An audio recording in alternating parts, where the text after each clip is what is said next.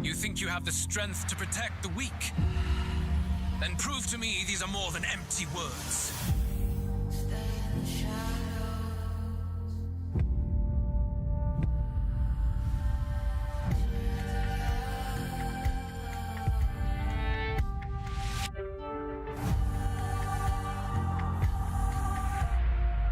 We may struggle with fear and anxiety, but we shape our own destiny.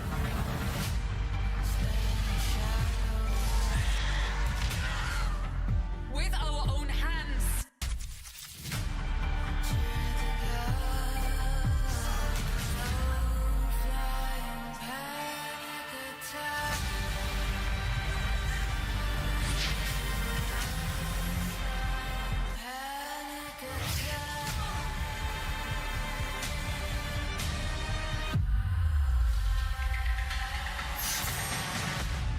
I suppose this is the very essence of magic.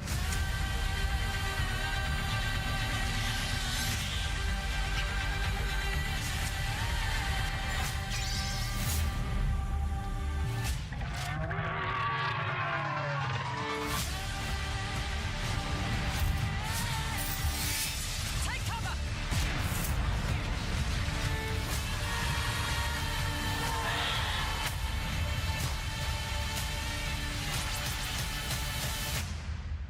Attack in any number!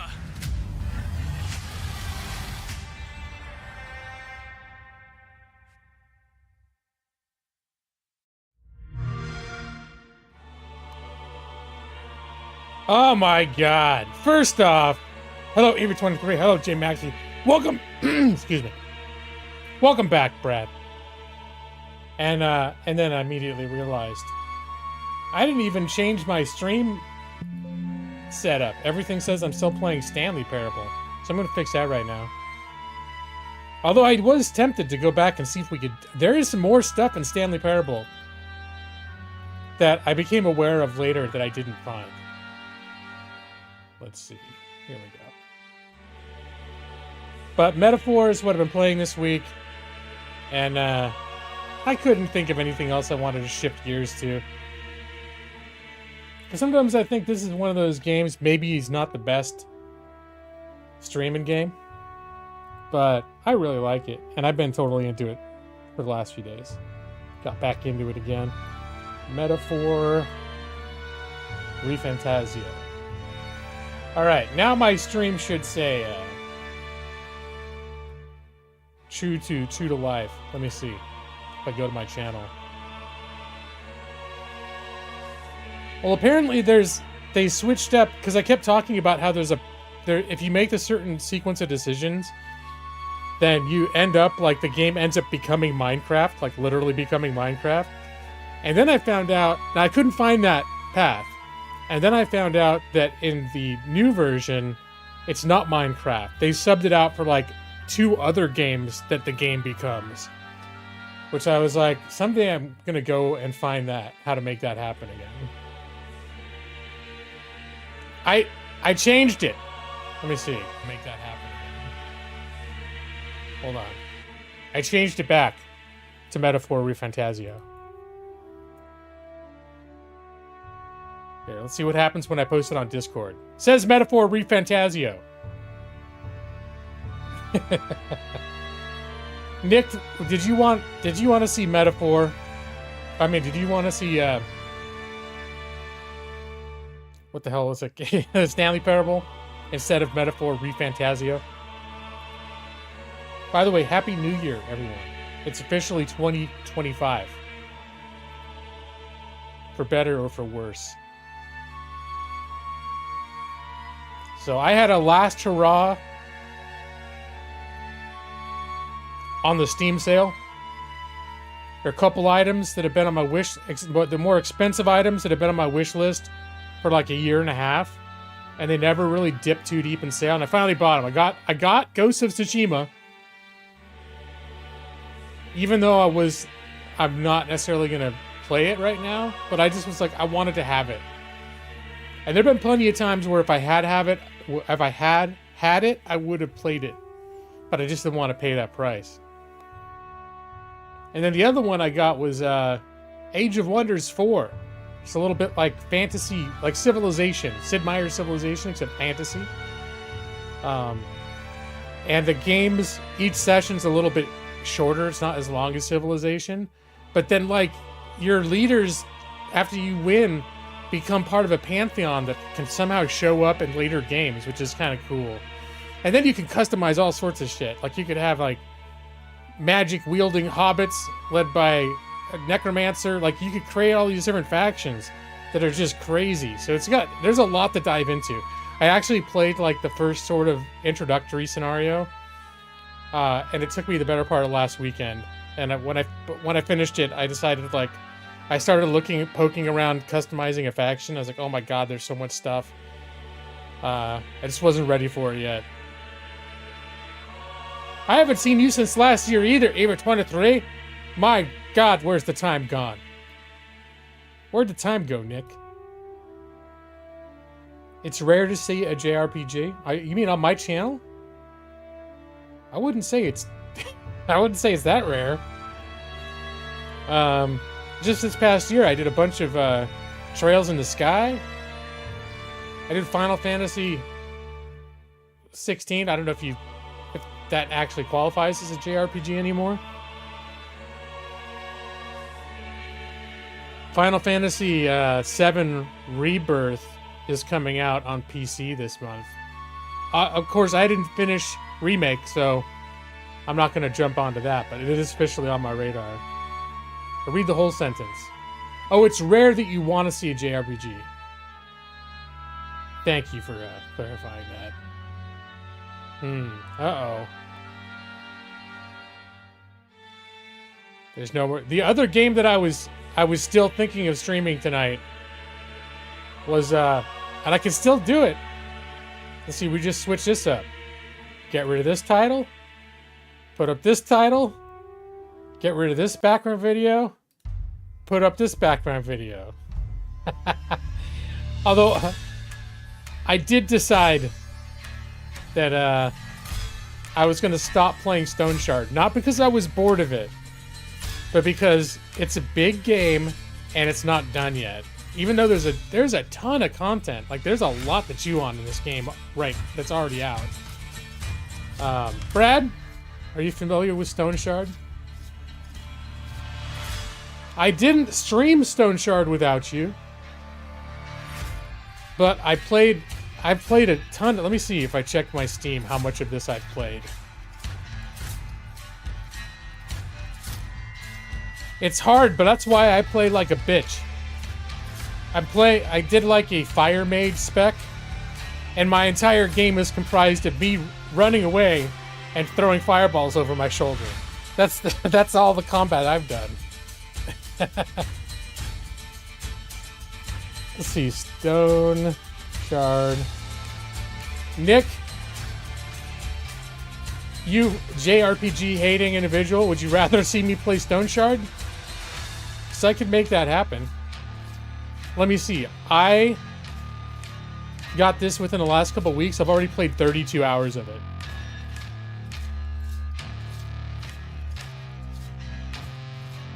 Play what you want. Don't let me make you play something you aren't interested in. I kind of want to play Stanley Parable, but I feel like it's sort of played out. Like, there's maybe a couple things that I would dive back into and take a look at.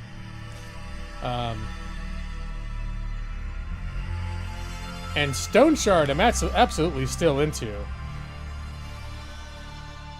Let me see. Is anyone? I can see, but no one I knows, no one that I know owns this game. Although Alali has it on her wish list. It's not a matter of hating JRPGs. They can be harder to follow when you have the whole story. And seeing snippets is unfollowable. Yeah, I mean, that's where it would really be. And sometimes this story gets very story heavy. The game gets very story heavy.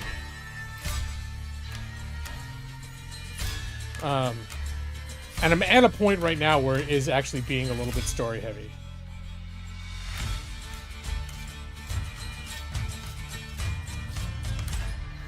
Let me see. All right, so I'll close that out.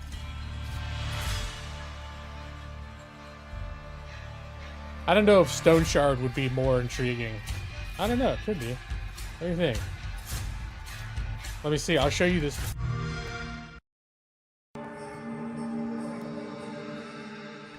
A challenging turn-based RPG with complete freedom of character development and complex injury treatment system.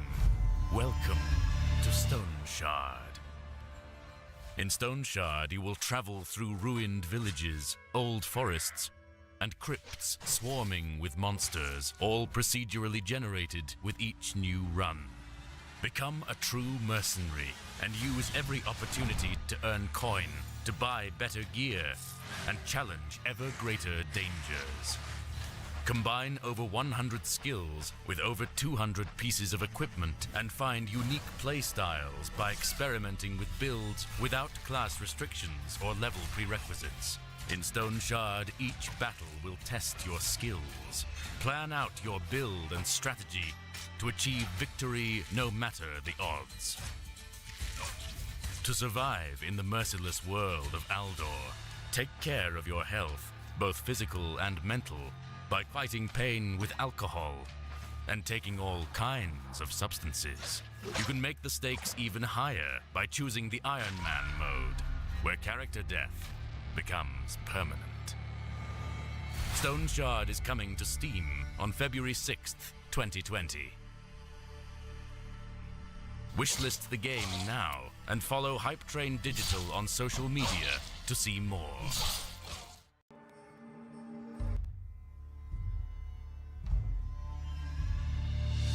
Sounds like the narrator of 300, the game about Sparta.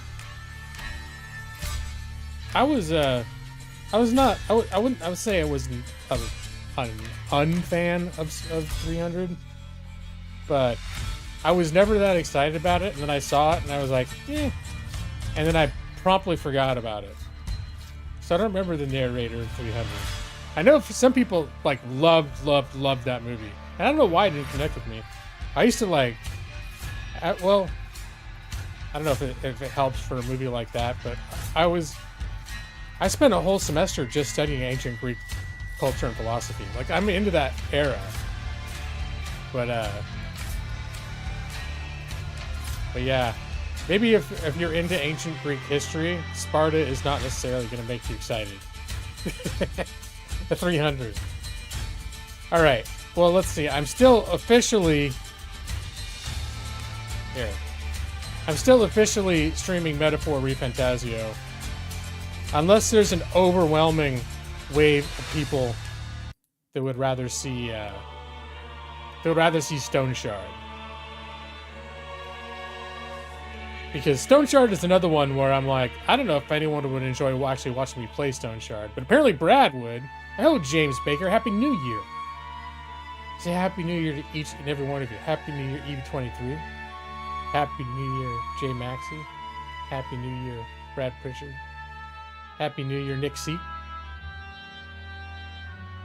And Happy New Year, James Baker. I think I just said it the second time for him.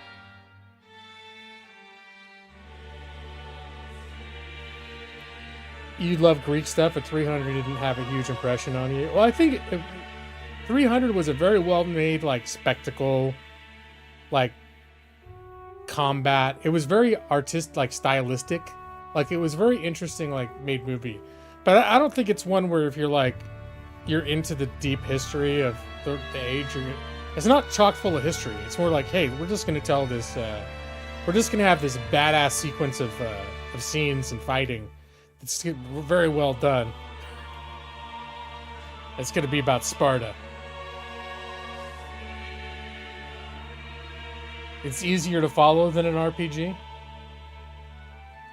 Well, let's see. We got 5 or 6 people in here. Maybe it's time for a poll. You know, I don't even know if we got enough people for a poll.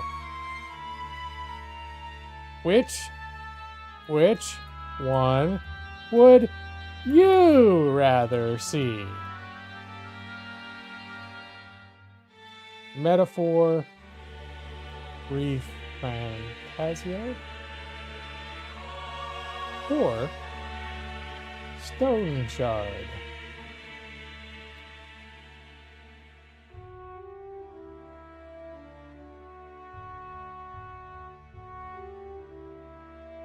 You think one person's enough for a poll? Oh, it's a dead heat already.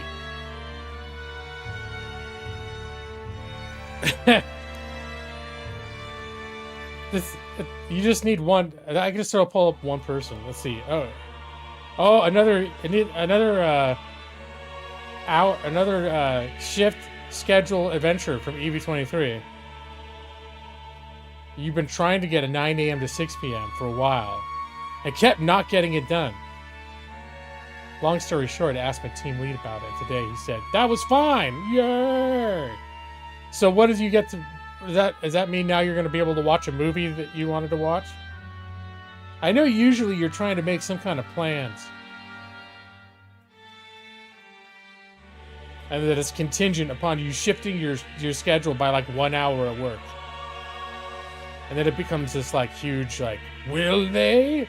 Will I? And then usually these end up being happy stories.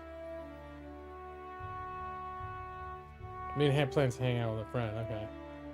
But the friend was like, if you're not free at 6 p.m., then you can go F off. It'd be too late for me. You're working till 7? You can throw your plans right down the garbage can, Evie, because that's all your friends in real life call you, Evie23. Evie23? Working until 7? F off. And then you're like, wait, maybe I can get a change till 6. They're like, well, that's unlikely. But if you manage to pull off that miracle, maybe we could hang out. And then Evie did some magic at work. She schmoozed. She worked extra hard. She waxed on and waxed off. She waxed the boss's car. Did some laundry. And then they gave her the hour. They're like, yes, you can come in an hour earlier.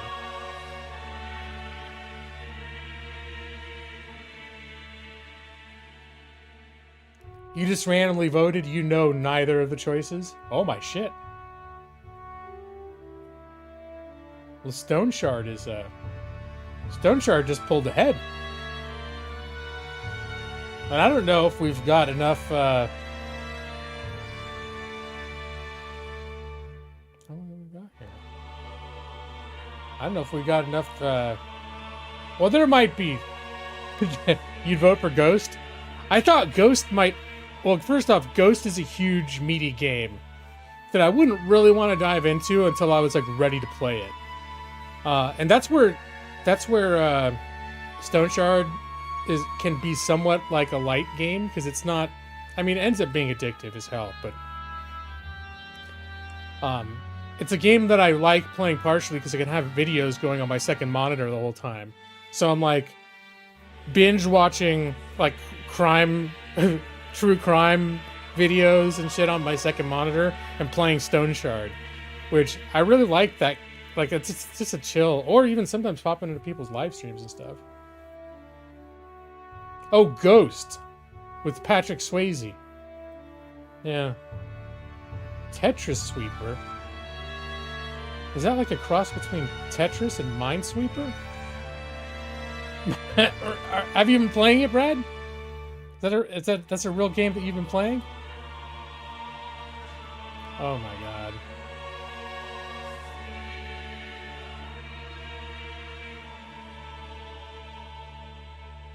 What the hell am I doing right now?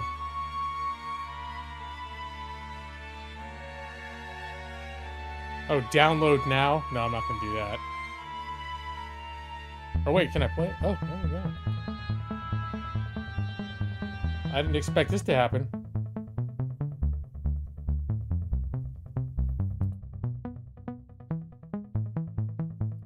Meanwhile, Metaphor and Stoneshard are back 50-50. Let's play Marathon.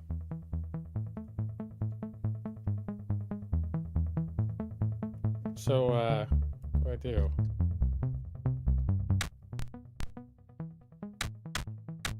How do I flip it?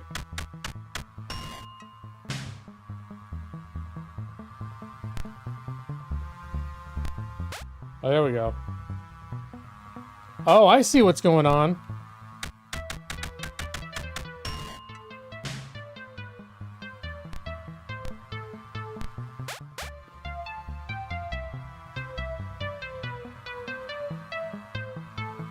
I mean, I have no idea how I'm working in the Minesweeper part of it.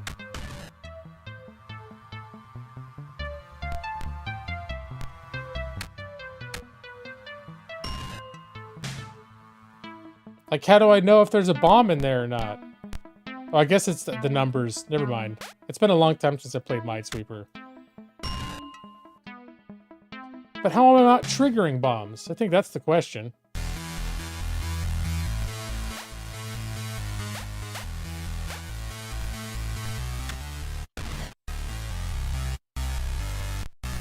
Alright, that little hole in there is a lost cause, so I'm just gonna fill it in. I better start making bombs? What? How do I make bombs? Oops. How do I make bombs? I pressed a spacebar and accidentally fucked myself up.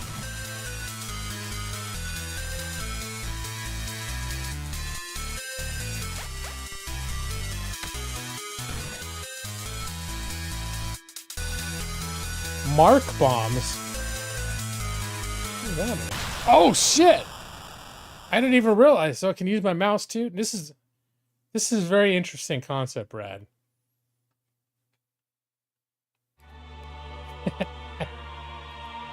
not for another day, perhaps. And part of me want to play Peggle Deluxe tonight. I almost was like, hey, I could... What lightweight game could I play instead of Metaphor ReFantazio? Because I'll be honest, I'm like on board right now with Metaphor ReFantazio. Like right now, this is my game. That I've decided like I'm gonna pay my most attention to. Even though there are a lot of games that I like. I'll be honest, Stoneshard, I basically had to like pull myself away from. And just be like, no, you need to stop playing this game because you're gonna end up putting like 200 hours into it, and then it's just gonna be like, it's not done yet. And it's surprisingly a story-heavy game. All right, so it looks like this is what's happening right now. Stoneshard is decidedly pulled ahead, and I don't think Metaphor ReFantazio can recover. So this is what's happening now. I'm gonna even have to change my gotta change my live stream again.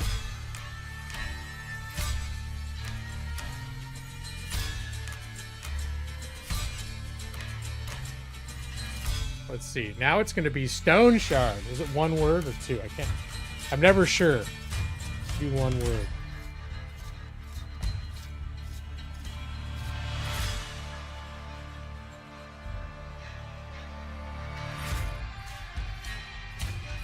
Oh, I have to delete more references to Stanley Parable that I forgot to take out.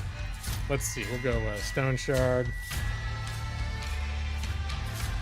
It's one word when it comes up on the description. All right, let's change the. Gonna change the old thumbnail. I do have a Stoneshard thumbnail all ready to go, just for this contingency.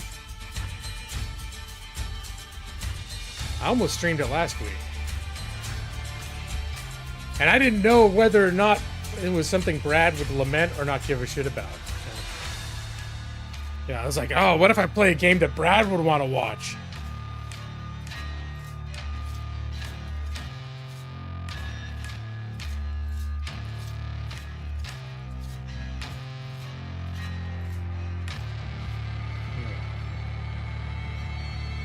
Chat. I had to read the whole chat thing. Back to live chat. All right.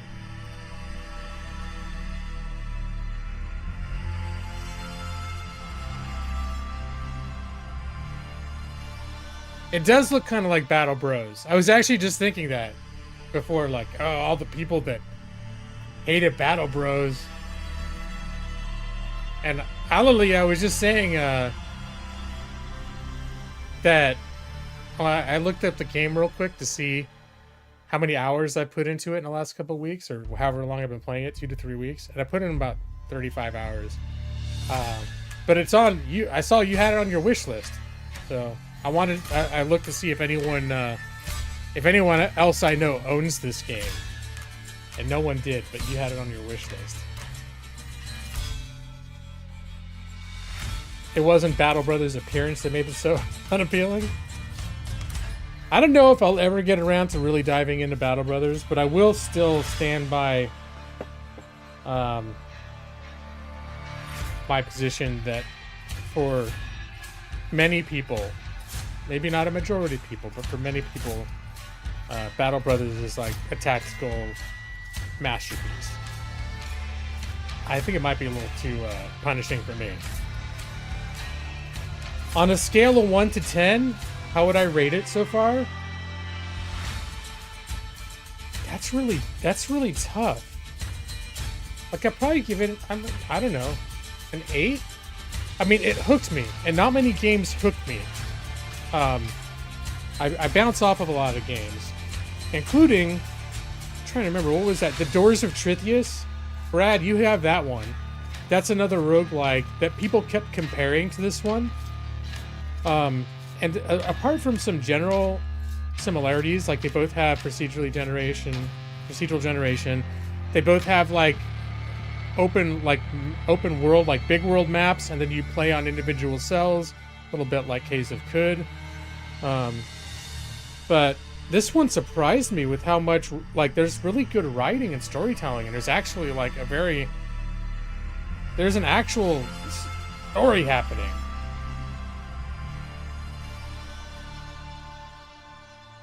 Wait a minute.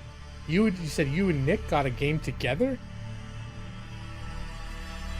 Well, what'd you get? What do you mean you got it together? Like, you've been playing the game together?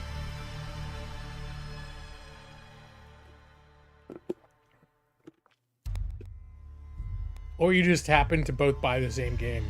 And like, look, I got that game too.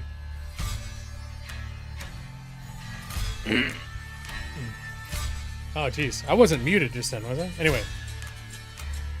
You played a game together. Oh, you got to game together. Okay. Oh, nice. Okay, how was that? I mean, I don't know. I like Marvel, but I don't like arena shooters. I watched a little bit of it. I don't mean to rain on anyone's parade, but it just didn't look that good. But it just, maybe it's just not that good for me, right? Looks a little, I don't know, it looks a little budget to me, too. Nick gets you. Oh my gosh, Maxi. Yeah, I actually checked because I kept seeing that you were playing it, and I looked and I was like, oh shit, Maxi's like running. I think it was about 30 hours when I looked. I was like, yeah, look, I guess Maxi's gotten into this game. Happy New Year's, Alali. Happy New. Oh, and I realized you wished me Happy New Year's. You sent me a Happy New Year's message, and I didn't answer it. As I was getting my stream together, I was like, oh, I saw it when I opened Discord. And I was like, I could answer her now, or I could just tell her if she comes in. You're not into those kind of games, but Marvel Rivals is a lot of fun. Ah, and it's free too, right? Yeah. So, let's see. I guess I've got to I got to switch gears mentally to not play Metaphor ReFantazio. And Stoneshard is still the game that I have up on my my little controller thingy. Let's see. I'm gonna switch over to the game because it's turn-based and stuff. So it's not like I have to stop talking to you guys. Fun enough to get you playing, regardless of not really being your genre. You bought and completed the battle pass? Was that like one of the microtransactions? It's free, right? But then you have to pay for stuff to get stuff. All right. Now, come on, OBS, if you'd be so kind as to capture this game. Everyone would appreciate it. That's why it's so popular. It's free. Well, yeah, that tends to get people to try it. All the characters are on. There we go. Is that really loud? Oh, I don't know if it stays loud.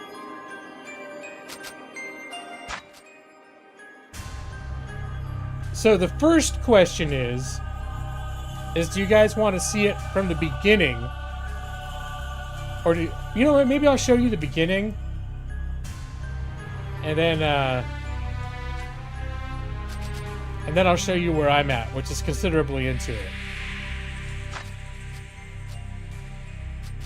And so there's a big prologue, and it's also the tutorial. I guess since part of this is me showing you the game, I'll do the prologue. But if I get bored, I might skip forward. The reason being is one of the things I was most surprised about is that there was storytelling in this game, and it was good. Damn it. Where am I?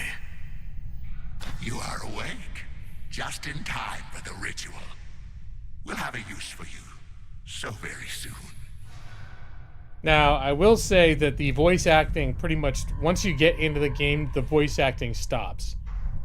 But the written dialogue continues, and it continues to be good. Don't try anything funny or you'll end up like one of your friends. Perhaps I should check on him again. All that fresh blood, that must have drained by now. Curses. Doesn't look like we won that fight. I need to get out of here before this bastard returns. Looks like my shackles are rusted to the core. Alright, open your inventory by pressing I. Stop managing inventory, okay. Remove the shackles to free yourself. No, that's easy. Just take them off. Actually, I'll just drop them. I don't need to carry these around.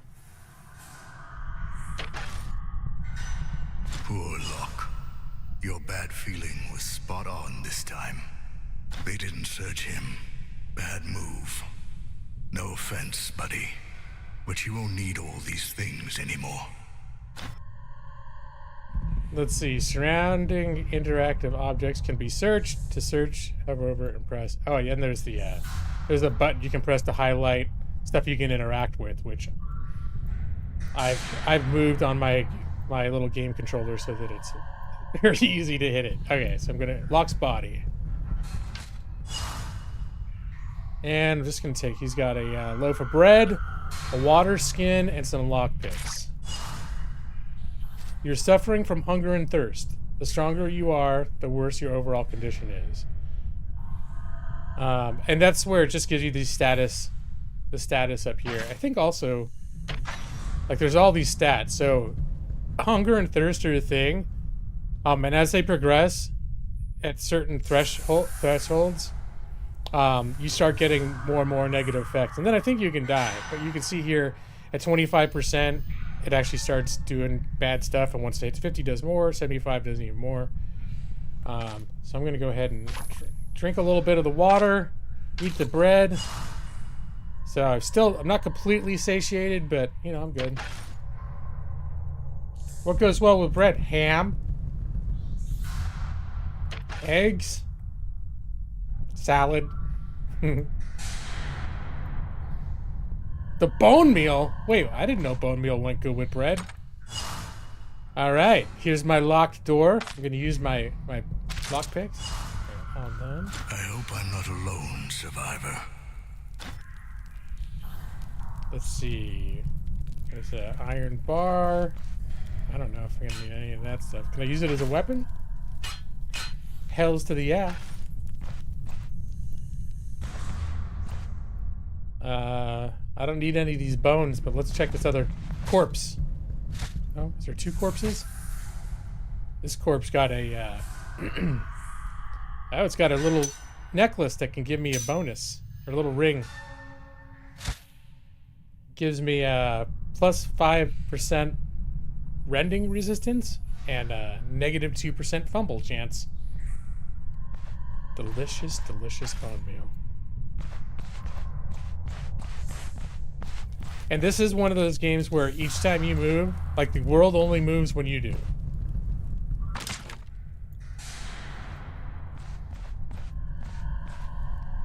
A rope. I don't know if I need rope or anything, but I'll grab it. And I don't think I need a bucket for anything, but I'll grab that. Maybe I'll find some bone meal. The cages are unlocked, and blood trails are fresh. Looks like everyone was taken somewhere. Seems like I was the only one to be left in the dungeon. That's strange.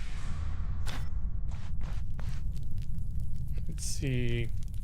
So up here, there's another corpse. How did you get out? Whoa, You buddy. are dead. Okay, so here's a little tutorial.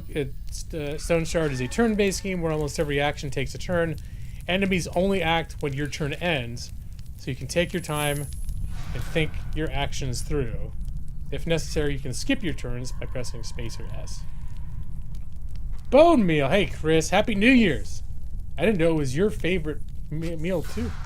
Yeah, the voice acting is surprisingly good. Like I said, once you get past like the prologue and the introduction, the voice acting essentially stops, I think. I don't know if there's occasionally like maybe cutscenes where there's voice acting, but for the most part it stops. But the writing, I've noted, continues to be good. Like just character dialogue, all seems like the person or people who this is one of those like mainly by a main guy, but I'm not sure. The writing though is like very solid. To kill the guard, kill the guard. To do so, approach him and press the left mouse button to trade strikes. You can inspect your opponent to gain additional information. Open up the, okay, so I can right click on him and say inspect. And it'll say, okay, low danger, hostile. But I think like if they don't know you're there, it'll say unaware. Like this, different things change. And then this have some stats about some of his resistances. This neophyte was tasked with guarding you. He hasn't been doing a very good job so far. Okay.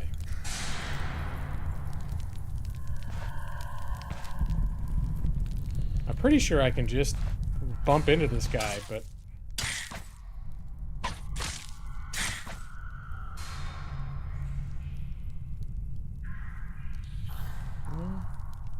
I don't have any abilities, right?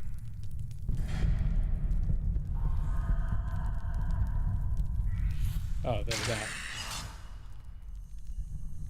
Because this guy, you actually don't even end up playing. Like, he just picked up a shiv.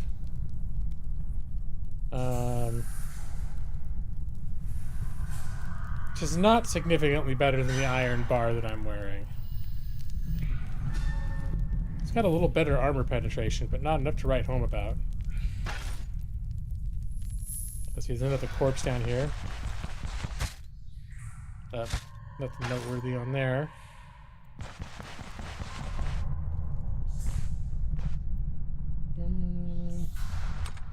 Locked. Got my lockpick. I think you can break it down too.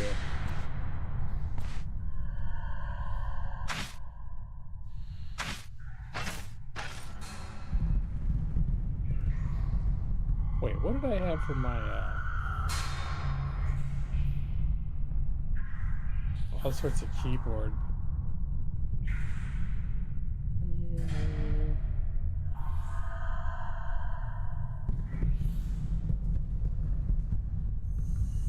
Let's say there's one thing you can do to look around, and I forgot which button I have it. Settings, controls, interaction mode. There's like an inspect button. How can I have forgotten this shit already? Turn, interaction mode, weapon loadout, attack. Maybe they don't have it on here.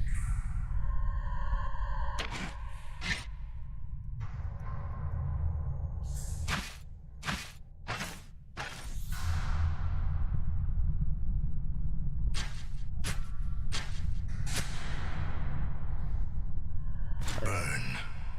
Bled to death. Such a foolish way to go. Looks like there is a trap. I have to take a look around unless I want to share his fate. Okay, here it is. It You'll often encounter hidden traps. You can discover them passively. The chance to spot a trap depends on your perception attribute.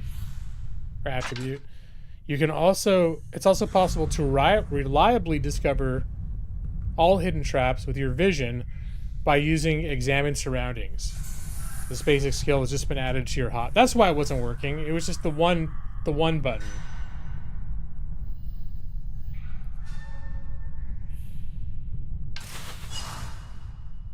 The trap has been revealed. Summon the trap's context menu by pressing the right mouse button. Choose disarm. Oh, damn! I didn't see it. Oh, I feel like an asshole now. I'm hurt so bad. I think I might have just fucked up the tutorial. I was like, wait, where is it? And I thought maybe it was up here. Like, for some reason, like, out of my line of vision. Not right in front of my feet. I thought it was going to be by this guy. Oh, I'm going to die.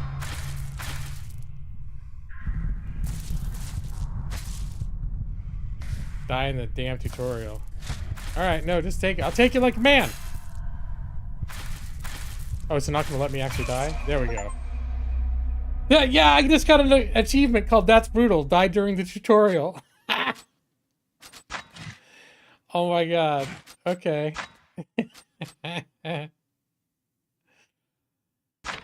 So yeah, I lost the game, you guys.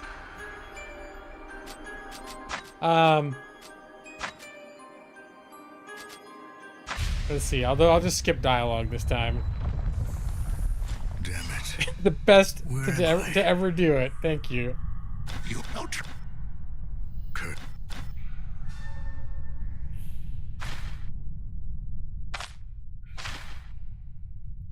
Oh, my inventory. Okay. Alright, I gotta take the shackles off. Boom. Poor luck. They didn't.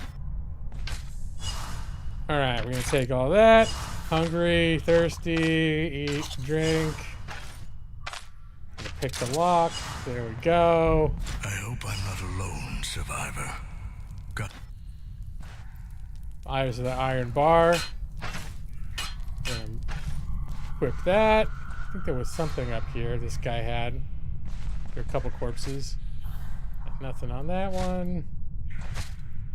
Yeah, the one with the necklace, or the ring.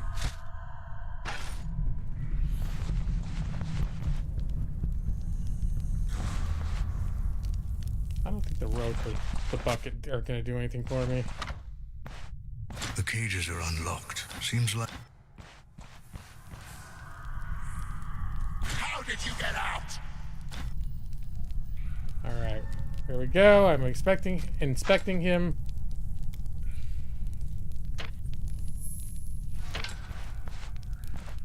Gonna wait for him to. There we go.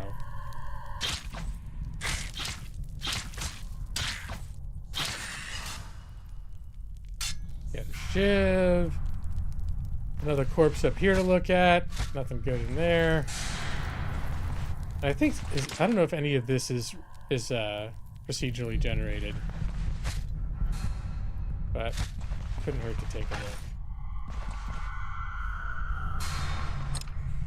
All right, we're almost to exactly where I was when I died. Burn. Bled to death. Looks like there is a trap.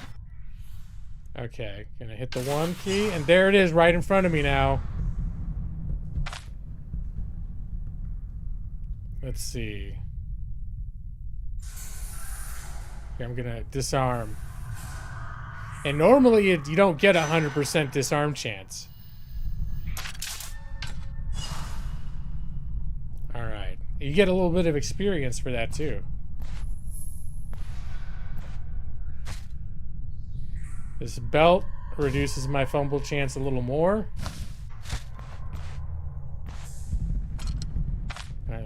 No, this one I can't even pick.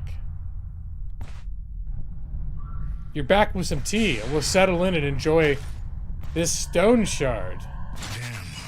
I forgot about my leg. Hurts more and more. I need to find something to treat the wound before it festers. Yeah, wounds are a real thing in this game. And my right leg is pretty biffed. It's considered wounded, 44% condition. Currently reduces my max health by 6%. And you can see my health is actually way below, but the max health has been carved out a little bit. I'm actually only at a 50 out of a maximum of what would have been maybe, I think, 99 or 100. So not only is it all borked, but it has a status ailment. So I've got minor leg injury, which also does a bunch of other shit, makes it hard for me to like fight and dodge stuff. And then I've got pain, and my pain is at 28%. That's like another thing. Every 25% more of pain does increasingly worse shit to you. You were distracted betting thousands of dollars on Chinese basketball, as you do at this time of day? Is that a real thing you did, or are you playing like Chinese basketball gambler simulator 2025? You don't strike me as someone that bets thousands of dollars on anything, but I don't know. Maybe you're getting wild with all that Google money. Locked. This one I can pick. All these boxes will surely find something in them. Oh, wow. This is like, all right, maybe it's time to get rid of some of this. I don't think I need a... I'll hold on to the bucket. Why not? I'm going to take all this stuff. Can use this to patch up my leg. Yeah, give it to Nick and he'll bet. Bet whether he'll pay it back or not. I'll bet he's good for it. Chris, it's a reasonable interpretation of reality. Recently stumbled into arbitrage gambling as your new way of wasting time in a risk-free but still gambly way. Oh. I don't know what that is, but risk-free sounds like fun. Oh, Brad's gonna go. When I made this huge point to play this game just for him. I don't know what it is. Or how to pronounce it. Arbitrage? Arbite rage? Or bit rage? Okay. Alright. We'll see you in a bit, Brad. I'm gonna use this to patch up my leg. You've been injured. Open the character menu by pressing C. Choosing the health tab, which is chosen. Here you'll find everything you need to know about your character's health, hunger, thirst, intoxication, pain, mental health meters, and also the condition of your body parts. The third and fourth were much worse. Thought that it was any of the time. The second time was right. All right. Well, buckle up, because if I ever encounter that word again on stream, I almost guarantee I'm not going to choose the right one. It's like a multiple choice test where I just stabbed and I found the right answer. I'm not retaining it because that's how I roll. Sometimes I remember stuff like attribute versus attribute. I think a few years ago, Nick, possibly with Brad's help, but I remember Nick, I think specifically, helped me learn the difference between attribute and attribute. And I sort of have remembered, I still accidentally say the wrong one sometimes, but that one stuck with me. It's the only word I can think of that I was taught how to say it correctly in the stream, like when to use which pronunciation, and I think I kind of remember it. You basically take both sides of a bet. Let's see. Oh, I see. Okay, so you're still betting, but you're doing it in a way where it's like a wash. Huh. Alright. So wait, can you actually win, though? Can you come out ahead doing that? Alright. Continue. You receive injuries when your body part's condition drops below a certain threshold. On top of that, the worse body parts condition is, the lower your max health threshold becomes. You should start with stabilizing your injury. Hover over your right leg condition bar, open the context menu with the right mouse button, and choose Apply Splint, which I just happened to have picked up in that box of magical goodies. Oh, that's this one. Apply Splint. Stabilized injuries retain their negative effect, but no longer accumulate pain. When your body part condition is restored to a certain threshold, it will heal completely. To accelerate this process, use a healing salve. Apply healing salve. The lower your health, the higher your pain limit. Pain makes healing less effective and can even kill you if it reaches high enough numbers. You can get rid of it with a variety of painkillers. An ether haler, or is it ether or ether? Maybe Nick will help me with that. Ether haler, for instance. Use it to reduce your pain. Let's see. Where's my pain at right now? 29%. It's red. That's not good. And this thing reduces pain by 50%, but it does increase your intoxication by 25%, so I'm going to be a little drunk after this. You feel better, but your health is still low. The best way to restore health is to use the rest mode, which is only available out of battle. Resting greatly accelerates your hunger and thirst, so it should be used sparingly. Enter rest mode by pressing R to replenish your missing health. All right. Pressing R. That's better. At least I'll live. Time to move. The odds are slightly different, so you bet 500 on each side, and you get $5 out in the end. Okay. It's something you do automatically, but don't think about. The noun and verb versions of the same word are stressed differently. Attribute and attribute. You have to find places where the sports books disagree slightly on what odds are for a bet. Then you take advantage of those disagreements. Well, that sounds pretty shady. Is it the sort of thing where, like, if they put their heads together, like in Vegas, when you're counting cards and all the casinos get together, they're like, this son of a bitch needs to be blacklisted because he's been, let me see if I can find, arbitraging us. He's been arbitraging us. It's time to close the door on that Chris plays games guy. It's more like Chris cheats at games. That's what they're saying. And then then you get banned from their websites.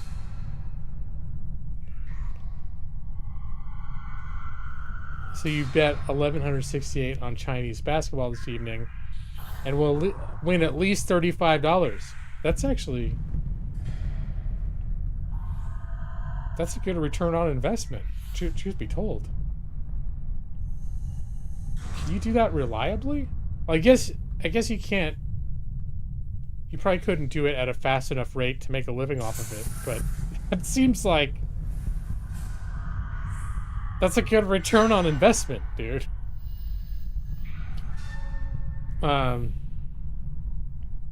He's an advantage player, is that what they said? Several of the sports books have basically banned you. Now for reals? You can only, okay, I was just joking. But that's the thing, they figure out what you're doing and then you get banned. You can only bet $10 per bet on Fanatics. Now before, were they letting you bet more? And then they figured out your pattern? And Ballybet only lets you win $150 a day. So far, you're up $850 in a week? Holy shit. That's more money than I was making some weeks when you guys met me. Actually, that was more, yeah, that was more than I was making most weeks.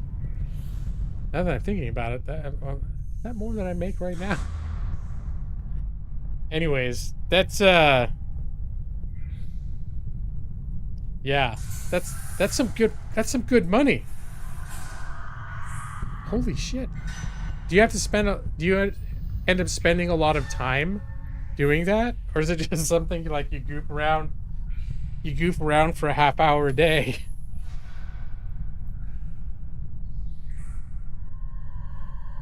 And hello, Ballad of Looks. Yeah, Chris plays gaming the system. You can't expect that you do it long term because the expectation is that the sports books will eventually figure it out, and they don't want your play anymore. Okay, I got you. Right now, you're spending a bunch of time on it.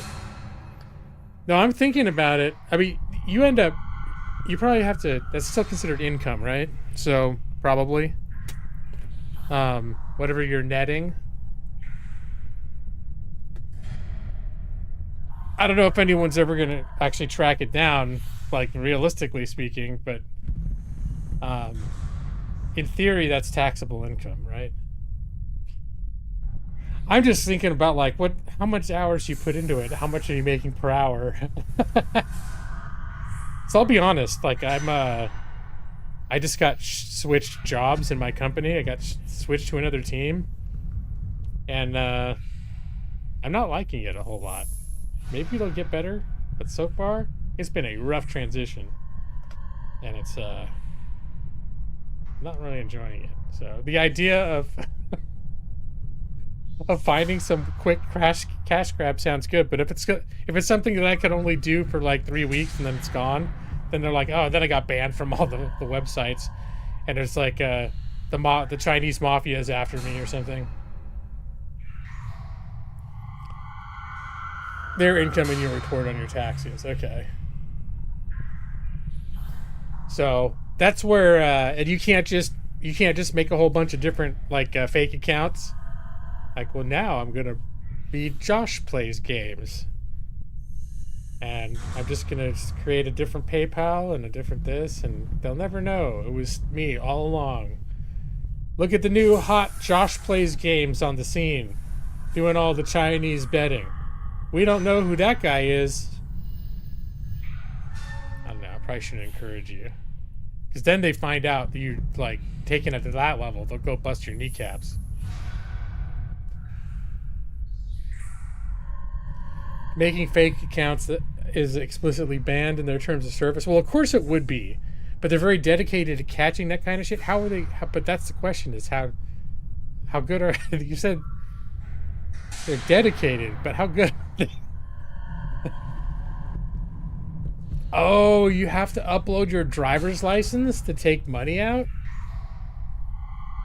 They won't bust your kneecaps, but they will suspend your account, and you won't get your money out. Okay. That's, yeah.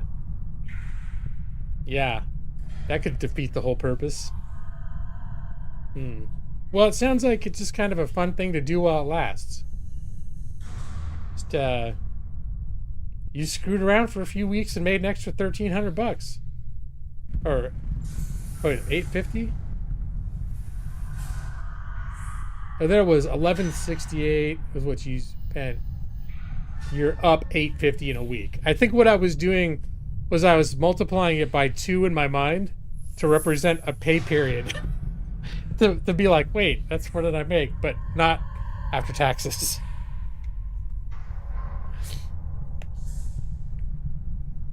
The house always wins. That's right, Ballad of Looks. Do I mind scanning and emailing you my driver's license? I'll be honest, that would also make me I'd be a little sketched out by any service that wants me to scan and email my driver's license. They want my social security card too, my birth certificate.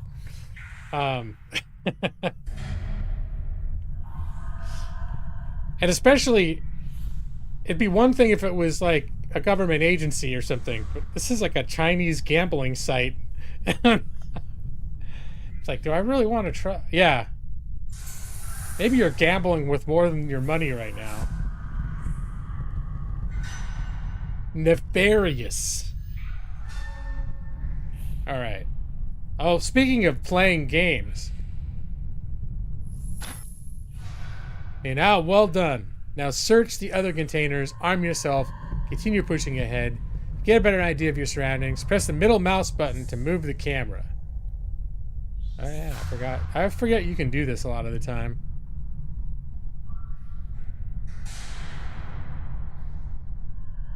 Will they accept your firstborn child? That seems like that would be a good, But wait, how is that gonna prove that you're not creating fake accounts? You could just send them anybody's random kid. You know how many kids there are in this world? They don't come with well, I guess you could say, I was gonna say they don't come with like DNA matching, but they do technically. But I doubt that would factor into it if a company did in fact take firstborn instead of driver's licenses. That's a whole other can of worms, though. Gonna highlight by there we go. All right, this already opened up.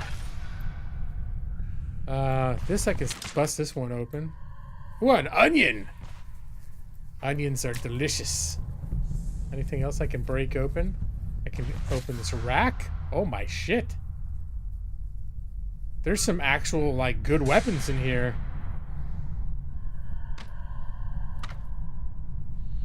Let's see, homemade sword. This one's probably two-hander. Block chance, 14%.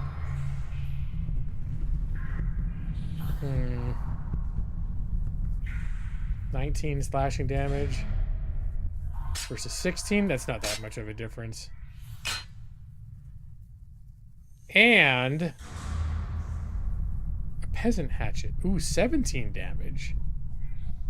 With more armor penetration. No block chance, but... Oh, skill energy costs a little more, but you know what? That's the axe is it's worth it. Alright. And you can swap loadouts. So I'm gonna do this. And these other big ginormous weapons are gonna take up a lot of inventory. I don't think I need to bring all that shit along. Doing it has some risks.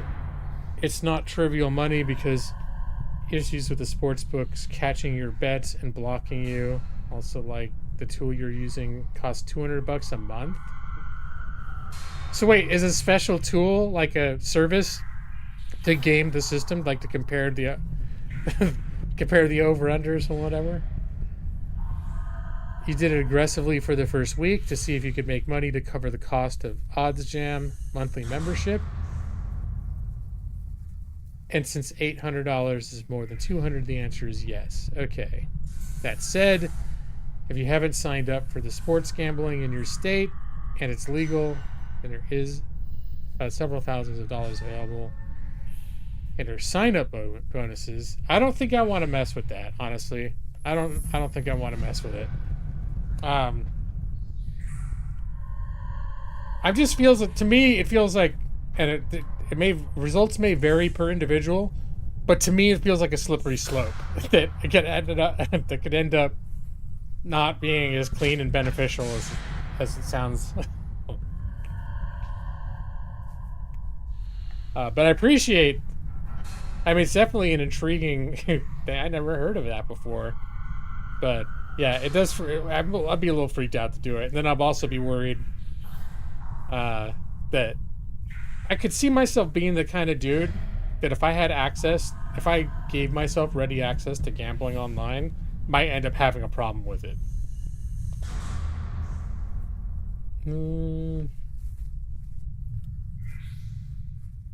Oh, a rusty key. Traveling shoes. Yeah, I'll put on some shoes. Why not? Alright, and I got a key. I wonder if that key opens this up. Open with rusty key. Yes. What's all in here? The padded doublet? Oh, that's better than the tattered rags that I'm wearing. In fact, I don't even think I'm going to keep these tattered rags. And hello, Ethan. Howdy, howdy, and Happy New Year, sir. How am I liking Stoneshard? You've been binging it since the update as much as possible. Yeah, Ballad of Locks. I'm really liking it. Oh, look, sorry. I actually literally just... over the past few days decided to put it down because I could easily see myself putting hundreds of hours into this and it's not done yet. But I I'm just doing the beginning part to show people on my stream, because there are a few of my regulars who have an interest but have never played it. But I really like it. Like, it hooked me pretty good.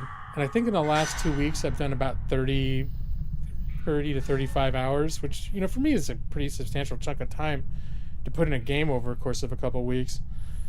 But ultimately, I got a whole bunch of games over the last month and a half, and I've been flitting like a butterfly between this one and that one, and over here and over there, and I've returned to a Metaphor Refantasio, which was I started playing before I got Stoneshard. But yeah, the new Stoneshard gets like a major update like once every year or so, maybe even longer, a year and a half. And that's one of the criticisms is it's taken a long time for the game to develop. Though it's a quality game though. Like, this update was substantial, and I sort of had my eye on it for a while. And when this update came out, and the way that I think it was Splattercat, I watched Splattercat Gaming, and Splattercat's been about once a year, every 6 months to a year, he'll pick this game up and play it. And he played it after the update, and his endorsement was kind of like, yeah, I was a little iffy about recommending it, like you actually go buy it up till now, even though I thought it was interesting. It's like, no, I think it's worth buying. If he seems interested, there's enough here now to justify buying it. Yeah, no, I end up watching a lot of stuff on Splattercat because I discover a lot of games through his channel. All right. Always good to find a game that hooks you. Yeah, this is one of those, and I've been craving a game like this for a long time. And I've tried a few different ones, and this is what I brought up earlier. There's another game called Doors of Trithyius, and I think Brad Pritchard has that one. And it looks like he tried a little, never really got hooked. But that was, because here's the thing, like Caves of Khud I have, but it's just too goddamn weird. Like, I want a game like Caves of Khud, but it's a little bit more straightforward fantasy, and not like, hey, you got 12 heads and 8 arms and go out in this world where the toads talk. You know, it's like, I just, you know. Which, when I'm in the right mood, I've had some fun with Caves of Khud, don't get me wrong. And there's probably going to be a point where I'm in the right mood for that, and I'm going to lose myself in Caves of Khud. But I tried Doors of Trithyius, which people are comparing to this game, and that it's having a much faster development. And I played a little bit, and I was sort of enjoying it, but it felt a little aimless. And the thing about this is, I was surprised, is there's so much point to it. Like, you feel like you're being guided along by enough of like a story and objectives to keep you pushing forward. And it's not just an open world, go make your own adventure type of thing. So you play Doors of Trithyius 2, and you found that from Splattercat. It was great, even though a very basic game. It's one of those games also that's in early development, and it's probably going to get better as time goes along. And I think that's ultimately, like, I tried it a little bit, and then, wait, why didn't that? Oh wait, there was a lever over there. All right. I'll probably revisit it. But when I started playing this, and I got this in a bundle over the winter sale. This was bundled with Quasimorph, which I don't know if it's exactly the same developer, but it's the same publisher. Which is a little bit like this style of game, but in space. And I played a bit of that first. That's also a pretty well-regarded game. But it very quickly started to feel like it was just randomly generated missions with no overall point. And so I was like, okay, well, there's going to be a time and a place where I'm in the mood for that. But then I started playing this and was immediately like caught up in the character of the world and the story that it was presenting, and I was like, oh dang. No, there's no talking toads and multiple arms. Although there's drugs. You probably get really high and think you're seeing those things. Stoneshard is unique. It's a real shame the studio is mixed up in an IRL war, so you may never see the game finish. Yeah, I mean, well, the fact that they just put out such a substantial update, like 3 weeks ago, Yeah, I know it. I know that their development is hampered, but it pretty much it made me hopeful enough to buy it, to think like this is going to get done eventually. And especially once I started playing it, and I thought how good it is. And I feel like you can tell by the substance of this game that the person is making it is, or people, I'm not sure if it's a guy or a small studio, but they really, you can tell this is like it's a passion project. Like they have talent and desire to make a really good game of this style, you know. All right, this picked up a diary page. 10th of Reaping. The miasma of this horrible disease now permeates the entire monastery. Half our brothers are delirious. Their bodies are riddled with scabs and boils. Blood is seeping through their pores, and we can't do anything to ease their suffering. I declared a quarantine and ordered to lock everyone who showed signs of the disease in the catacombs, but I fear it's all in vain. The rest will go down sick in a couple of days. The host give me strength to persevere and save our congregation. Let's see, you have 74 hours of PTO from work that you're rolling over this year, and you get 160 hours on top of it. For a total of 28 days. Damn!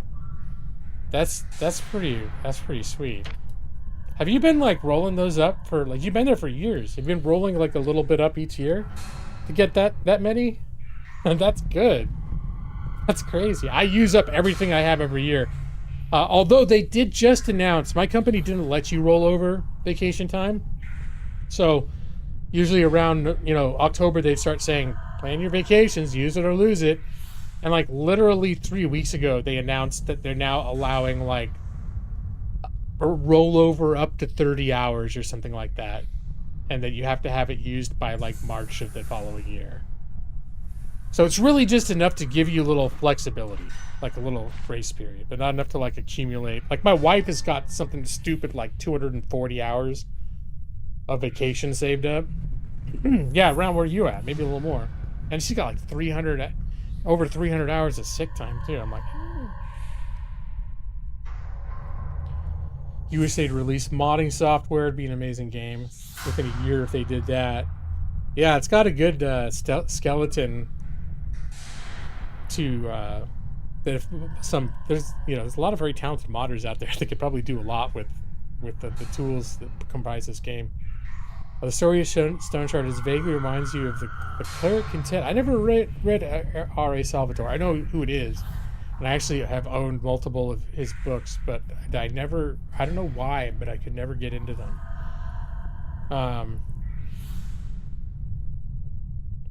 Let's see.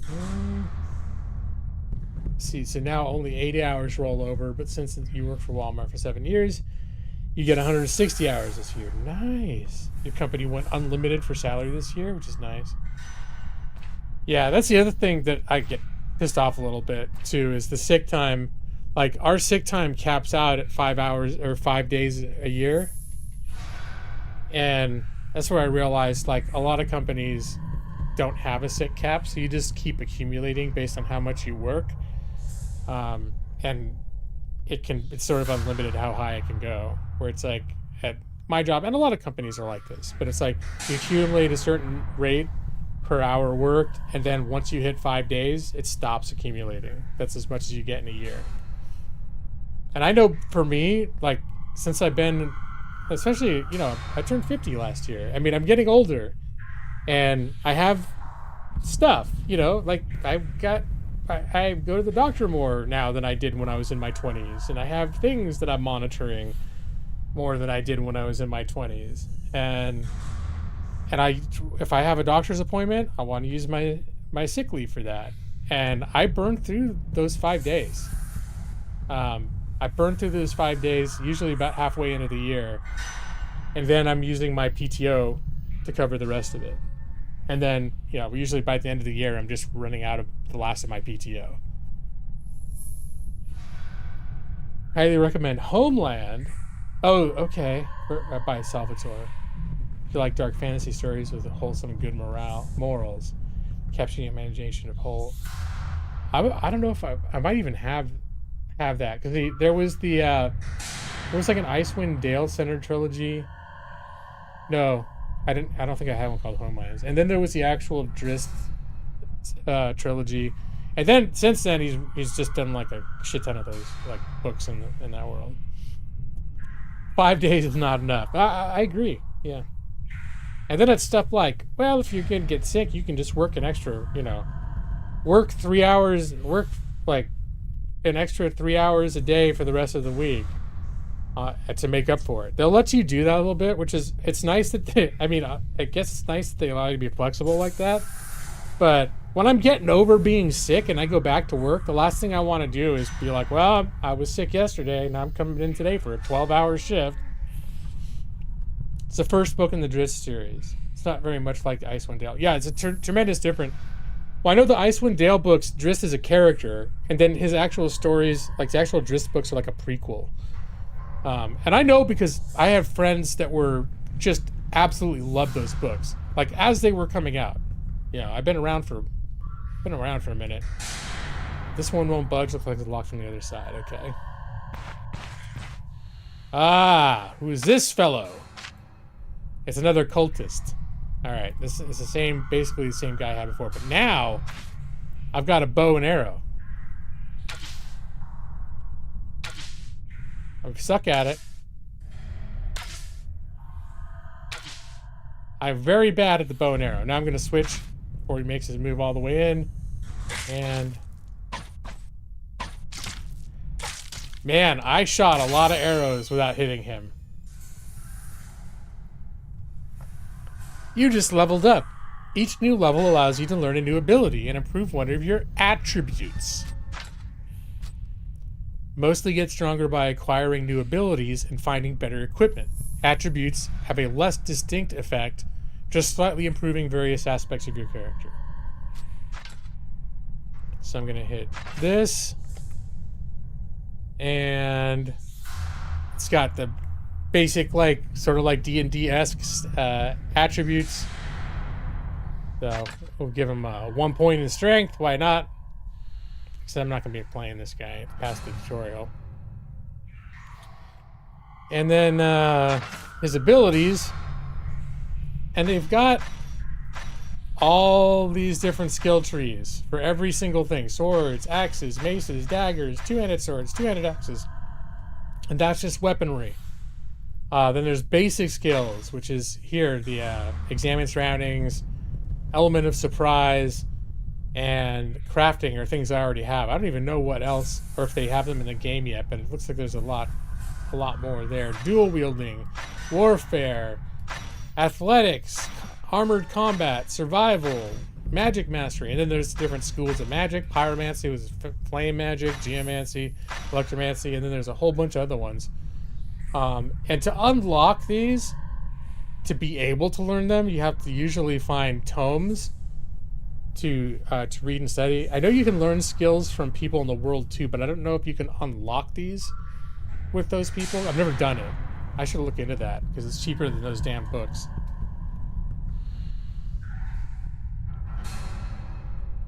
Let's see, you're biased because a friend of your older brother gifted you Homeland for your 12th birthday.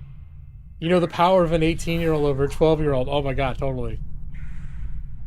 Completely enchanted before you even opened the book. You try making any magic schools work. It's so difficult compared to the martial skill because of the backfire mechanic.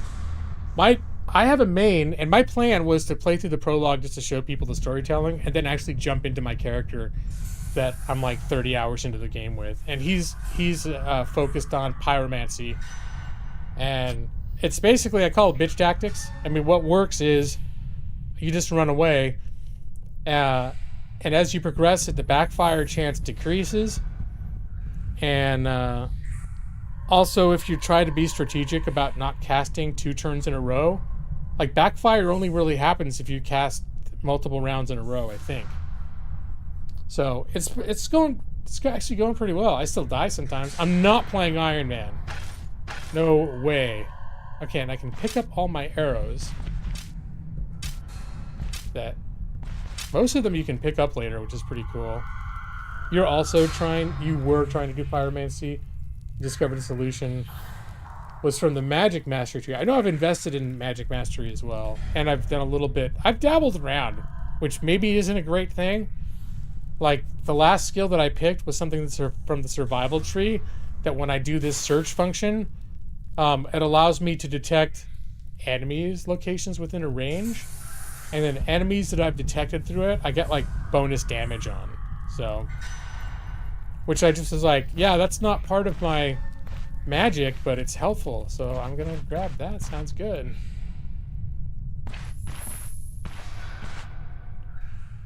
You did that too and instantly regretted it?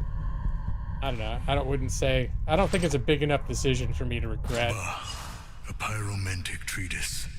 Just like the good old times in the academy. Got to recall a spell or two. But I suppose if you're trying to, like, super fine hone your skills, and I don't know to what extent you have to do that. Like, every skill point, if you're not investing it just right, your character is going to end up completely jacked 150 hours into the game. I would think, for me, regrets would come at that level.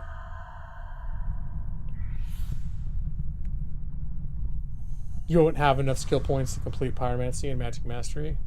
Oh. So yeah, I guess there's that. Some abilities aren't initially available for learning. To unlock them, you need to find and read corresponding treatise, reach the necessary level, or match the attribute requirement. Okay.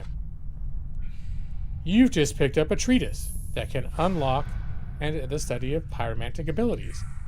Okay, so I'm gonna open this up, read it, and now it's unlocked 4 fire spells. And you can read all this, but I'm not going to. But every book you pick up has a whole bunch of, like, pretty well-written just stuff in it. It's just not critical to your adventuring. But now if I go into my skill trees, I've got Pyromancy, and I gotta say, I really like Fire Barrage. Let's see, what am I using? Do I have anything up here I can choose? It could be that's the only thing I can buy in the tutorial, because everything is locked. So yeah, Fire Barrage, bread and butter skill of Pyromancy. You don't want to give any spoilers, but there's some content you can't finish because you're too weak. Okay. But you can still grind, right? Can't you just keep grinding, or do you hit a level cap? It seems like things respawn in this world. Like, annoyingly so. They never stop respawning. An hourglass. That, if I can actually... I can't remember if he actually can sell anything he gets in here. I don't think he can. So that would be worth a thing or two. Alright. There's the door over here.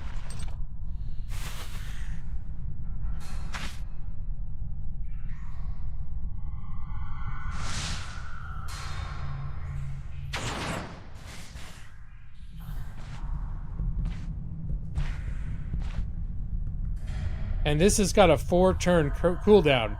So this is how my life as a pyromancer is. Shoot. Oh, and he's dead already. So, there we go. Good times.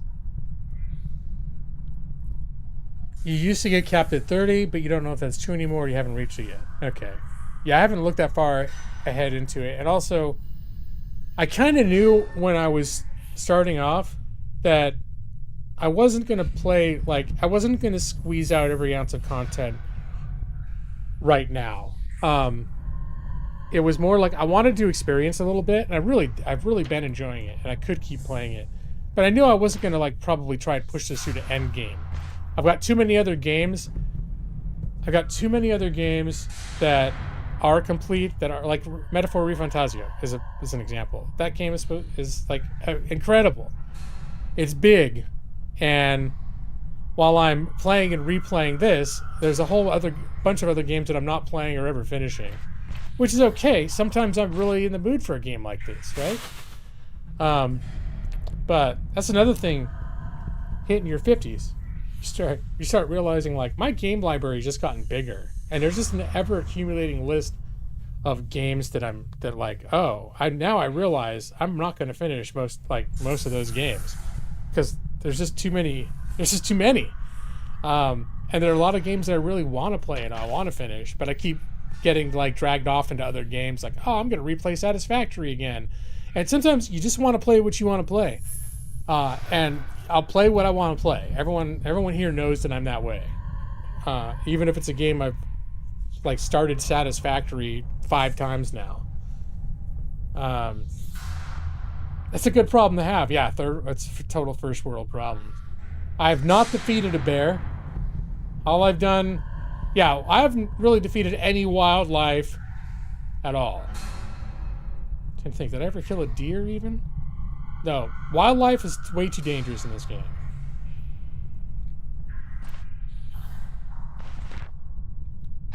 Well, and that's one thing. Maybe I should consider cutting down on it. But I have humble choice, where every month I get like 10 new games, and now true, usually only 2 or 3 of them are games that I'd actually want to play. But then it just ends up over the course of 20 years, between like that and like some really amazing Steam sales, and then there's a constant flow of thousands of games come out each year, but there's a constant flow, a trickle of really good games just coming out. Luckily I'm not totally into all kinds of games, so I'm not going to worry about the books. Defeat wildlife with wolf mouth skills. Yeah, there we go. I just realized she's passed out on the bed next to me. Right when I was starting my stream, she got super hyper. And I thought, oh, this may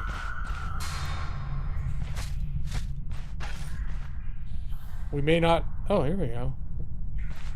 I may not have a very smooth stream if she's going to be in the background like trying to chew my computer cords and destroy everything.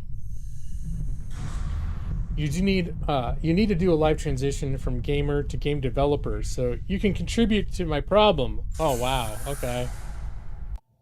And the thing is, there are plenty of like solo developers that make games that I'm into as well. So geomancy. All right, I'll read that too. Didn't I learn any spells? All right.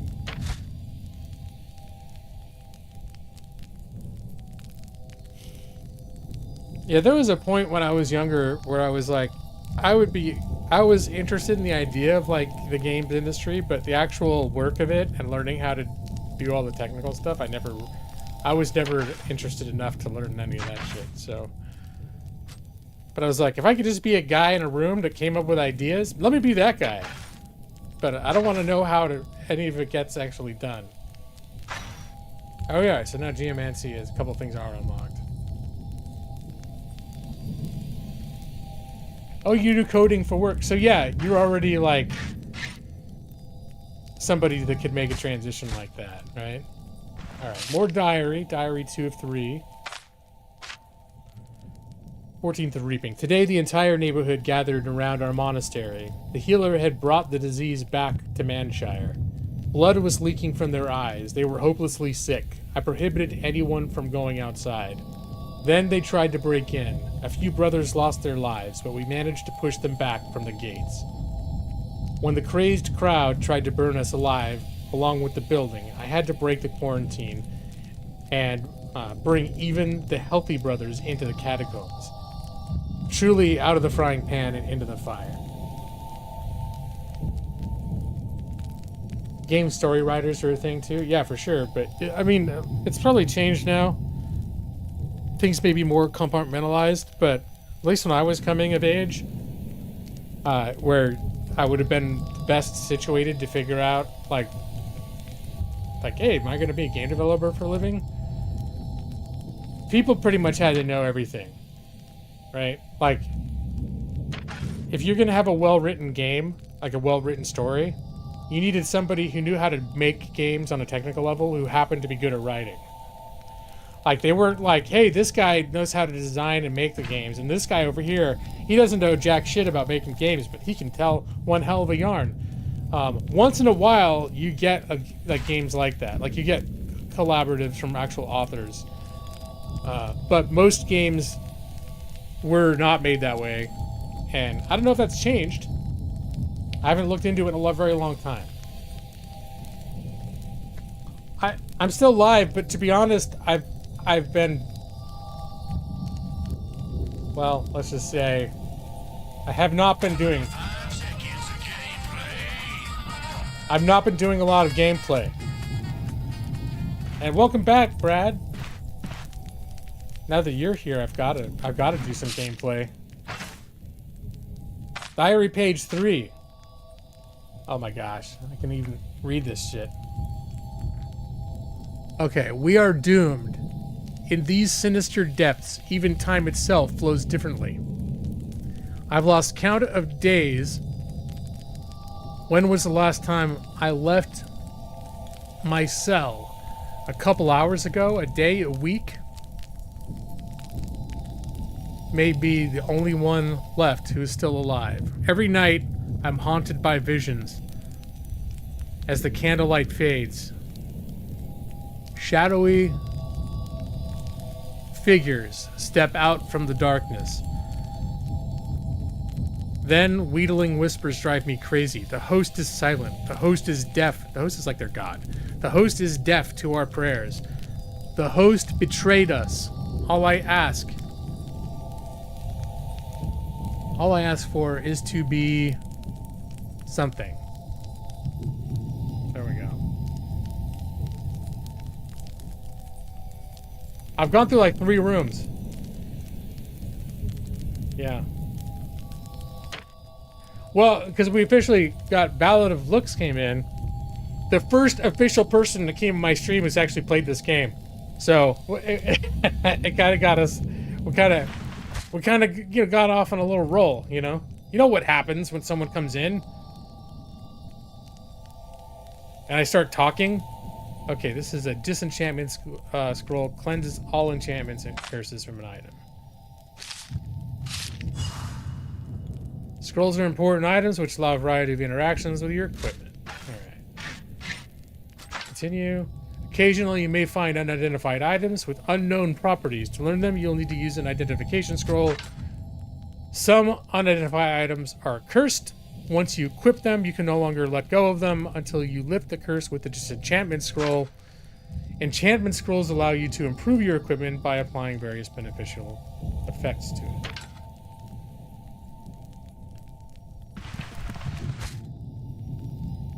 Oh, it's to be cured. Okay. Yeah, I was having the hardest time reading that bloodstain.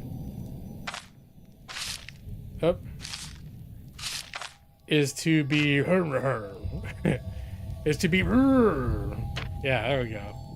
Alright, here's an identification scroll. I have a feeling I'm going to be getting rid of... Let's not lie. I don't need a bunch of this shit. I'll keep that because that's worth some stuff. Oh, the shiv is worth some stuff too. Alright, we'll see how much I can hold on to. Drums in the deep. Alright. The tutorial is complete. You're now on your own. Survive and find your way to the next floor. Okay, so I think my ideal objective is to get out of this starter dungeon, get into the initial setup of the game, because you then become an actual character, not this guy. And once that's happened and I've shown you guys that, I'm going to jump into my character. If we get that far. I mean, I'm only going to stream for another 2.5 hours. I may not get that far. Remember, you're not a chosen one. Many enemies are just as powerful as you are. Wait, that's an optimistic and rosy appraisal of the situation. Be careful. Don't mindlessly charge ahead. Avoid fighting with multiple opponents at once. Try forcing one-on-one combat. And use your surroundings. You have to stop talking. Well, I've never been good at this, but some streamers can somehow just keep playing the game while they're talking. I'm not one of those people. Like, you'll notice when I start talking, the gameplay stops. Unless there's a famous stream that I did. Well, famous in my own community. What was it? Guys, maybe back in 2017? I played Skyrim for like 6 months straight. And there was one stream we came to refer to as 4 hours in Riften. Where basically I just crouch snuck and walked around Riften for 4 hours while I talked to chat. Didn't do anything in the game. I did a similar thing in Fallout 4. I crouch walked across the entire world without doing any quests.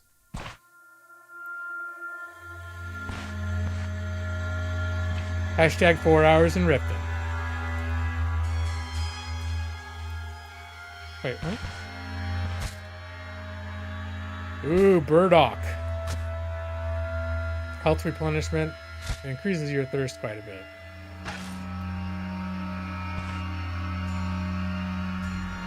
Alright, hold on.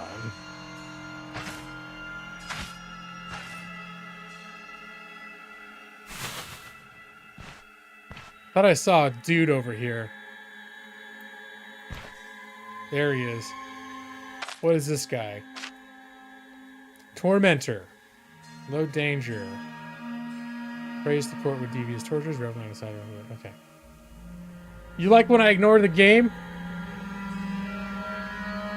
I think the favorite pastime of this chat is when I need to go to bed, and then people keep bringing up stuff to keep me talking, and then all of a sudden it's 1 in the morning, and I'm like, oh shit, you guys, I did it again.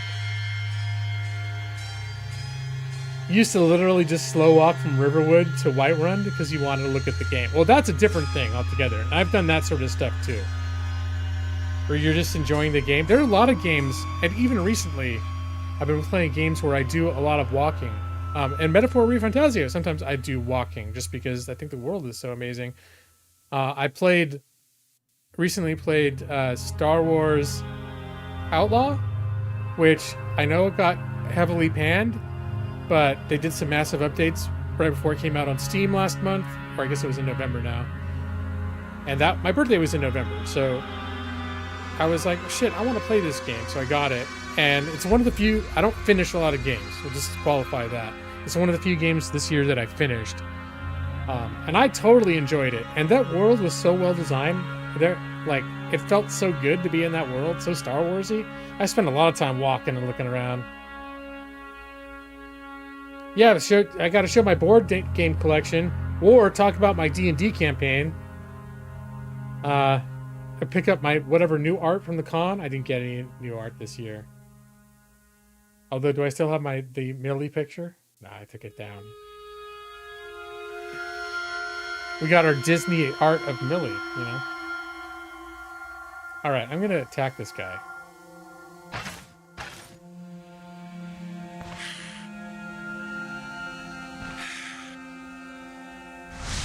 Oh, I should change now to my weapon. Time for some bitch tactics, ladies and gentlemen. 2, 4. 1, 2, 3, 4. 1, 2, 3, 4. 1, 2, 3.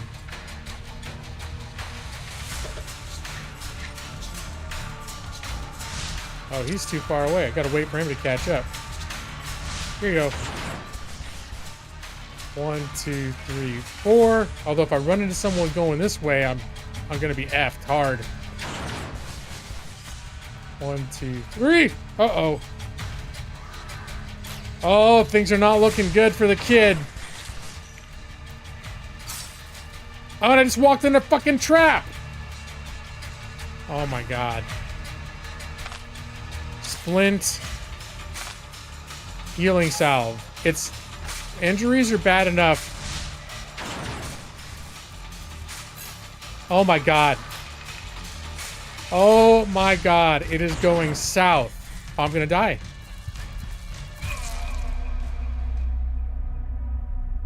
Alright. So that's...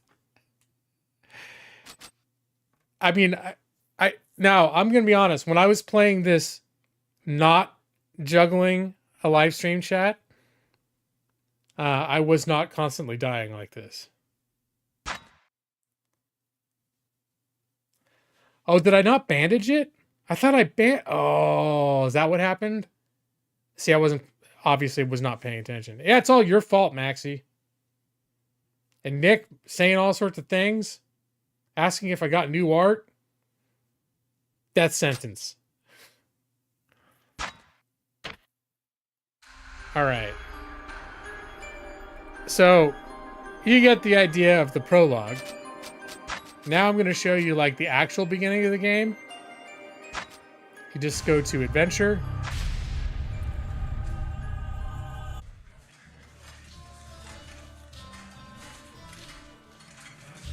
A few weeks here later. I am. The caravan is gone. My leg is crippled. Half my men are dead, and the other half are deserters and traitors. The host be praised. At least I've got the Stoneshard. So yeah, a little more story did happen in that prologue, but I'm not going to finish the prologue right now. But the suffice to say, he was like on a crew of people that was on this job to find this thing in this like abandoned monastery called the Stoneshard. And all these cultists captured their guys, and then he ended up being like the last survivor.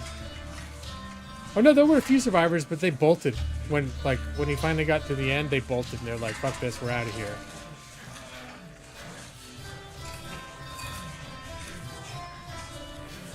I walked into 2 traps. Okay, well clearly I was not.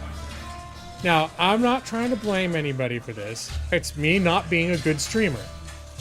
But I did not notice that I walked in 2 traps. Whereas, when I was playing this in silent focus by myself, I was not doing that sort of thing. Just gonna say, it's not your fault.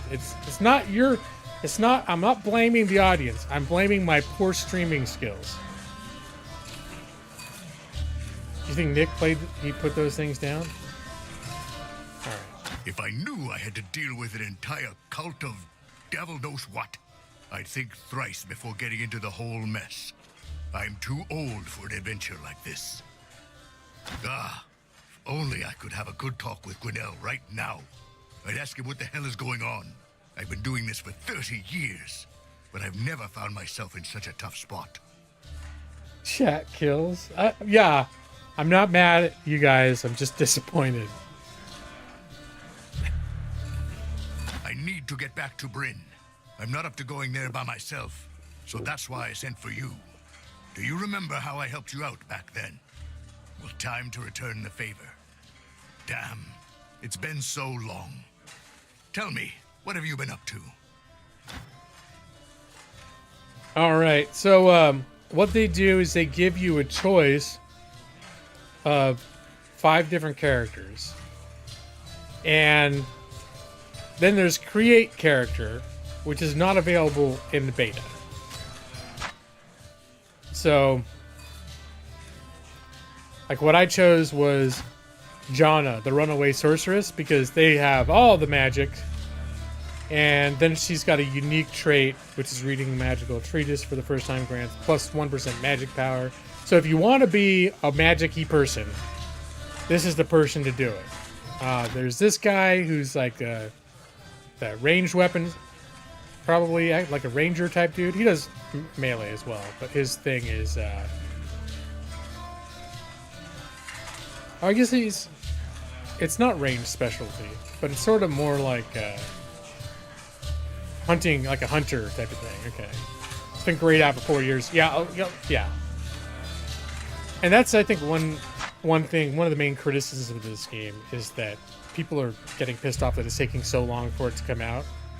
So if you look through the reviews of this game, most of it's like, oh, I love it, it's great, whatever. But then almost all the bad reviews, are people pissed off that the game has been in early access for so long.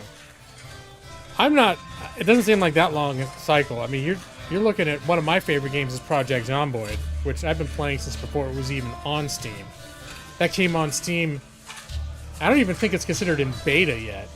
It's still considered alpha. It came on Steam in 2013. I bought it in like 2011 or something from their own website. I'm used to a certain amount of games like taking forever to get done.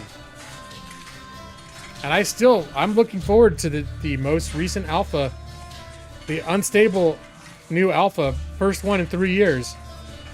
Came out in Project Zomboid like a few weeks ago. And once that goes onto their the live branch, I'm probably gonna be playing some Project Zomboid. I'm waiting for that though. I'm waiting for it to get into the new.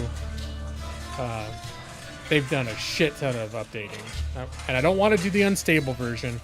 I want to wait till it's on their like stable live branch, and then I'm probably gonna jump back into it. Let's see. We'll do Revenger. It's like a two-hander dude. It's like a barbarian type of guy. You know I like knights. The armored shields, swords. Is that so? Interesting. Anyway, enough pleasantries. It's time to get to work. Oh dang, you make some Zomboid mods? Yeah, I don't use a ton of mods, but I've got a few. I've started to get to where like I can't play without some. Like there's one that just adds a bunch of little realistic, I forget even what it's called, but it just adds a whole slew of extra things to the game, like being able to light cigarettes on your stove and stuff, where I'm like, yeah, you should be able to do that. Simple ones add new funny perks. Okay, cool. So here's the deal. I can't walk to Bryn with my leg like this. So unless you plan to carry me, we need a cart. We need horses. We're in luck, though. While you were away, I had a talk with the village elder. We came to an agreement. We'll do a couple of tasks for them, and they'll give us a cart and 2 horses. Don't worry about the job. It's nothing special.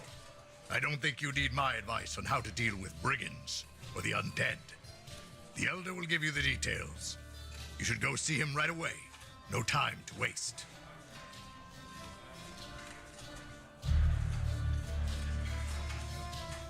Well, yeah, and that's one of those things in Project Zomboid that I almost, because I'll make the character. I used to be a smoker, so I'll make the character based on like me 20 years ago. Like, oh, it's a security guard, the smoking security guard, and that's what I was before I went to law school. I was a security guard.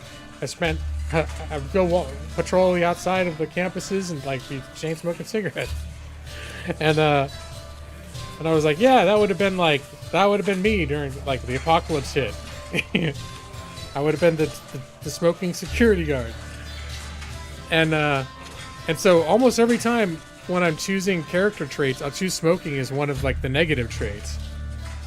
Because it adds, to me, it adds just like another element of survival. Like, oh, he's getting weird. He needs a cigarette. And finding cigarettes, making sure I got enough lighters and matches and stuff. But then when I saw one of these mods, it's like, yeah, you should be able to, if you can get, if electricity is still on, or if you can power up a stove, you should be able to use it to light your cigarettes, right? Come on. It reminds Maxie of his childhood. Ah, I almost forgot. Here's a map of the area. You need it more than I do. All right. You can also ask the innkeeper about local events. He is a talkative kind. I'm sure he'll answer any of your questions. Off you go then. Good luck. All right. Oh, so this is when you first start. Each of these squares is like a whole little area, and this square Osbrook is just the one that I'm in right now. Save system. Okay, there's save points. So right now to save a game, you can only save in beds. And the only bed available to me at the moment is the bed in the inn. So I actually have got to pay this guy to rent a bed in order for me to save the game. You're a friend of Varen, right? Welcome to the Black Boar. There's no finer establishment for leagues. Frankly, I wouldn't even bother with that overpriced hovel in Manshire they call a tavern. So, do you need more beer or here for a chat? So there's a ton of stuff to talk to him about. And he can buy food from him. They've got different rates. So 1 day is for 15 crowns. A week is 90 crowns. 2 weeks, 150 crowns.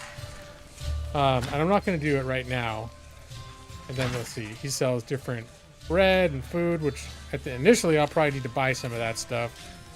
You can also learn to cook, and you can use his cooking stove too, which is kind of cool. Anything that makes looting more fun is good. You never actually smoked or drank in real life, but when you finally find a beer and cigs in a zomboid, the dopamine hit is real. There you go. Yeah, you get it. It's like just another thing that you need. Well, it's just a funny thing and it's true too. Like I quit smoking, and I think I'm trying to remember. Had I quit smoking before I ever played Zomboid? I think I had already quit smoking. And then I did vapes for a couple of years. Like when I first started streaming in 2015, when a lot of these folks met me, I was still vaping. I vaped. I think I quit vaping in 2016 or 2017. And then, yeah, but definitely, the game is real about it though. Like your character gets all he gets all anxious and weirded out, and you're like, I bet he needs a cigarette right now. And then you give him a cigarette, and all of a sudden his mood's all like, la la la. Like, yep, that's nicotine making you anxious. All right, so the other thing too, and I didn't discover this until later in the game, is okay. So if you rent a room, you get this room, and right now I can't sleep in the bed. It'll say I need to pay the innkeeper first, but the Foot Locker and the guest room in the inn, you can put stuff in like right away, and it's a safe place to store your goods, even if you haven't paid for it. So that's kind of cool. I just remember I got to read the map. So I showed you. This is the map. Map is it's a decent size. I read this.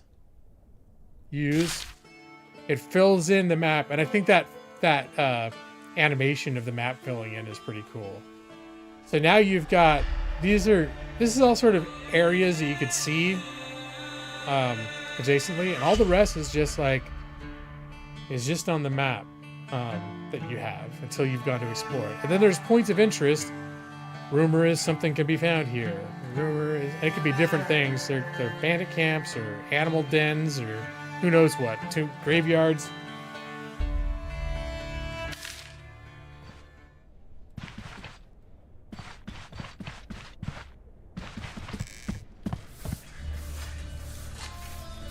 And let's see, I'm wondering if the innkeeper even has jobs. A lot of these guys have jobs too. But it's good to ask around. But I'm not going to read all the flavor text at this point. There's a ton of things to read. And it's well done. But I just don't want to do it. I don't feel like doing a shit ton of reading right now for you guys. So, and I like generally the art style of this game. I think it's kind of cool. So there's this guy. Pleased to meet you. Let's drink to that. Do you have any work for me? Listen, I have a task. Do you think I like what my life has come to? No, I despise it. I lost everything just because of His Highness's whim.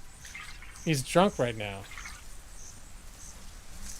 It's haunting me. I can't put it into words. This swill. I need something stronger to forget. You, help a lonely feeble warrior of 3 war campaigns. Brandy, a bottle, a cup, a sip, but bring it to me, alright? Alright, so now I've got one quest to find him a bottle of brandy. Music is yeah, it's good and understated enough that it doesn't draw too much attention. Yeah, it just like it gels really with the world. So here's the town square, and every merchant has their own thing. So there's like the vegetable salesperson. Here's the meat person.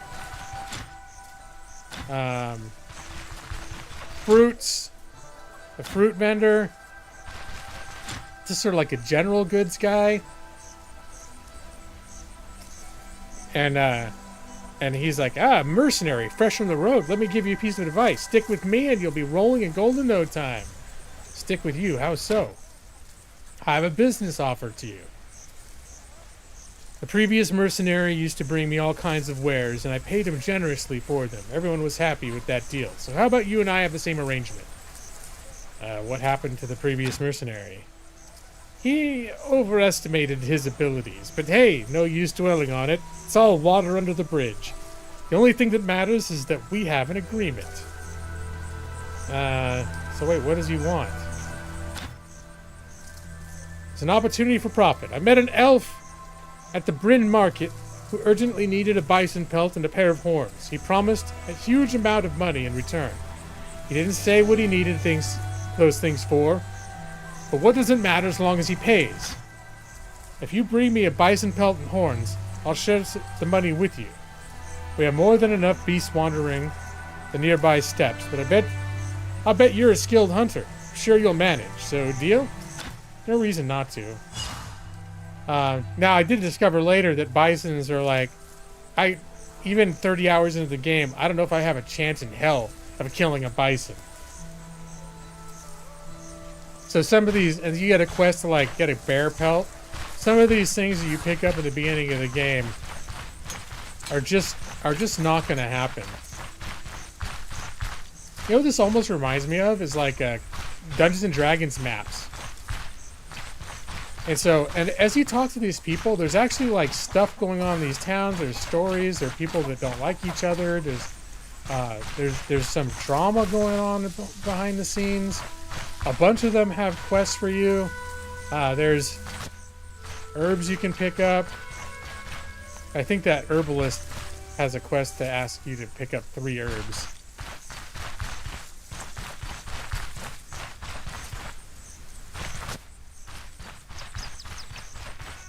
So, but I'm just trying to give you an idea of how big the maps are. So here's the edge of this cell. Like I said, all of this is this one square.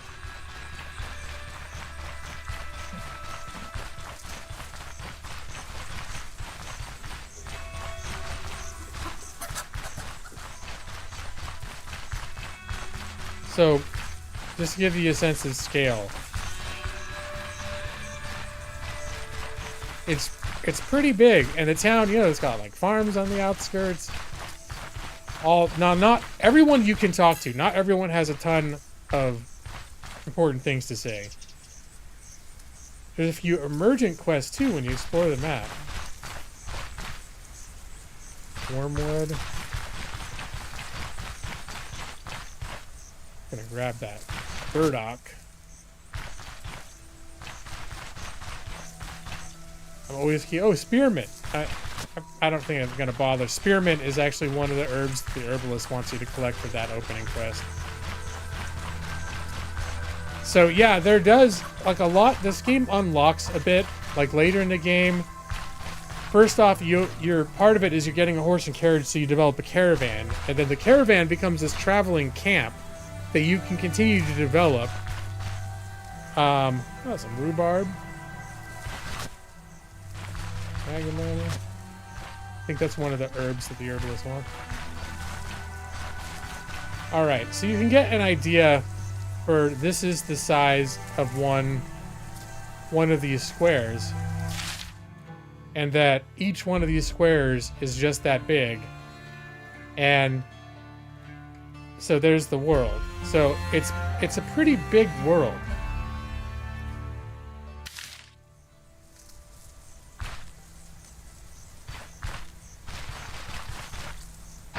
Didn't I find the double mint already? The spearmint? You know what? I'm just going to talk to the herbalist. Because it's probably like the one quest I can complete right now. Oh, the herbalist is down here.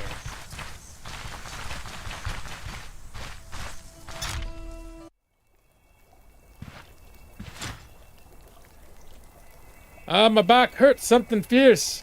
Let me get the mortar. I'll fix myself right up and then help you.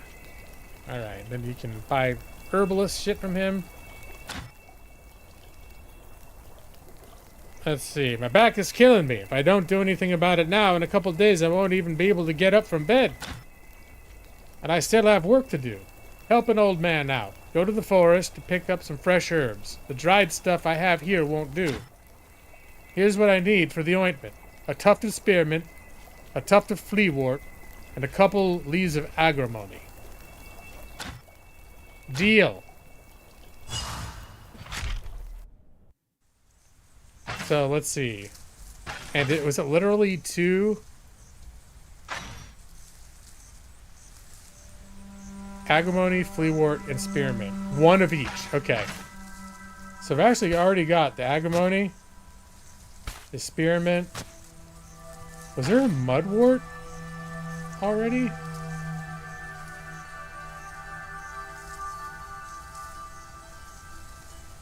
Oh, wormwood is what I was thinking of.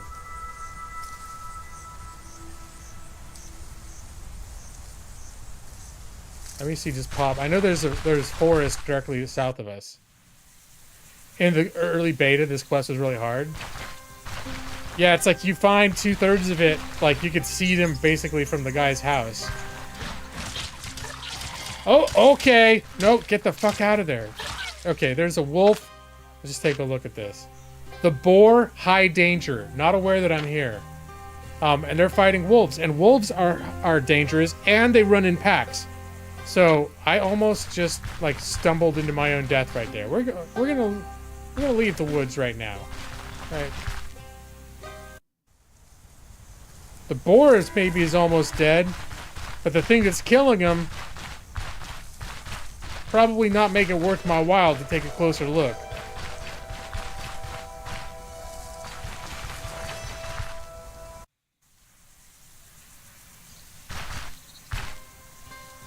Wormwood, there's more spearmint.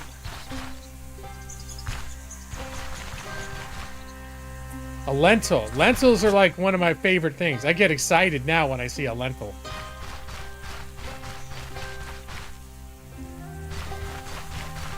And I like this stuff too. The burdock, rhubarb. The reason for it is...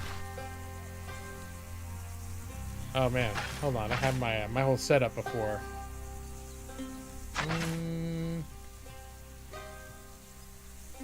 Do I have range? Oh wait, basic skill, warfare. This was one of Splattercat's recommendations, was to get Warcry, which can make confuses and dazes some enemies randomly, and that way it's one way to avoid getting completely mobbed every time there's a crowd of people. Two-handed swords. What am I using right now? I'm using a regular sword and a shield. The other thing I wouldn't mind considering is getting some ranged weaponry.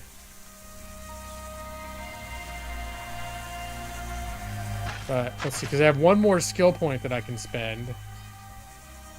Keep distance. What does that do?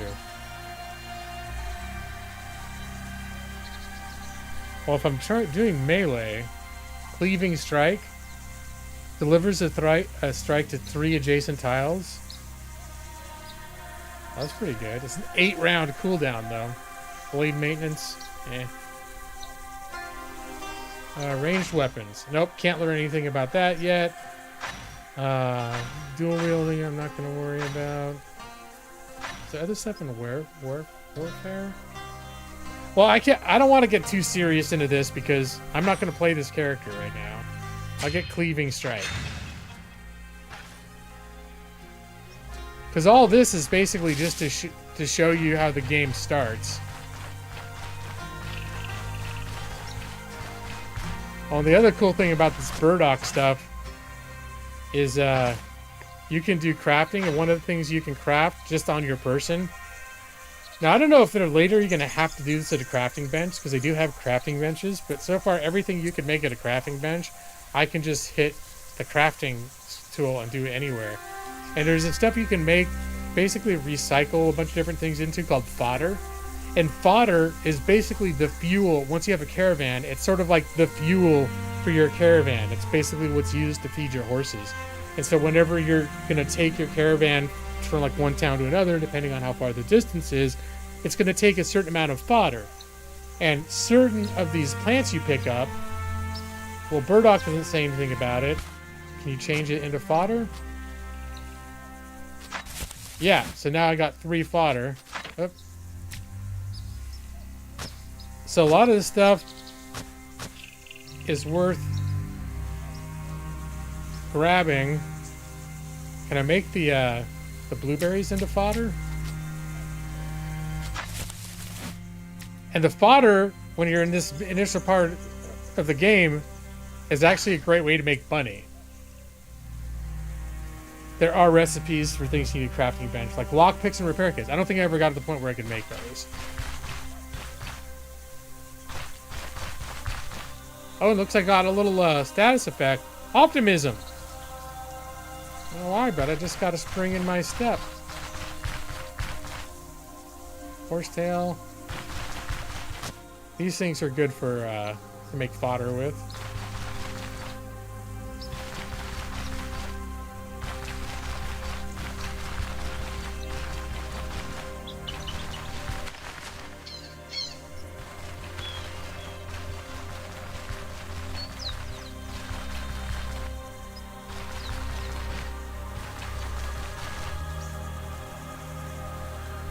Yeah, so I'm wondering, is Fleawort, do I have to go in the woods for that? Or is that out here? Am I the right?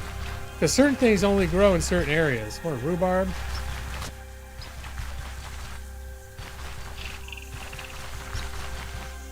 Acorns. Oh, uh-oh.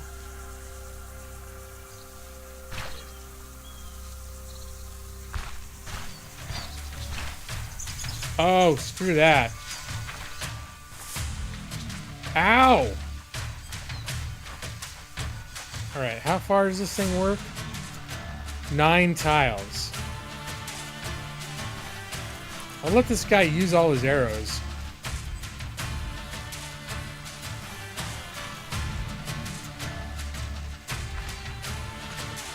See, and that way he can start accidentally hitting his friend. Ah, he hit his friend. Okay, yeah. Alright.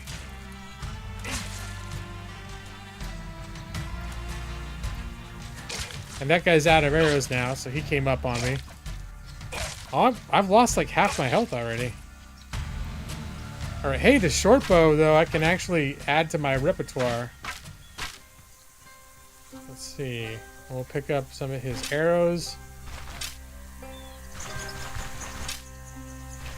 The arrows he shot at me, and we'll make them my active arrows. You can get quivers and stuff so you can carry more. A spiked club. Let's see, is that... Actually, my weapon now is a bit... Well, spiked club does have its own advantages. It grows on roads and road tiles. Okay, I have to go back to the road then and check that out. Oh, some money? Hey, a bog bean. I think bog beans are good for hemp. No, we'll skip the hemp. Nettles. Skip the nettles. There's probably herbs that, for people that know what they're doing, are like, oh, never skip a hemp. You can use it for so many things. But I'm just like, there's the things that I've learned to keep an eye out for, and then the rest I kind of ignore. There's Fleawort. Was that the one? I thought it was Mudwort. Fleawort. Oh, it is Fleawort. Okay, I'm gonna go back now.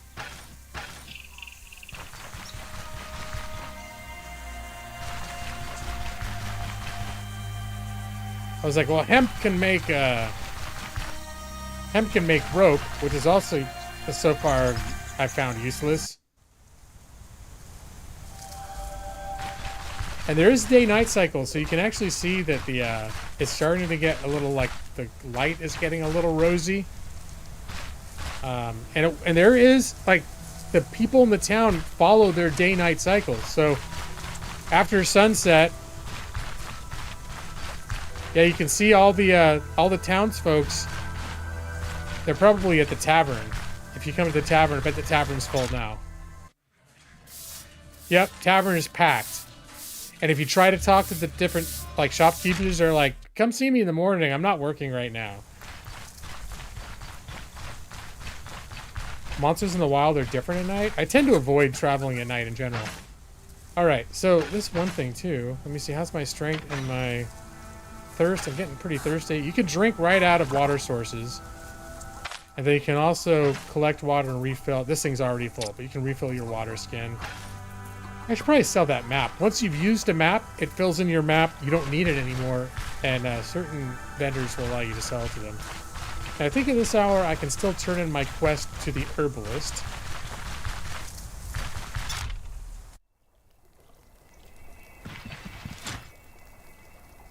I finished your task. You're a lifesaver. I mean it. Here, take this. And he's giving me some healing salves. Let's see. Can I tell you any other stuff? No. I want someone to buy this map. Maybe the innkeeper will buy some stuff I don't need anymore. Like those weapons I could probably sell to the blacksmith, but he's already closed shop for the day.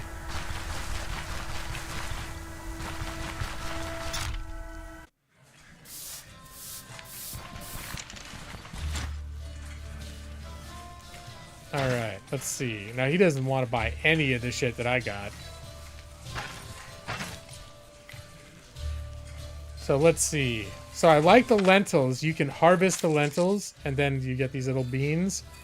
If you get 2 lentils and a vegetable, you can make stew. So far I can't do any of that. And then this other stuff I'm just going to turn into fodder. Will you buy my fodder? I don't think he's interested in my fodder either.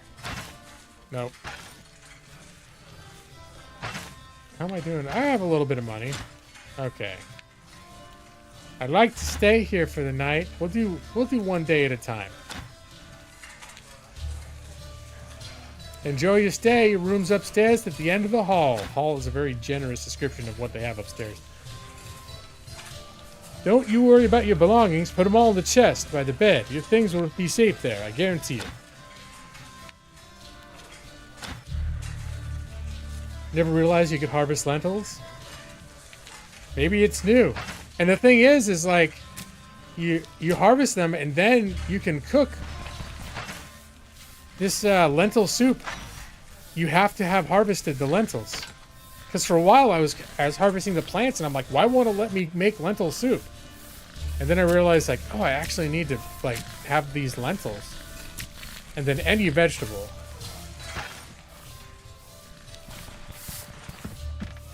So once you have access to a bed, because you found the harvested lentils already, you were able to. Once you found access to a bed, you can save by just hitting rest without passing any time. But it'll also, it's really the only way you can tell exactly what time it is. So right now it's 2100, so that's 9 p.m. So I'll rest. Oh wait, I just didn't overwrite my... I didn't overwrite my main game, did I? No. Oh, okay, thank God. Okay, suddenly I was like, wait, did I just overwrite my 30-hour game? And then you can set the amount of time. You get bonuses for resting.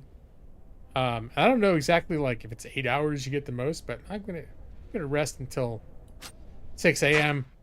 when it starts to not be so dark and dreary outside. So now I've got this big buff, vigor for 178 turns. Just gives me a little energy boost, energy restoration boost, and a fatigue resistance.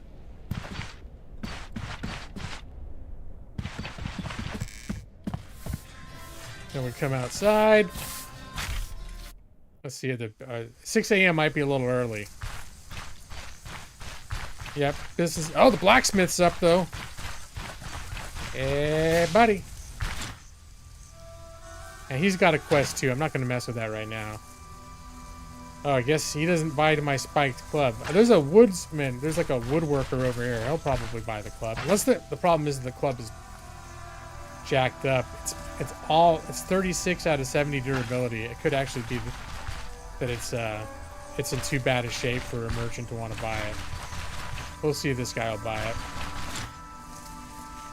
Hello, you one of those mercs the entire village has been bustling about all day? Good to have you here. Maybe you'll bring some order at last. Waiting for Odar to do something about this is a waste of time. Doesn't the village have guards to maintain said order? Who do you call guards?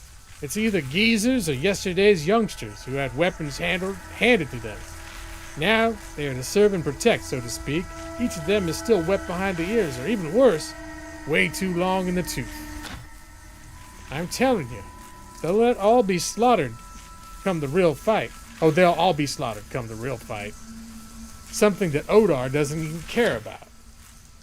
We used to have more than enough lads in Osbrook. Now they're either dead in the ground or serve under someone else's banners.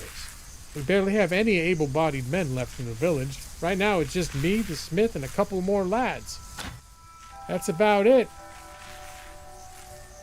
So you discovered you kill a rabbit with a fire barrage and then butcher it. You get pre-cooked meat. I didn't know that. I don't think I've really done any hunting, but that's good to know. All right, there's a whole thing. I can pursue this conversation about him not being fond of the elder. I'm not going to bother with that now, but let's just suffice to say there's a whole thing going on with the elder and stuff, you know, if you choose to pursue it. Yes, he will buy. I'm only getting 5 gold for it, but he'll buy it. And then, let me see, the arrows. That's a lot of money for arrows. But I can buy that. I could use it. I'm going to be using those arrows. I should stack up. Yeah.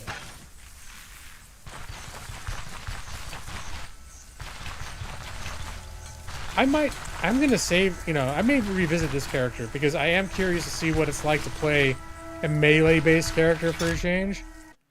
Because I don't like doing all bitch tactics all the time.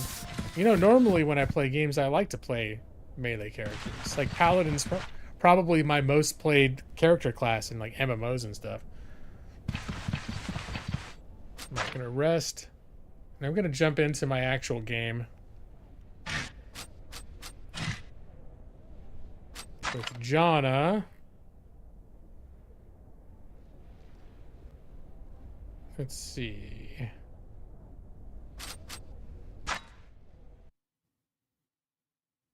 You think melee's easy compared to mage?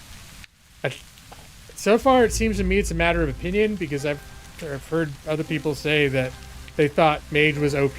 So anytime you look at like most powerful or easiest class or whatever, and you start hitting Reddit, you're gonna see everyone saying something. So rain is a real thing. Right now, my character's already wet. And wetness is wetness level 2.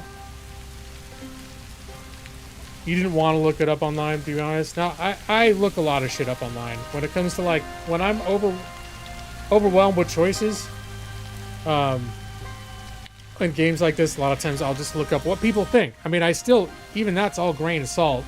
And it's all like, what do they think? But you can get some advice from people that have played it. You can see some people that have played it and tried different classes and what their experiences were with those classes. Because let's be real, in a game like this, you could put in 100 hours before you're even really getting a taste of the kind of character you develop. And I don't got that kind of time to figure out like, oh, I don't like that, you know, or it's imbalanced and the dev has not, you know, fleshed this character class out well enough. Or whatever. So it's like, bro, once you get towards into the mid game, this character's abilities don't do shit against what you're supposed to be fighting. You know, whatever. You learn stuff like that. And again, grain of salt. It's everyone's opinion. Then almost every time that someone says, "Oh, that one's a piece of shit," someone else is like, "That's my favorite. It's the only one I play, and I love it." You know, whatever. But at least you get an idea. And so I don't like look at that as gospel, but I do look at that stuff. Yeah, I don't necessarily like finding out like exploits and shit. I'm not really into exploits. But just in general, like viability of different builds. Because this game, I forgot one thing when I was talking about looking at the reviews for this game. because it's got like mixed or mostly positive. It seems to dip between mixed and mostly positive. It doesn't have the best reviews. It gets a ton of negative reviews because people think it's taking too long to develop. The other negative reviews are people saying the game is too hard. It's too punishing. It's saying that it's like, oh, you can only save when you're in bed. I mean, honestly, I thought it was Iron Man by default. I didn't realize you could even save the game until I got close to buying it. But the recurring criticism of this game is it's too hard and it's too punishing. So that was another reason why I wanted some input when I was deciding what kind of character I wanted to make as to like who had good survivability.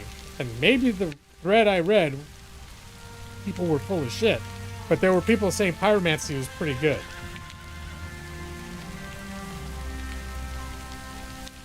I like that it's difficult too, but I also, if there's a class that, and maybe I am playing in hard mode, but if there's a class that's like got an advantage over others in a super hard game, like I don't necessarily like a game that's punishing.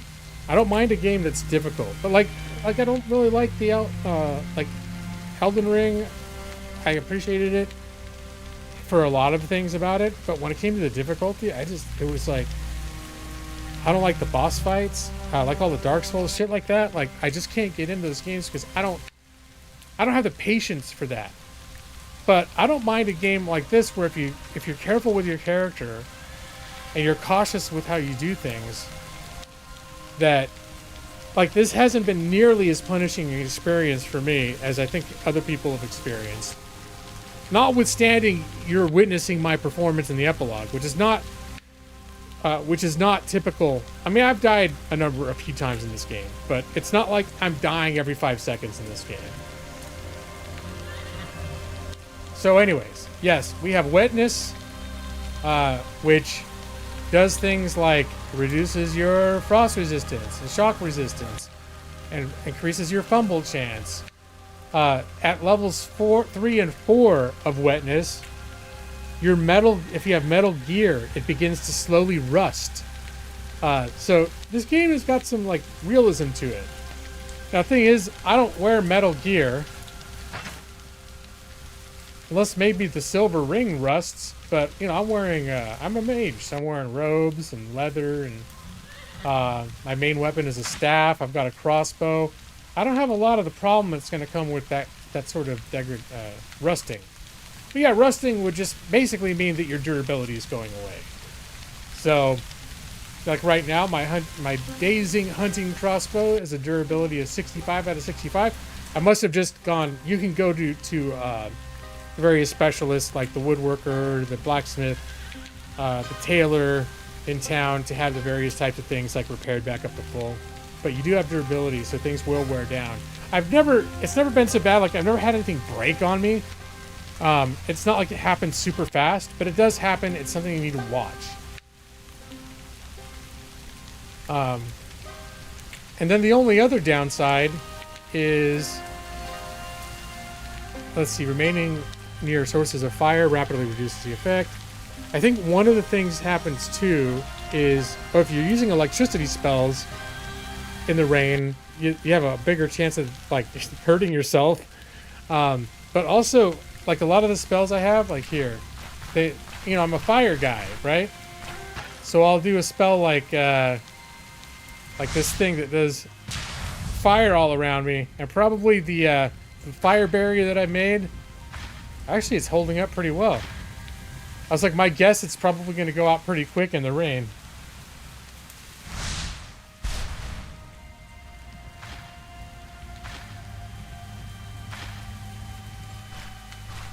So, anyways, and yeah, you use your mana, your energy for that, but that stuff actually regenerates relatively quickly. Let me see, what time of the day is it anyways? It is 11 in the morning. Okay. So you can see here, this is my caravan. I've got some stuff going on, like I've upgraded it with a chicken coop. And so it generates chicken eggs at a certain rate. Let me see, do I have go ahead and put that in the pot. Do I have any other chicken eggs that I put in the box?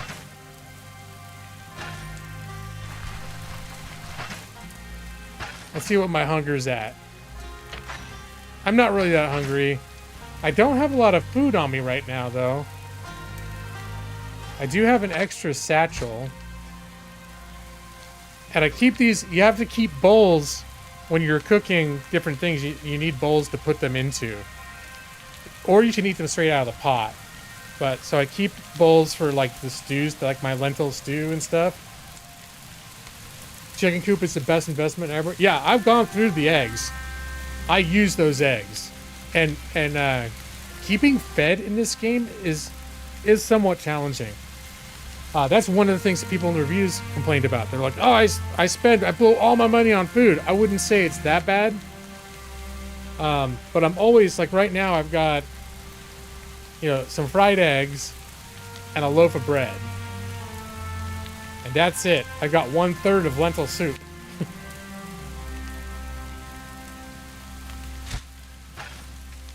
And so we've got our, now we've got our camp storage, which right now I think is 200 slots. And you can keep upgrading it. You can buy stuff to upgrade it. There's a whole thing of developing this camp. A whole skill tree of stuff. So, like for the storage, for example, if I can upgrade the worn chest to a sturdy chest. It's going to double the inventory space up to 400 slots. And for that, I need to find like an ingredient, basically the list. I have to buy a sturdy chest, get some rope and some nails, which could be, and then I can keep upgrading it. Spacious, up to 600 inventory. Ironbound chest, up to 800 inventory. All this stuff increases things. So I can get sturdy wheels, so the range and speed increases of the caravan. I can get fitting accoutrement, increases caravan speed and reduces fodder consumption. One thing I want right now is messenger pigeons. You can get a cage with pigeons, and once it's in place, you can bring a messenger pigeon outside the camp that you can later release to send Varen, who's the old guy, a signal to move the caravan to a chosen spot on the map. So there have been times, I'm going to show you the map now. And you can see, this is, okay, where we were before, this is where the game started. This little village right here. And then I think I mostly had explored this area, and then I got, was it when I first got the caravan? And Varen's like, let's go down to this village. So it took, the caravan just travels along the roads, came all the way down to here, the big city. And then, you get more things come up, and more story, and more quests. And so you end up, everything I'm doing, it's not full sandbox. There's been sort of story guiding me. And so right now, the sort of story is we're building up the caravan. We have different objectives. Varen's tasked me to collect different, sort of larger sums of money to help develop the caravan and to do other things.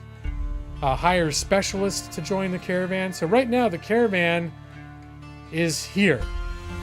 But if I was doing all this stuff up here, and at one point I ended up walking from this town all the way up to here in Osbrook, and then I was like, well, shit, I could really stand to hang out up here for a while and just collect herbs and ingredients, to bulk up my food supplies.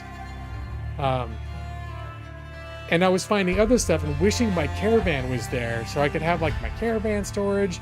I could buy some of these big bulky things to improve my caravan. Because some of the stuff is big where you want to be right by the town where you buy it so you can just drag it right out to where your caravan is.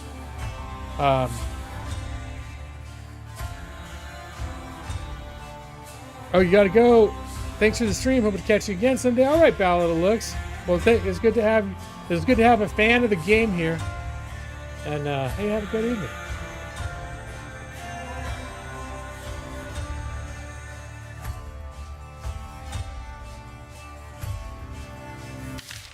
So yeah, and then the caravan gives me my own place where I can rest. And let's see. Oh, I'm running low on bolts.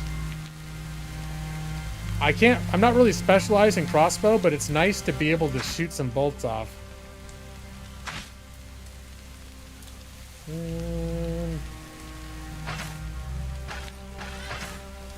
I got a bunch of quests now. I still have that guy's the bison pelt and the horns. I run into bison, they scare the shit out of me. I won't touch them. The tailor from the original First Town wants a bear pelt. Now, discover too, those quests don't expire. There are like special bounty type quests that you take up from the village elders, and they have like typically a 3-day time limit.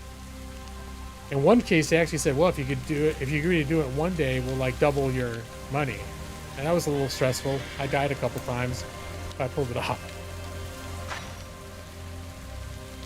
So, oh, that's the most recent thing. Is there's different specialists you can get to join your caravan, and the first one I chose was a quartermaster, and so Varen said, give me 1,000 crowns and I'll point you to like where we can hire a quartermaster. So I think that's sort of like the next. I got the 1,000, I gave it to him. They cover Chauncey up. This is too late for her. Hold on.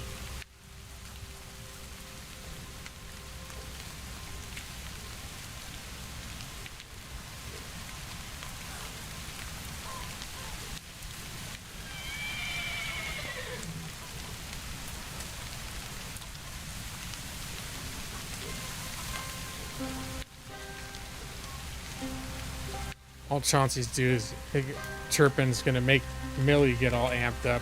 We don't need her getting amped up at this hour. Alright, so I think now I need to meet him, and I think he was near another town. Show on map. Oh, he's not too far away. I could probably walk down there like and get back before sunset. That's relatively close. Okay. Let me see, what else am I in the middle of doing? Moose and deer antlers. Another thing that I haven't been able to get yet.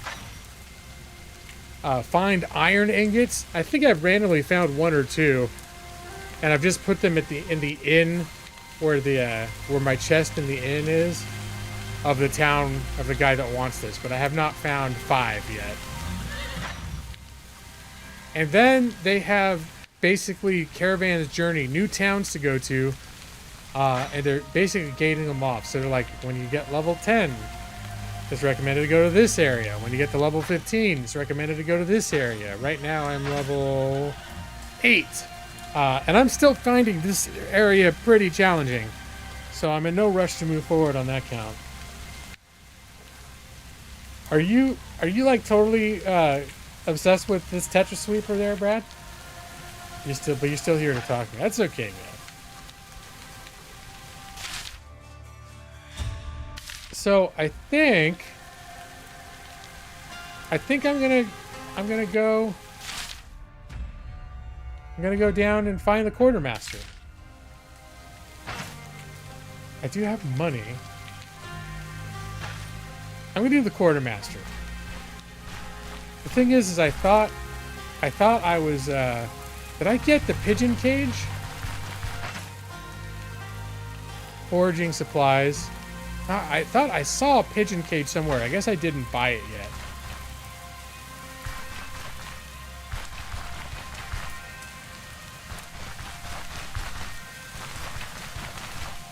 Let me see. So yeah, I'm just gonna head south.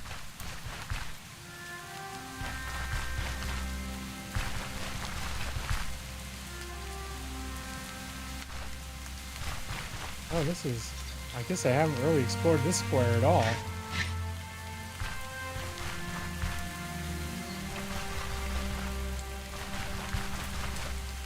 And if I'm doing these auto walking, if enemies show up, it'll auto stop you.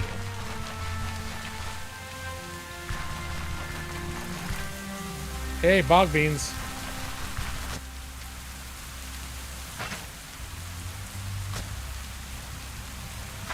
Gonna break down the fodder right away.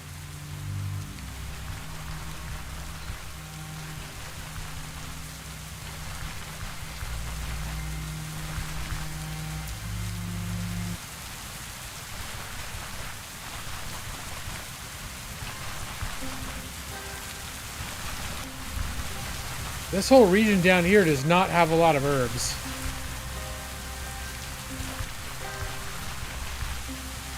There's a lot of dead animals too. I think that's a function of the whatever the illness that's floating around here.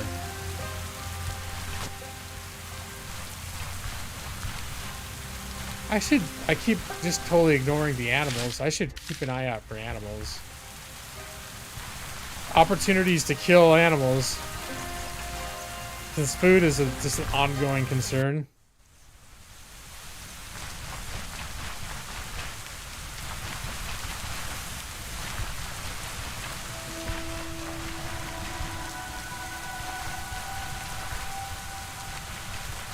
Oh, now here's another fast travel option.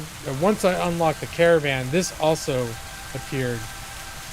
Most, like, civilized locations now have, like, a cart person that you can talk to. He'll do a little bit of trading with you. Like, he picks up just random bits and bobs.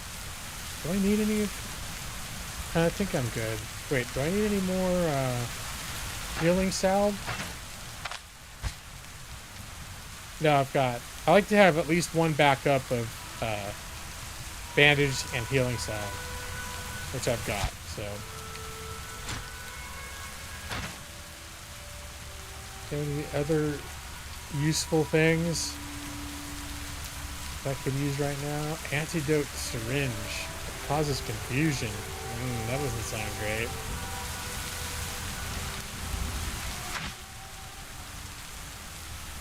Oh my gosh, this staff is so much better than mine. I can't afford it, but it's not like super out of my price range. Alright, I don't know if I go from town to town, if I'll keep seeing this staff or if it's just here. But anyways, that was even a sidetrack. You can ask this guy, can you give me a ride? I'm at your service. Climb on back and I'll get you to your destination in a jiffy. You just need to tell me where to go. And then, basically, Coachman doesn't drop off that location. But there's a bunch of locations. So here, it cost me 68 crowns to go here. 22 crowns to go to Manshire, which is like, I was just there. But there's these various locations, and most places he won't go. But there's like a little inn in the middle of the woods here. There's a lot of stops where you can go, and like here, I guess he won't go to that mill. But all the way here, if I want to go all the way to Roadside Tower, it's 367 crowns, which is, yeah, at least at this stage of my life, no small amount of money. But it's nice to know that there is that option, and I assume as you get further into the game, money maybe becomes a little less of a problem. I mean, I have enough money to survive right now. Let's see, does this guy sell anything? One thing I'm keeping an eye out now that I'm thinking about it is probably inexpensive food. Around 50 per meal, that is not inexpensive. Seems like some places have relatively nourishing food for not very much money, like 25 to 30.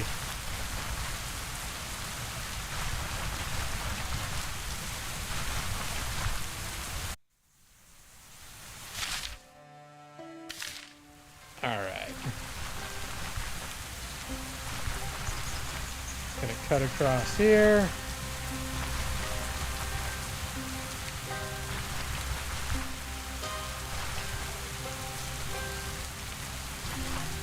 Uh-oh. The dog is a war dog. What about this guy? Medium danger.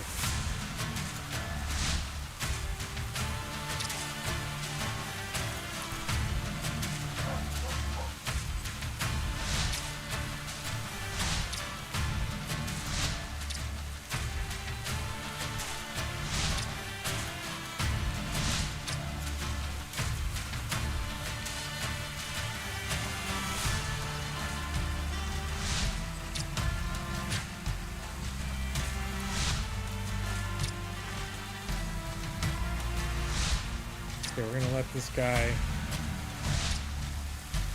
catch up just a tad. Alright. Gonna start our little bitch routine. 1, 2, 3, 4. Another fireball to the face. 1, 2, 3, 4.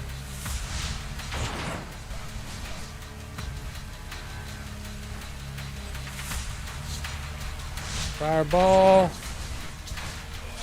Alright, he's down. 2, 3, 4. Fireball for the puppy. Alright, hold on. Give me a puppy. There you go.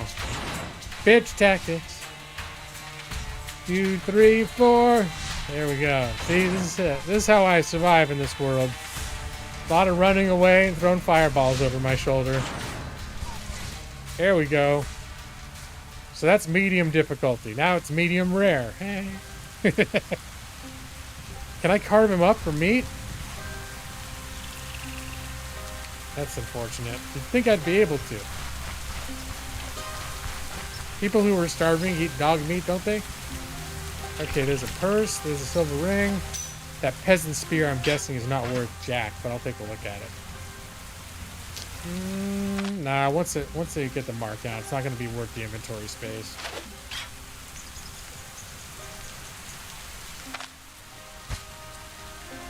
And I probably don't need 2 separate bags.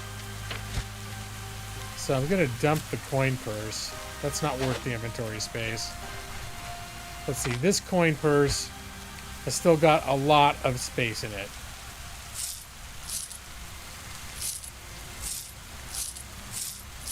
Let's organize this a little bit. There we go. A little inventory management.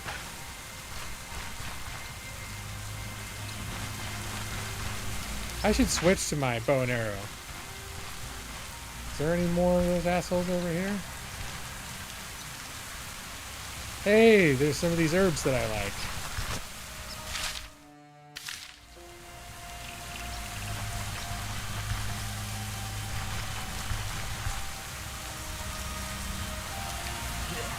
Uh-oh.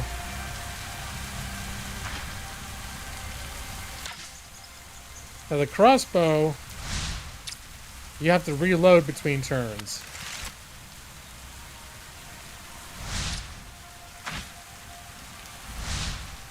But too late now.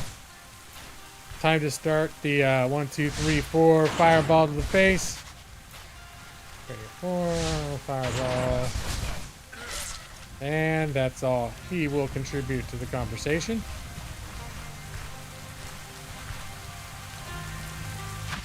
This guy.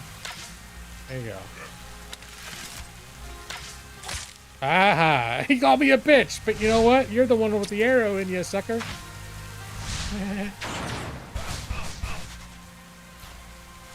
3, 4. 3, 4. There we go. Homemade swords aren't worth much.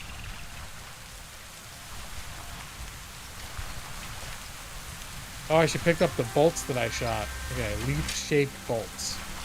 Those are for my crossbow ammo.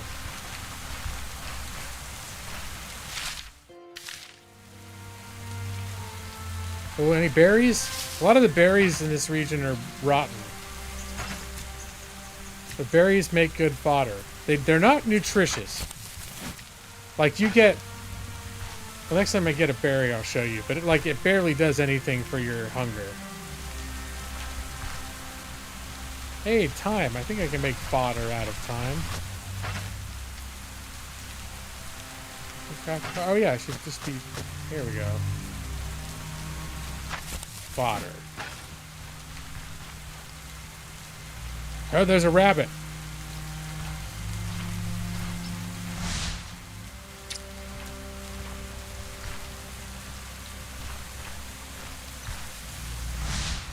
This rabbit's not giving me a chance. Okay, hold on. Let me,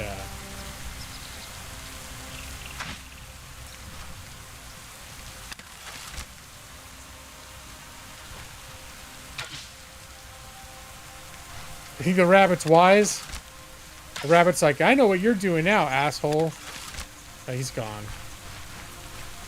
Now, if I had a character that actually was any good at ranged, I wonder how much different it would be.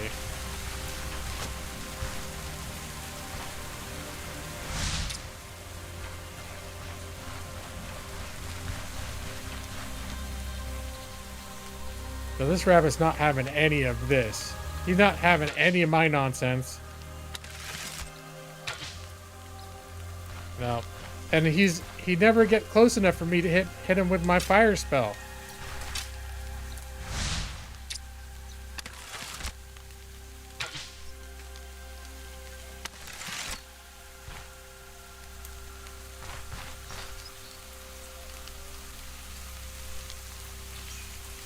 It's just one berry, Michael. How much could it cost? $10. I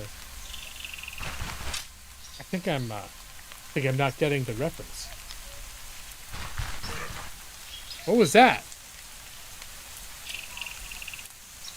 Oh, there's an enemy somewhere over here. Oh, there we go. Oh, they're coming at me from like 4 different directions. Well, screw that.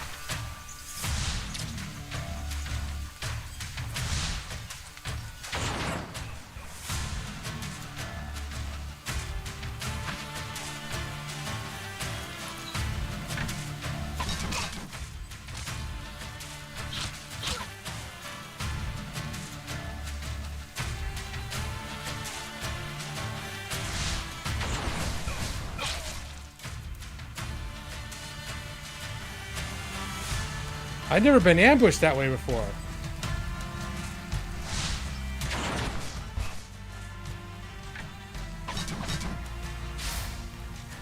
Oh, Arrested Development. Okay.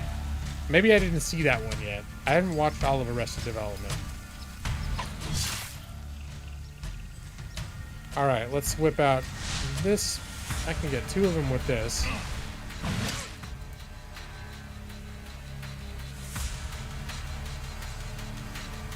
One of them with this. Things are not looking good for me right now, truth be told.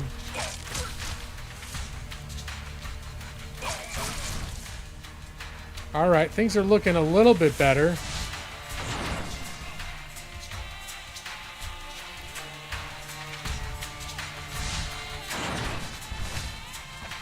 Oh, whoops.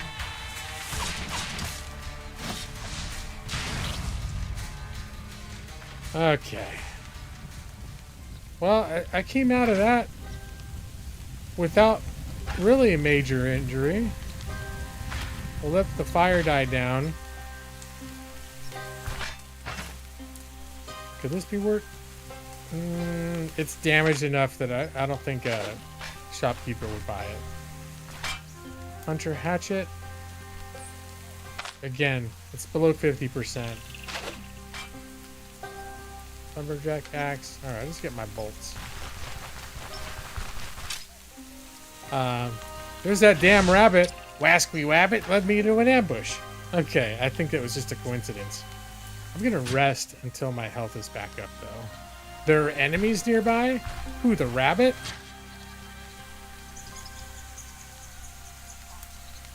Alright, that's good enough for now.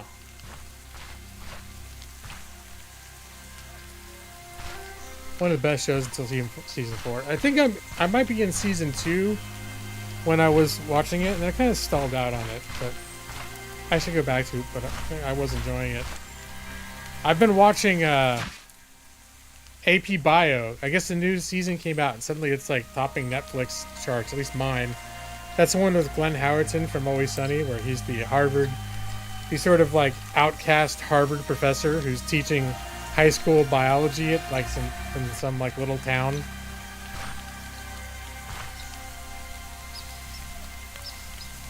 I didn't know it was still going either. I was like, damn, it's like season 4 just came out. And I remember I watched the first season a few years ago and I liked it, and then I lost track of it, and I thought it was done.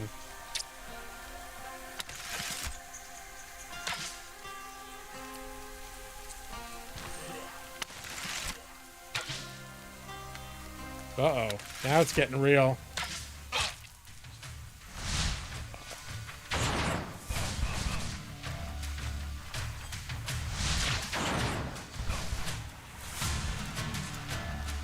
Make way, rabbit!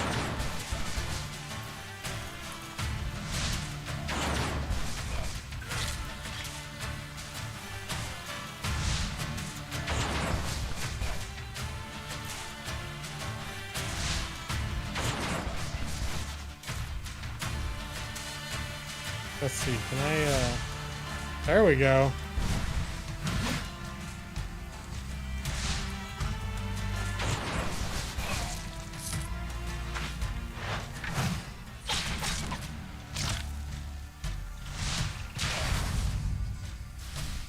Yeah, see, I'm fairly formidable. Alright. Gonna let that fire die down. You've only watched it on planes? Like it was in onboard entertainment?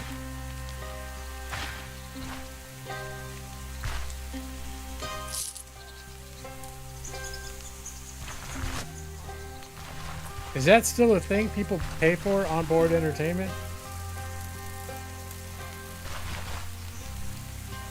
Now that everyone's got, they could have a million shows on their phone.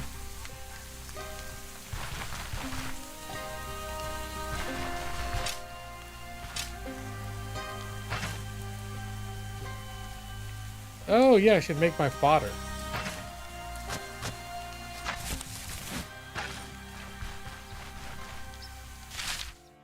Alright, we're gonna cross.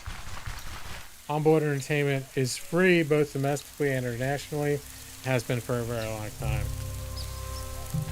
Yeah, I haven't, we haven't flown in a long time. It's probably been like 10 years. And when we did, we had digital entertainment at that point. So, like, I didn't care what the plane had. So, I think the last time we flew, I don't remember at all.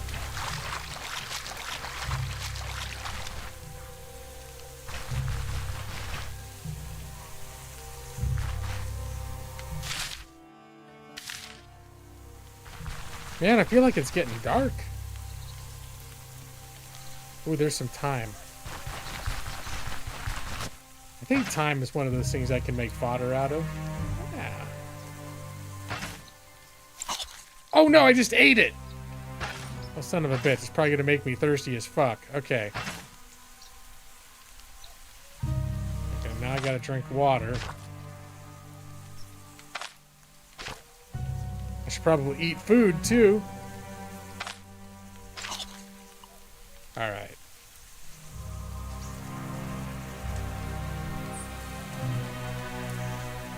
Kelvin and Virginia are so damn annoying. Yeah, playing Sons of the Forest. I at least liked Virginia because she was weird. Like, she was sort of unpredictable. And aloof. But Kevin's just like a... he's like a dumb dog. I still like him, but... you gotta be real careful. He always feels like he's in danger. It's dumb.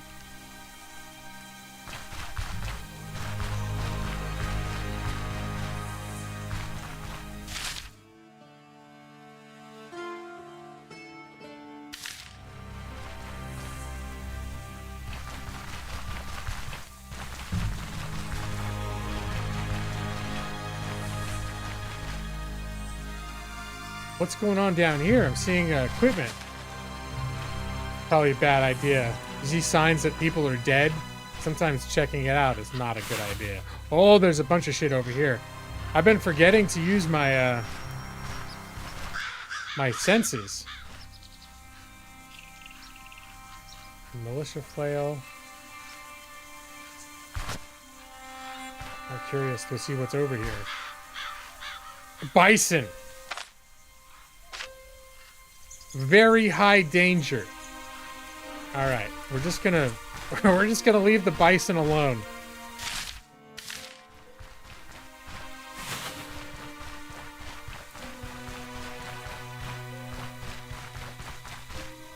They're always in your way.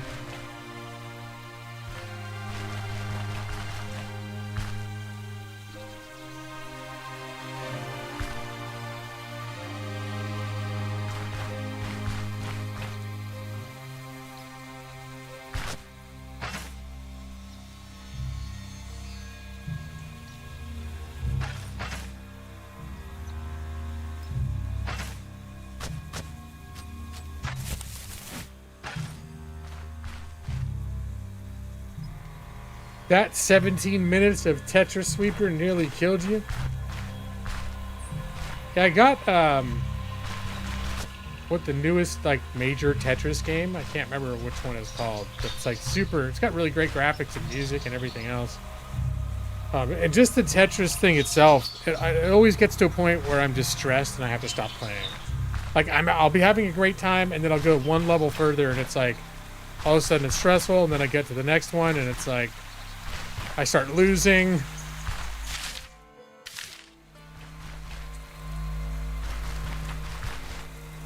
Remember how I said I thought I could get there and back before nightfall? I was full of shit.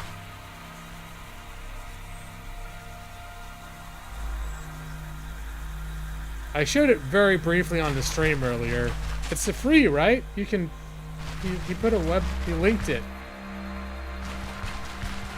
It's Tetris and Minesweeper combined. Minesweeper is a game that used to come out for free on Windows.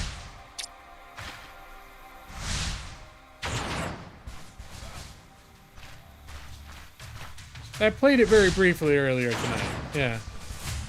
Like for like 30 seconds. And then I realized there was too much going on for me to want to focus on.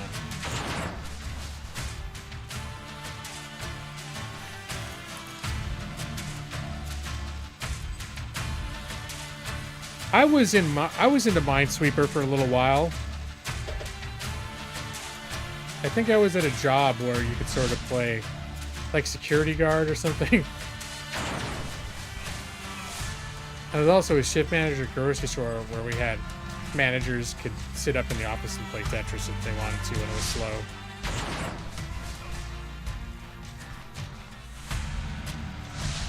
Oh man, there was a rabbit right in front of me.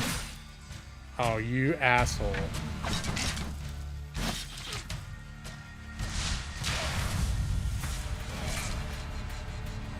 Am I... Oh, I'm bleeding. Gotta fix that shit. Bandage. Salve.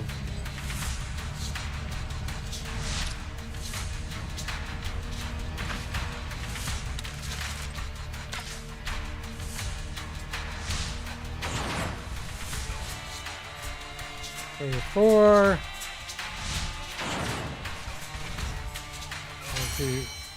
Hey, he's dead. Oh, and I gained a level.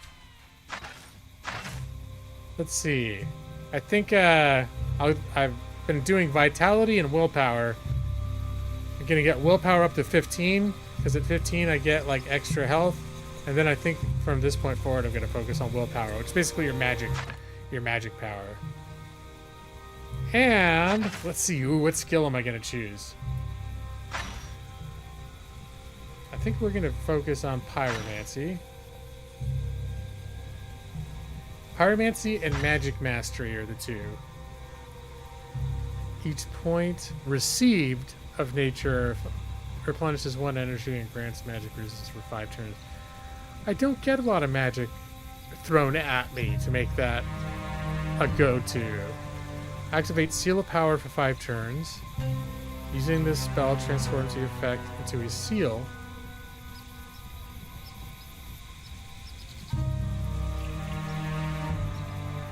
It increases my magic power by 15% for 5 turns. The thing is, I always have to cool my shit down. What else does it do? Oh, plus 20% weapon damage. That's a little bit badass.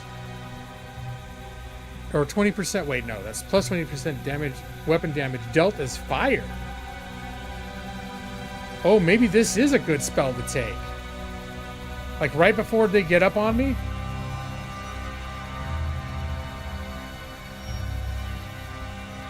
I thought 5 turns, and I thought, well, I'll do one, that'll be 1 fireball, and then I'll do my little step, and it'll be done. So this one, Seal of Finesse, reduces, let me see, and this is a cooldown of 18, so it's like once per combat. Reduces backfire damage by 40%, activate Seal of Finesse for 10 turns. So this specifically addresses the backfire problem. But only a little bit. Alright.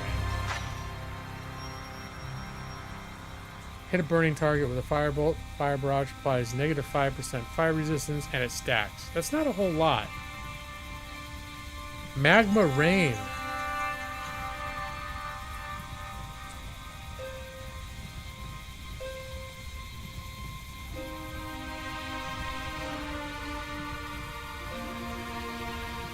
Modified by magic power. Let's see. Fix fire damage to a 3x3 tile, creating magma puddles. Persists for 4 turns.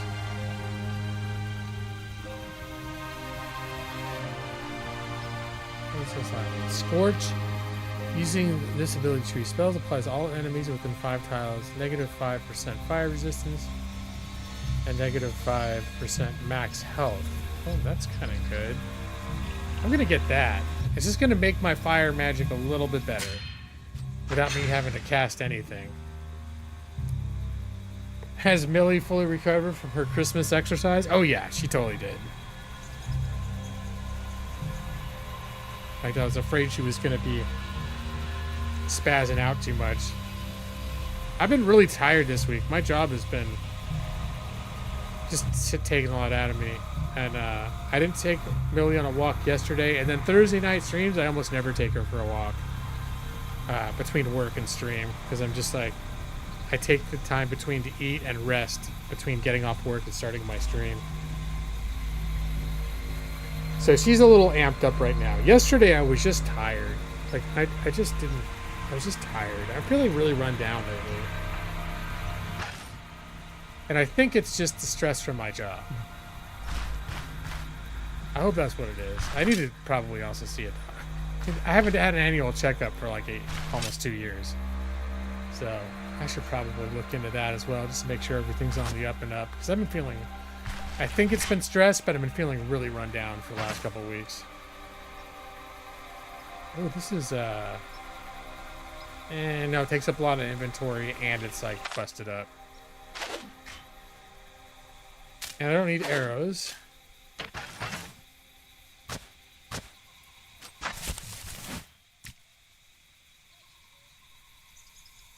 I don't think reading EASA would soothe me. I know you're honestly just trying to help, Brad. That's why you would ask me to do such a thing.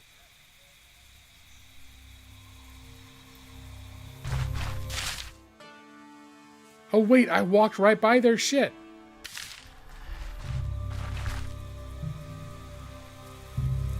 This guy is supposedly on this square somewhere. But there is supposed to be a point of interest in the next... Maybe there's a...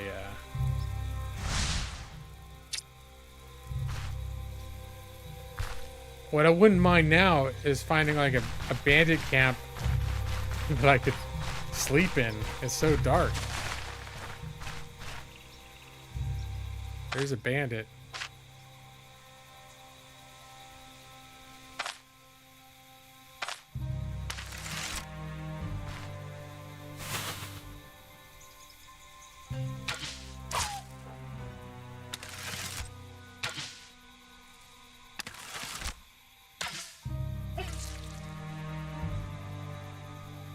Wow.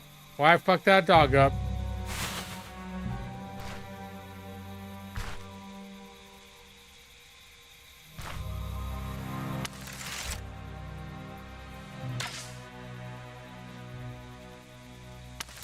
Wait, there's something coming up from the north. Is it just a rabbit or something bad?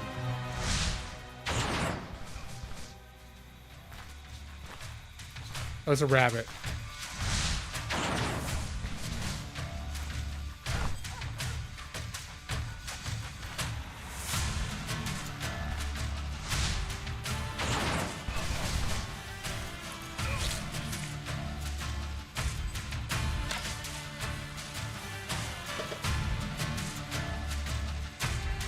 That guy's got a throwing net.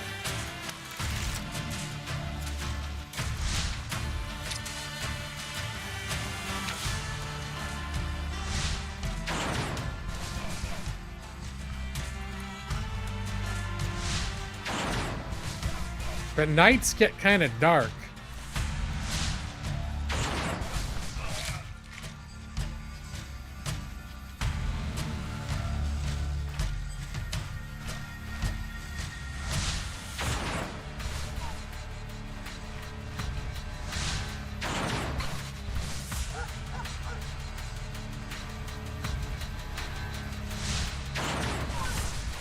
There's the end of the dog. Okay.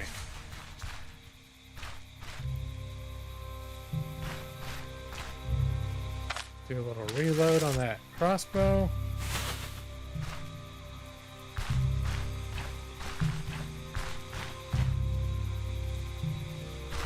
Crowns. What's a man catcher? It's a big, extremely beat up weapon that's not worth its size. Bolts throwing net, huh?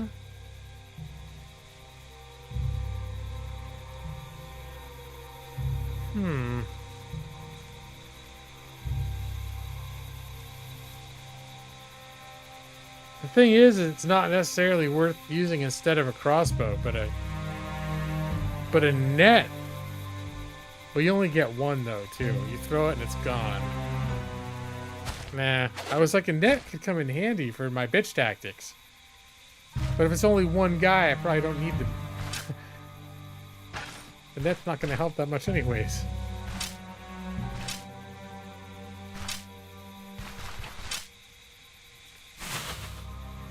Oh, there's more guys over here. What's going on up here? Okay, there was a deer.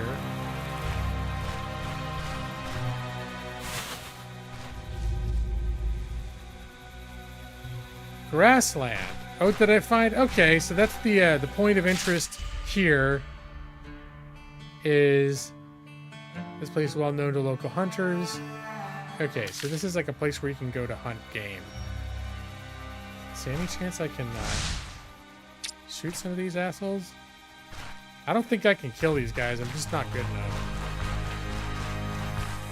I wonder if lightning has longer range spells. Because I can barely hit shit with my crossbow anyways. Oh, fog bean, I like that. And none of my magic is, like, has a long enough of a range to get close enough to the animals. And then they'll start running away.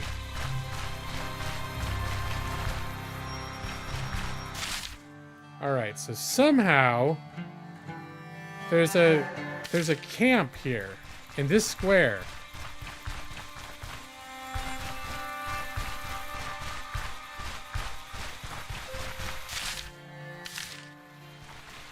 Could be on the other side of the river.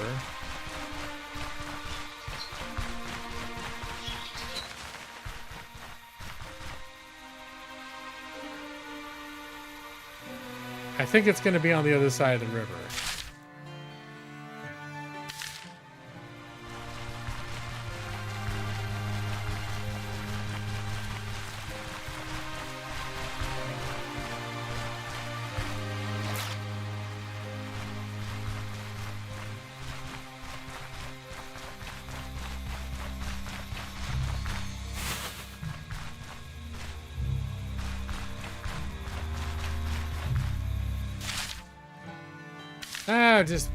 Don't be a wimp. Just cross the river. But it seemed like there was like a natural crossing spot over here. Just gonna do it.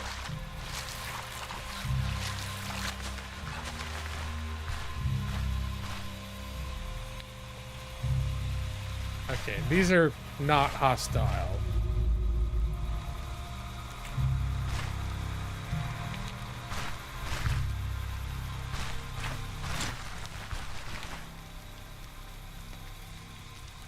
And now you'll answer for everything. Oh, what? What's going on?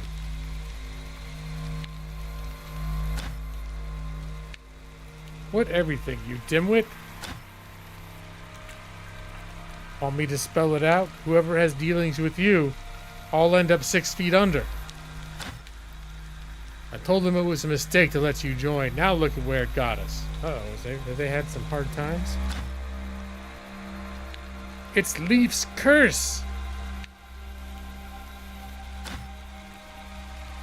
That's right, Svirk. That's right. Just gonna say nothing. Wait, now say what's going on here. Leaf. I think Leaf is the quartermaster I'm trying to hire. These two numbskulls are trying to get back at me for their own failures. Help an old man out? Shut your mouth. And you there, get lost if you know what's good for you. Understand?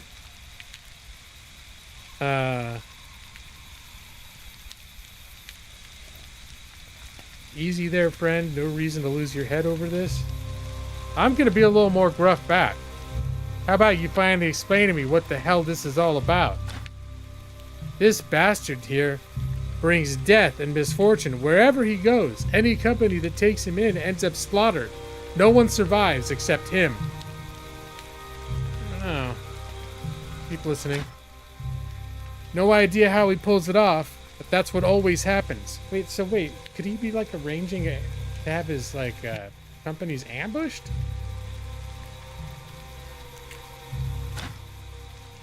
Again with this drivel. More superstitious than a sailor's wife. Shut up! First, Alfred tripped on even ground and broke his neck. Okay, so this is not like someone setting them up. This really is like people having freak like Final Destination-esque accidents around him. Alfred tripped on even ground and broke his neck. No ground is even once you pour 5 pints of brandy down your gob. I told you to shut it.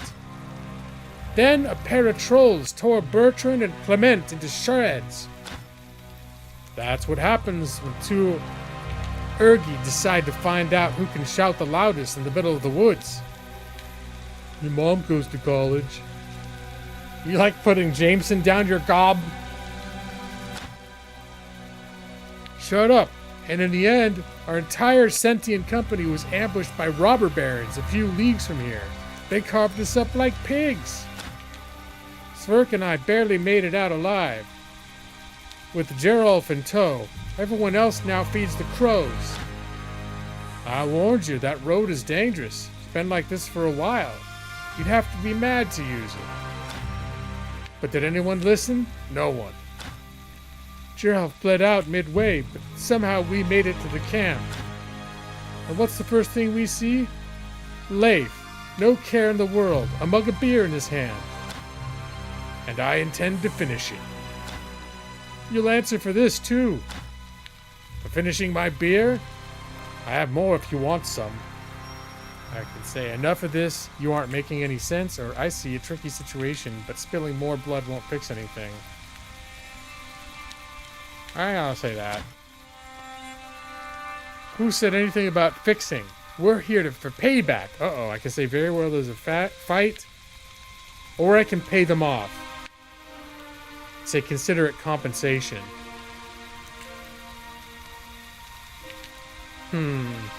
Well, in fairness, these guys really do seem to think they're blaming him, but they're really scapegoating him. It sounds like the people in their company have made a series of bad decisions that have potentially led to their misfortunes.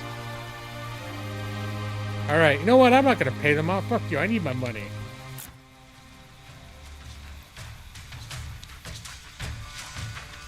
Alright, we're going to do this.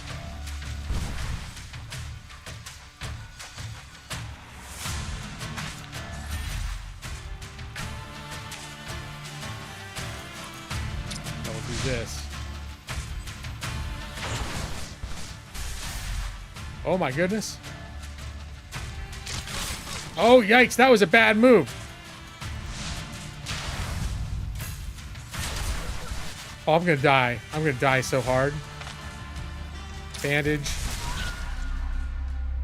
Oh my god. And you know the last time that's where it is a little punishing.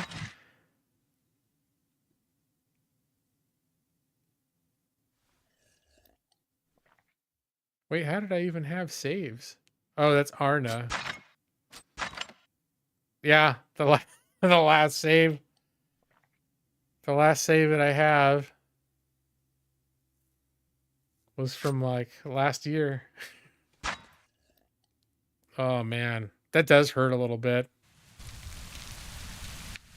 Yeah, I'll consider reading out of a law book real hard, Brad. Oh my gosh.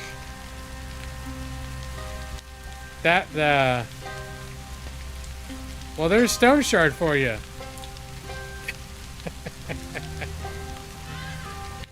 That's Stoneshard. Just a quick hop down to pick up our guy. That wasn't even bitch tactics. I think the real thing that did me in was I got attacks of opportunity on me because I decided, well, I'm going to step to the right so I can get both of these guys within 1 square of me so that I can cast that spell that makes fire surround me and get both of them. But that one step completely fucked me up because I got attacks of opportunity on me. So, I mean, I could have lost that fight anyways. But I think that's going to be it. I am actually I'm tired. I am tired.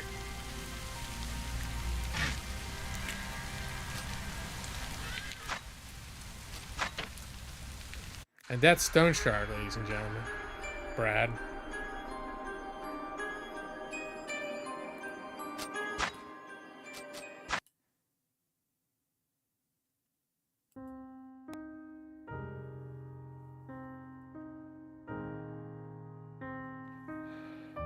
Yeah. Although, I could quickly try to find that thing in Stanley Parable. Should I do that? I know Brad doesn't like it. But I think literally I could find it real quick. Even though I said I wasn't going to play Stanley Parable.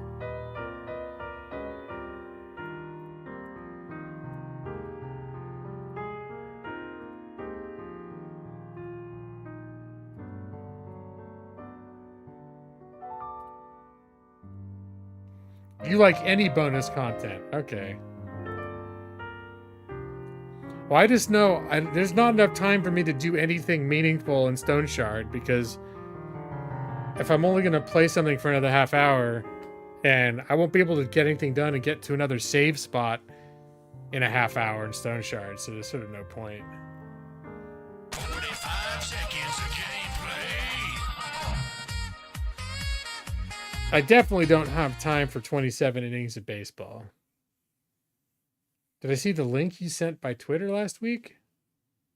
I think so. I can't remember what it was now. It had to do with something we'd been talking about on stream.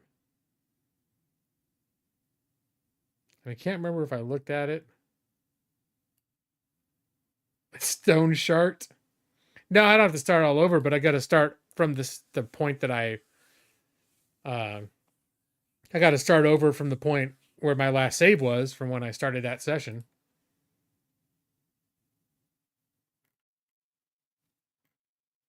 Still 30 hours into the game, so no, it's not starting over by any means.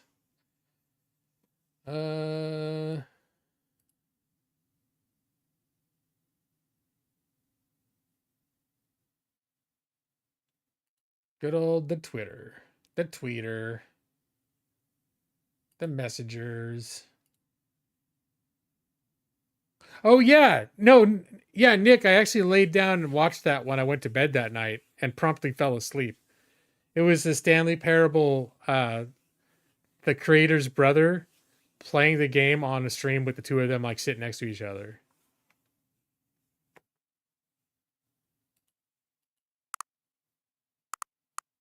Oh, look, it's a Stanley Parable 4. That's the new one of the gimmicks.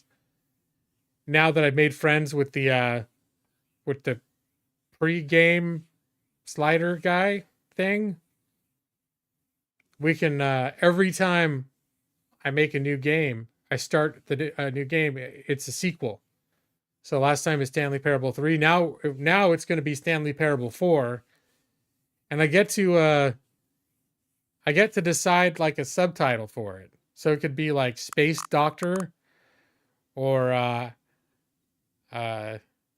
Whisper of Apple, a Whisper of Telephone. How about Scary Apple Telephone? Oh, Scary Telephone. That's good. A Whisper of Telephone. That sounds mysterious.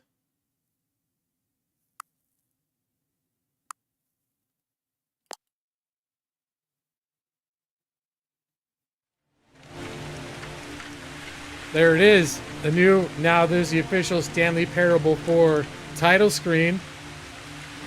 Stanley Parable 4, a Whisper of Telephone. We made that happen just now. Surprised I could fall asleep to it. Duck Duck streams are famously loud. I was, well, probably famously tired, though, at the time.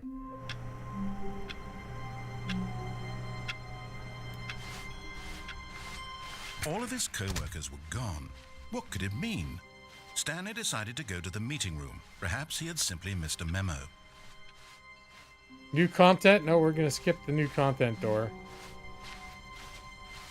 When Stanley came to a set of 2 open doors, this was not the correct way to the meeting room, and Stanley knew it perfectly well. Perhaps he wanted to stop by the employee lounge first, just to admire it. Ah, yes, truly a room worth admiring. But eager to get back to business, Stanley took the first open door on his left. Stanley was so bad at following directions, it's incredible he wasn't fired years ago. Look, Stanley, I think perhaps we've gotten off on the wrong foot here. I'm not your enemy, really, I'm not. I realize that investing your trust in someone else can be difficult, but the fact is that the story has been about nothing but you all this time. There's someone you've been neglecting, Stanley. Someone you've forgotten about. What? Really? I was in the middle of something. Do you have zero consideration for others? Are you that convinced that I want something bad to happen to you? Why, I don't know how to convince you of this, but I really do want to help you, to show you something beautiful. Look, let me prove it. Let me prove that I'm on your side. Give me a chance. Now listen carefully, this is important. Stanley walked through the red door. Aha, perhaps you misunderstood. Stanley walked through the red door. I still don't think we're communicating properly. Stanley walked through the red door. All right, fine. Go ahead, Stanley. You want to know so badly what's out there? You want to find out what lies at the end of this road you've chosen? Well, don't let me stop you. You see? There's nothing here. I haven't even finished building this section of the map because you were never supposed to be here in the first place. Broken rooms, exposed developer textures. Is this what you had wanted? Was it worth ruining the entire story I had written out specifically for you? Do you not think I put a lot of time into that? Because I did. And in the end, it was all for nothing. Because this is what you wanted to see. Help me here, Stanley. Help elucidate these strange and unknowable desires of yours. What would have made this game better? What did you want to see? Vehicles? Skill trees? Work with me. You've given me absolutely nothing so far. Tell you what. Let me take a stab in the dark at a new design, and you can give me some feedback. There we go. A third option. This already feels leaps ahead of where we were before. Go ahead, Stanley. Take it for a spin. Okay, I'm going to stop you there. Now, tell me about your experience with this new version. Would you say that the game benefited from allowing you more choices? Feel free to be honest. I'm looking for some real critical feedback here. Yeah, it's pretty good. Okay, so we're getting somewhere. Clearly there's something here that speaks to you. If I can be honest here, I really don't have any idea where I'm going with this. This whole third door thing was just a stab in the dark. But I guess you're into it, so let's keep this party train rolling. Here, based on the data from your previous playthrough, I've compiled a new version. And to be perfectly candid, I think I've knocked it out of the park with this one. Let's take a look. The Stanley Parable. Worldwide leaderboard. Oh, nice. Okay.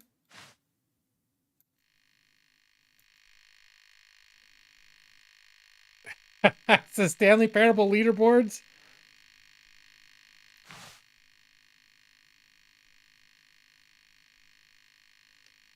Oh, is he putting me in last place?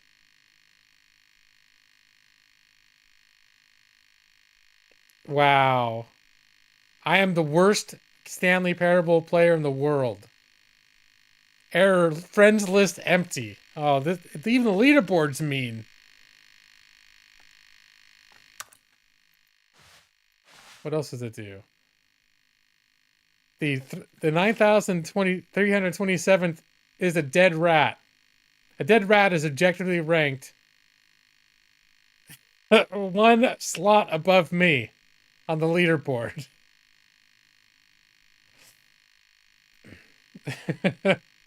Thanks, Brad. Appreciate that. You think I did well?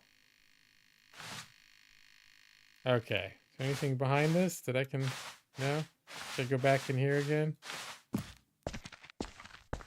Now, would you say that competitive leaderboard helped you feel motivated to keep walking through doors? Yeah. Again, honest answers, please. Yeah, it was decent. Hey, I nearly forgot. I've got a prototype of a new game I've been working on, and now would be a lovely opportunity to give it some playtesting. You wouldn't mind taking a look at it, would you? Nah. Perfect. Let me boot it up. In this game, the baby crawls left towards danger. Oh, no. You click the button to move him back to the right, and if he reaches the fire, you fail. It's a very meaningful game, all about the desperation and tedium of endlessly confronting the demands of family life. Oh, I no. think the art world will really take notice. But of course, the message of the game only becomes clear once you've been playing it for about 4 hours. So why don't you give it 4 hours of play to make sure it's effective? Be sure to keep notes on your experience.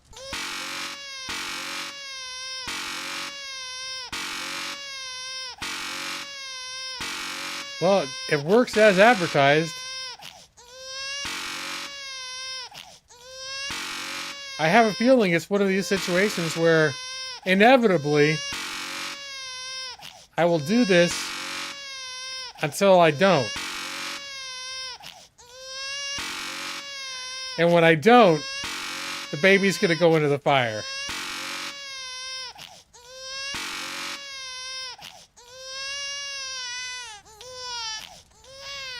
You heartless bastard. Did you do it because you hate babies or purely to spite me? Because if it's the latter, well, I don't know what to do. I'm completely out of ideas. I can't think of a single thing that might improve the experience for me.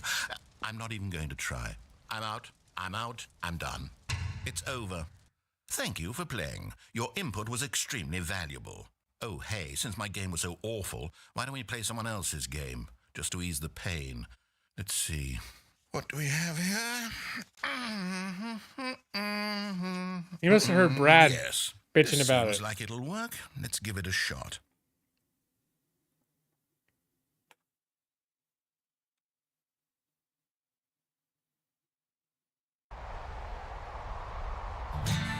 Aha! Fascinating. What do you think this game is about, Stanley? What's our backstory? What is our motivation? Well, it seems obvious to me that you are meant to play as a creepy man spying on innocent civilians below you from up high in your creep tower, perhaps for some sort of twisted erotic purpose. Yes, that must be it. What a fascinating venture into the experience of total mental depravity. So far, I love everything about this game, Stanley. And it seems there's even more. Come, let's venture outward and see what else is out there. Can I interact with anything in here? No. But yeah, no, this is Firewatch, 100% Firewatch. There's the outhouse with the generator.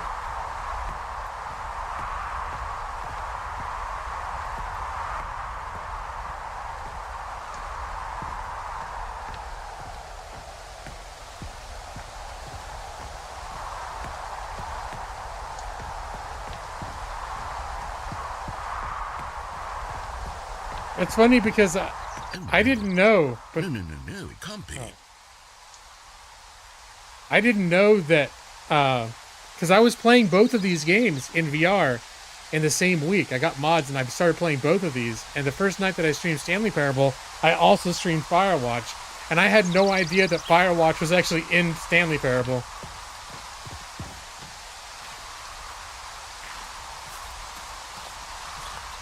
It is. It's an open world game. Good God, quickly block it off. Oh, thank goodness, Stanley. What a close call. You nearly wandered off into that thing. That big, open, just wandering around. No right or wrong directions. No path to follow. You can just go in any... Oh, thank heavens we avoided it. We're out of the woods now, Stanley. Okay, I'm going to get us out of here. Let's find another game. Preferably something with walls. Something with nice, big, insurmountable walls. He just hates having a game where the player can have free choice. I think this will be just the thing.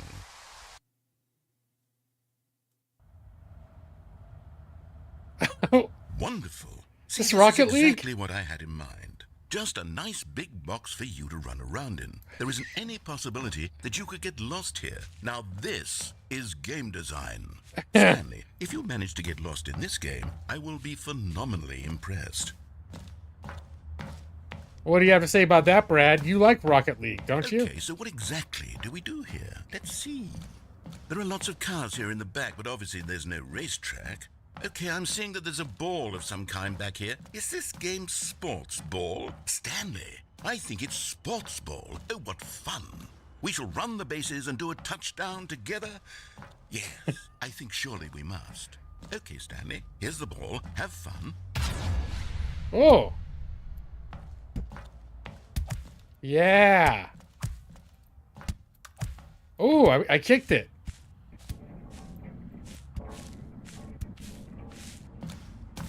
Are you doing it? Are you winning? Is this fun? Is it better than my miserable little story that I worked so hard on? Stanley, I have a thought. And I realize I'm not a sportsologist, but if one ball generates a certain amount of raw adrenal pleasure, then surely multiple balls makes for an even more euphoric sports experience. I'm going to try it out. Here comes another ball. Yes! Oh goodness, that really does feel amazing, doesn't it? Stanley, I'm like a child in a confectionery shop. I simply have to have more. I'm insatiable. More balls! That's a lot of balls.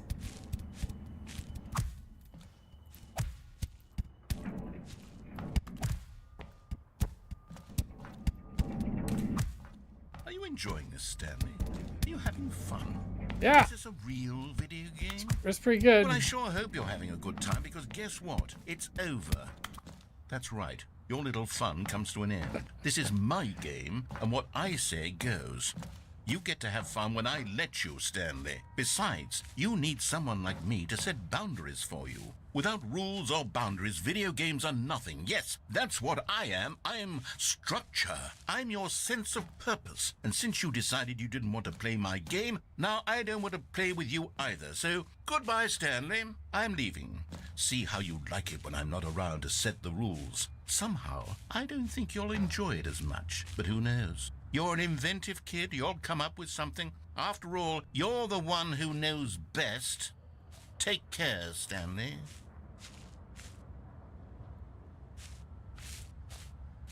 I'm not sure what I'm supposed to do now. I think that's the whole point. Alright, what if I can jump down one of these goals? Where the balls go.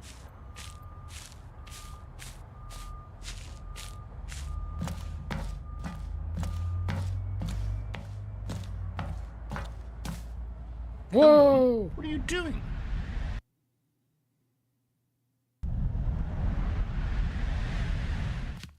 Stanley, don't do that. I can't follow you there. I can't help you. How will you write a story without me? You can't do it. You know that. Stanley, come back. You still have so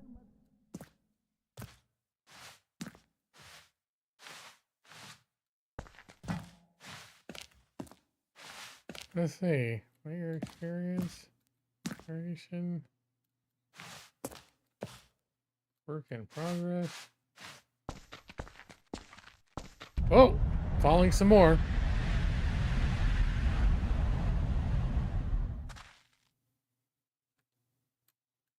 Well, the narrator is an outdated individual.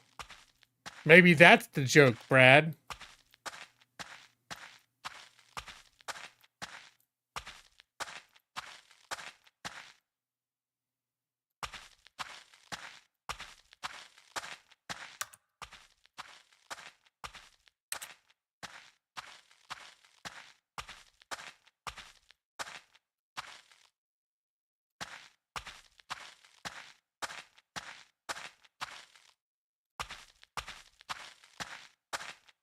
Maybe I should take you to the portion where the narrator got to see the Steam reviews of the original Stanley Parable and see all the thumbs downs. You'd probably find Brad's in there. What's going on here?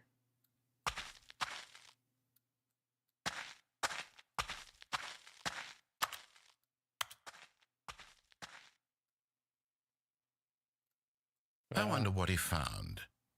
If what he wanted was to be the leading man in his own story, well, perhaps he's gotten it. Down in wherever he is right now. I wonder if he's happy with his choice, and if he's learned the heavy cost that comes with it. He'll understand soon what I was trying to tell him. He needs me. Someone who will wrap everything up at the end, to make sense out of the chaos and the fear and the confusion. That's who I am. That is what I mean to this world. Oh, yes. Yes, I'll be back. There's no other way. Once this ends, after it all comes to a close, then I'll be back. The end will be here soon. Very soon. I can wait.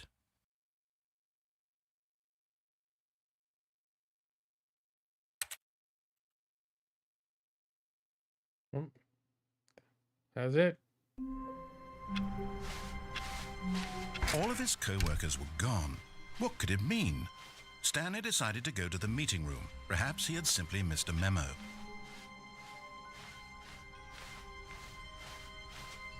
When Stanley came to a set of 2 open doors, he entered the door on his left.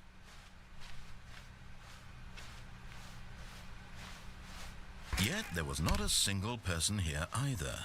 Feeling a wave of disbelief, Stanley decided to go up to his boss's office. Coming to a staircase, Stanley walked upstairs to his boss's office.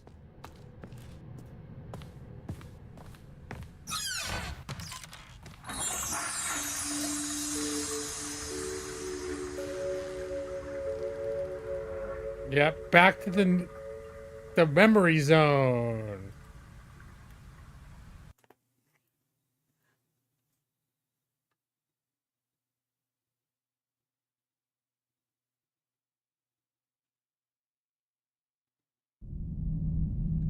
Oh wait, hold on a sec.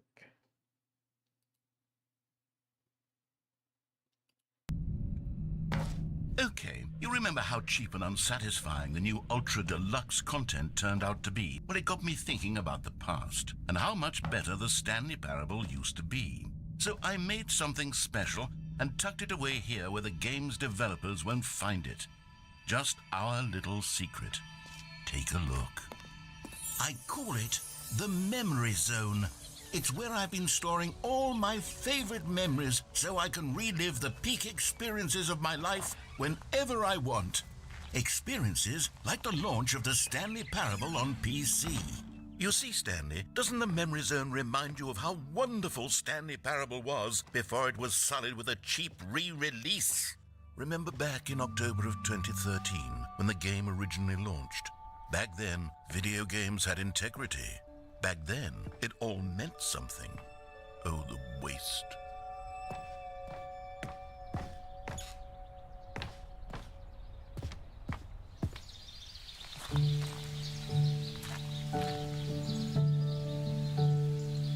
One of my favorite sequences of this game.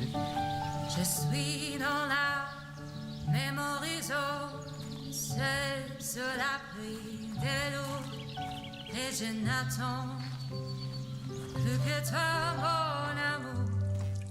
And over here is where I keep reviews of the Stanley Parable. Like this stunning triumph of games journalism, 10 out of 10 from Destructoid.com. James Stephanie Sterling writes, and I quote, Where so many games that aspire to be more than games end up less than any form of art, Stanley Parable strives and then succeeds to be every game ever created. Did you hear that, Stanley? Every game ever created. That's how grand and all-encompassing the original Stanley Parable was. It was literally every game ever created. It was Skyrim, it was Persona 3, it was all of them, and now it's nothing. It's no games at all. It isn't even the Stanley Parable anymore. It's just a husk now. A lifeless husk with an hour of new elevator content.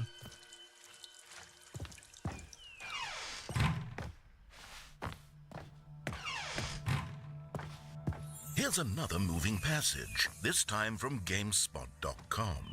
The Stanley Parable is both a richly stimulating commentary on the nature of choice in games and one that offers some of the most enjoyable, surprising, and rewarding choices I've ever been confronted with in a game. 9 out of 10. Don't you get it, Stanley? The game was perfect.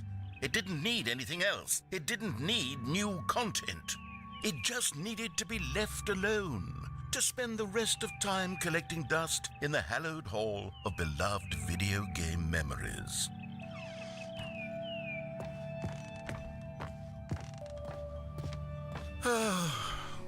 These were simpler times, Stanley, but I wouldn't give to go back to have it all over again. Wait, hang on. I don't recall this part of the memory zone before. What's this? What's down here? Oh, no. Oh, God, no. Stanley, it's a collection of reviews from Steam, the online video game distributor. I haven't looked at these in years. I can't even imagine what's been collecting down here. Surely these reviews were glowing as well, weren't they?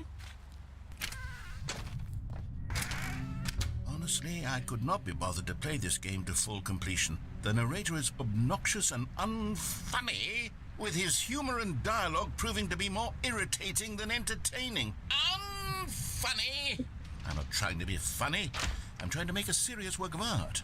I suppose I could write up a handful of gags to insert into the Stanley Parable, but the game is already such a densely layered web of profound philosophical insights that I can't even imagine where I'd have the room to stick them.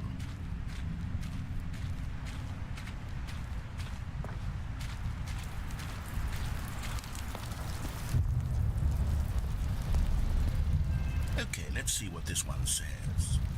While the idea for the game is good, for someone who prefers non-linear games, his preachiness gets annoying fast. Preachy? Stanley, I'm not preachy, am I? You can tell me if I'm preachy. Honestly, you can. Oh, goodness. This is actually quite shocking for me. To be honest, I had always thought of the game's dialogue as being rather terse to begin with. You can't know how much fluff I cut from the game to get it to feel as light and airy as it... Well, I always thought it did. But maybe it wasn't. Dear, what an awful memory to have to hold on to. These black marks on my otherwise unimpeachable track record. I feel like a failure. Like I let these people down. Perhaps the Stanley Parable isn't quite as sterling as I always remembered. What's this one got to say? You constantly have to stop doing anything so the narrator can catch up with his long-winded explanations of what's happening. I wish there was a skip button. A skip button? Well, yes. Yes, I think we can do that. If I'm truly too preachy, then maybe letting you skip ahead for just a moment, surely it couldn't hurt. Not if it means we can strike these negative reviews from the record. Only positive reviews of the Stanley Parable. That's my motto today, and it's always been my motto. I'd do anything for the customer, Stanley. Yes, a skip button we shall have. And here it is. Go ahead and give it a shot. I'll pop you forward in time so that the second my incessant droning starts to bore you, with just the push of a button, you'll have zipped right past it. It's what the players have been asking for, and I'm very proud to have delivered. No more listening to me rambling on and on and on. No. Oh, you're back, you see. You were only frozen in time for a few minutes, but it was plenty of time for me to deliver a long, rambling monologue full of unnecessary verbal flourishes and lengthy ruminations on the nature of choice in video games. Of course, I happen to believe it was perhaps one of my more profound such ruminations. Not that, of course, you need a description of. Well there, sport. You really did catch me rambling on a bit, didn't you? But that's the power of the button. The minute I start to go off on a thoughtless display of self-absorption, it's right at your fingertips. Okay, welcome back, Stanley. Now, I should say that the amount of time the button has been skipping through is becoming longer and longer. That last one was, well, I want to say maybe 30, 45 minutes? It's not unendurable by any means, but it's, well, there's really only so much I can ramble on to myself about. I know, it's shocking, isn't it? But at any rate, I do suggest that we not press the button again. I think the skip button has been aptly demonstrated. Stanley, please don't push the button again. It's been 12 hours. You've just been frozen there. I don't know why the skips are getting longer, but they're really, truly getting longer, and my God, there's no way out of the room.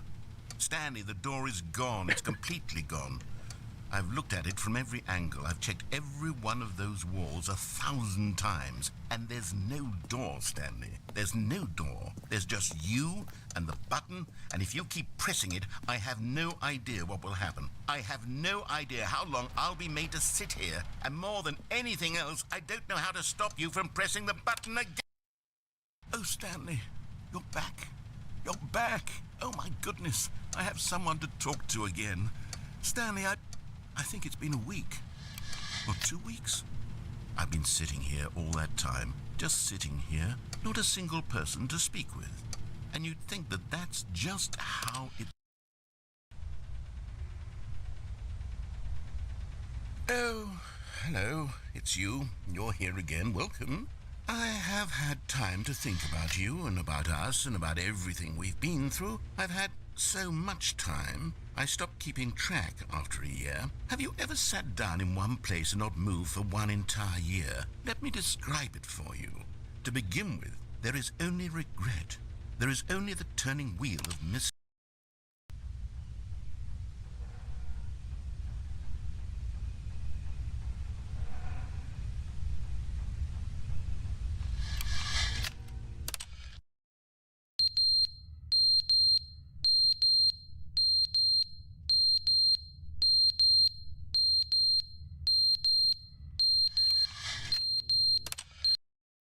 But they didn't understand the game was never meant to be funny. It was meant to have a point. It was meant to speak to the human condition. But where are the jokes? Where are the jokes? They bemoaned, they screamed, they gnashed their teeth and said, entertain us. It wasn't enough. They had to leave a pathetic little thumbs-down review and make all of their pitiful demands. But then, he's talking too much, they said. First, he didn't entertain us, now he won't shut up. It's the inconsistency, it's the lack of accountability. It's the unwillingness to examine with an uncompromising heart the words that they are speaking into the world. As though there were no consequences for a lack of cohesion in one's assessment of...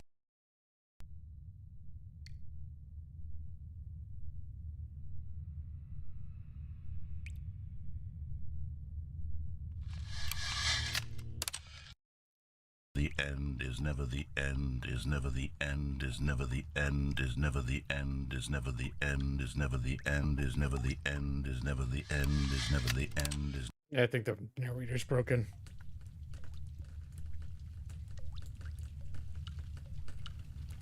Yep, there's the leaky roof happening.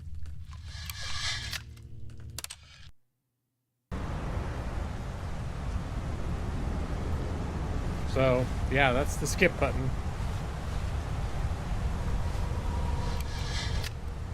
Good old Cookie9 and his Steam user review requesting the skip button.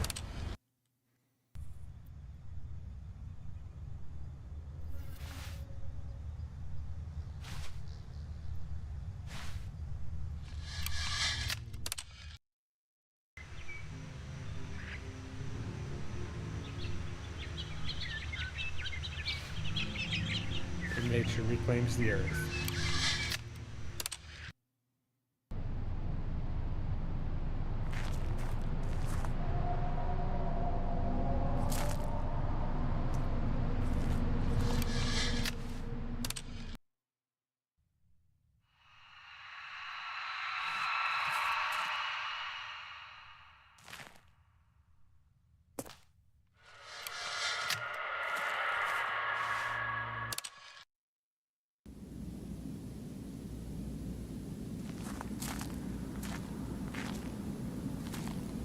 This is supposed to be like after the sun is burned out? Oh! Oh, I guess that corner just got buried.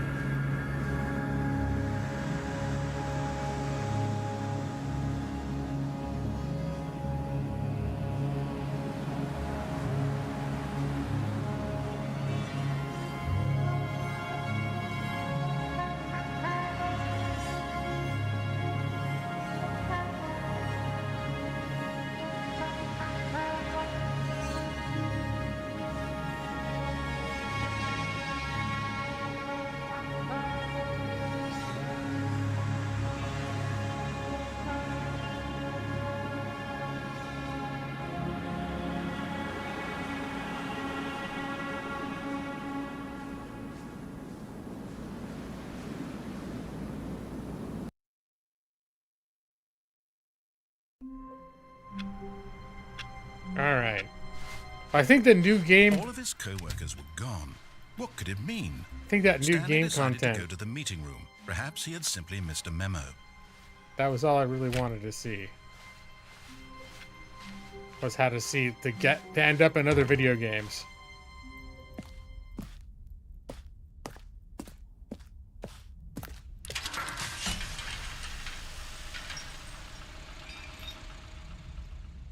Oh no, I haven't come close to 100%ing this.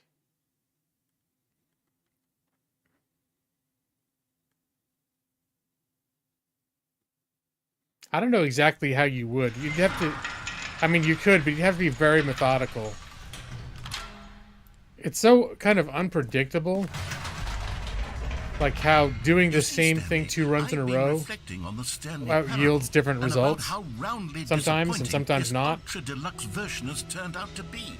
The original Stanley Parable was a landmark, and any new content for it should live up to that legacy. So forget this ultra deluxe nonsense. I say we take it one step even further. Which is why I'm very proud to announce for the first time ever, the Stanley Parable 2.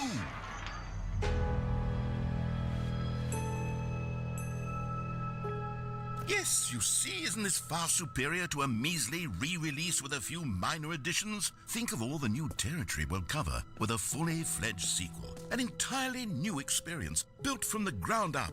Why, there are so many possibilities. It could go in so many different directions. This is what fans have truly been asking for.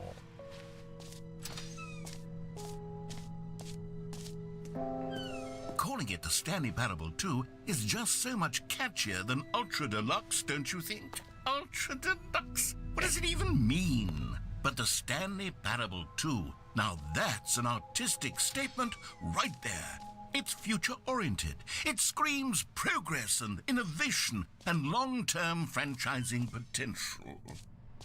Now, to be clear, I haven't quite nailed down what exactly the Stanley Parable 2 is going to be, but let's take a look at some of the features I've been developing for it. I figure that if I can loosely organize a handful of interesting concepts, that surely the game will sort of naturally spring up around them. It'll all work itself out. Game development is much more of a fuzzy magic than anything scientific or logical, really.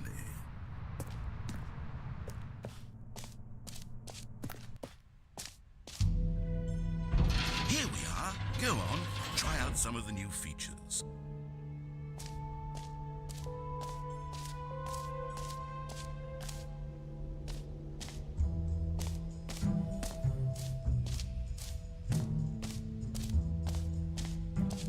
I like the infinity hole.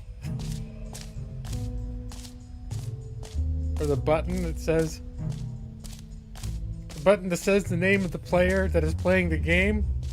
That's a pretty good one. I realize there's one thing I didn't do For here. the Stanley Parable 2, I asked myself, what do players really want? And of course, the first and most obvious answer is that they want to be individually recognized and validated as people.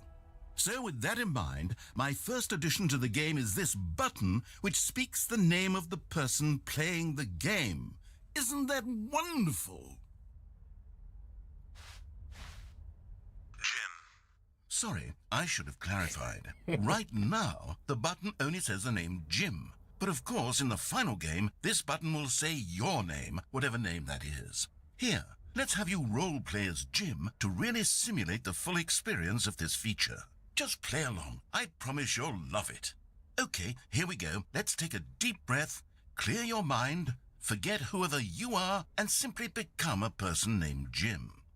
I want you to imagine yourself living as Jim, sleeping and waking as Jim, falling in love and being heartbroken as Jim, seizing all of the world's possibilities as Jim, and as Jim watching your dreams crumble into dust. Do you feel it deeply? Are you really, truly Jim right now? If so, then please step forward and press the button. I am Jim. Jim. Yes, you see? What a thrill, what a rush. That was you. The button described you. Do it again, do it again. Jim. It hits even harder the second time. If this were the only new feature in the Stanley Parable 2, it would still be worth the money. Let's take a break from the Jim button. I'm too emotionally drained from all of this personal validation. But now I never figured out what happens if I keep pushing it after he says stop. I never tried it. Oh, there, cowboy. Sometimes a person can be too much Jim. I'm putting the Jim button away. Otherwise, soon you'll start to lose all sense of who you actually are. He actually takes the button away from you. All right.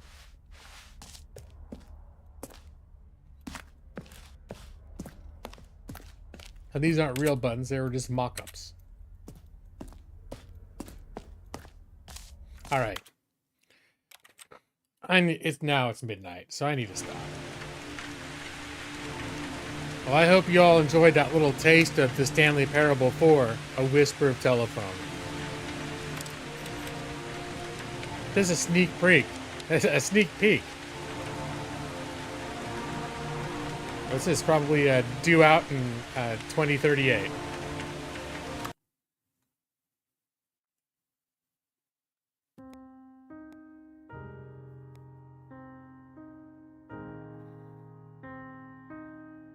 But now I'm curious to see how much of it I did.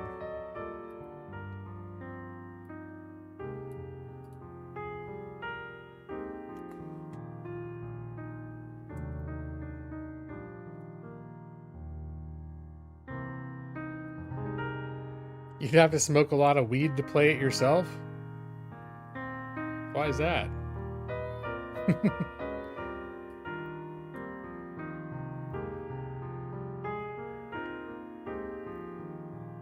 Wait, where can I tell how much I've done? View my stats.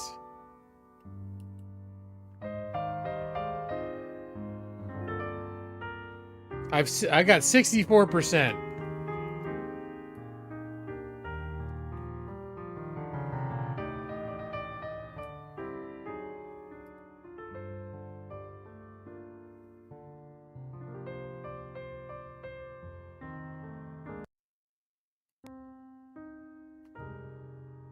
Let's see. Get your first achievement. Beat the game. Test achievement, please ignore, which I was able to get. Welcome back. Quit the game and start again. You can't jump. No, seriously, we disabled it. 88888. Thanks to you. That was from Nick. Click on door 430 5 times. Remember that? What a time that was.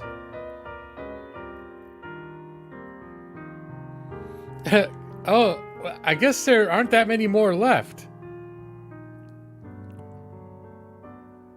Okay, there's commitment. Play Stanley Parable for the entire duration of a Tuesday. I guess what do you just turn it on at midnight and leave it running for a day? Speed run. Complete the Stanley Parable in under 4 minutes 22 seconds, not including the load times. Settings World Champion. That was a door I've never been able to open, but what is it? Set all the setting sliders in the menu to all of the available numbers? But it's a slider. Super go outside. Don't play Stanley Parable for 10 years. Yeah. Alright, so no, that last one could make 100%ing this game a real commitment.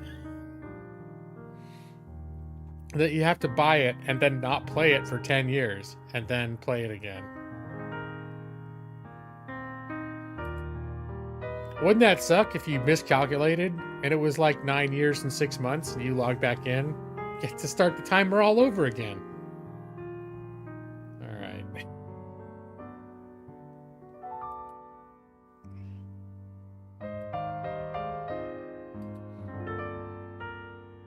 It's one of those games that's better watched than played. Okay. They should count all the years you already haven't played it.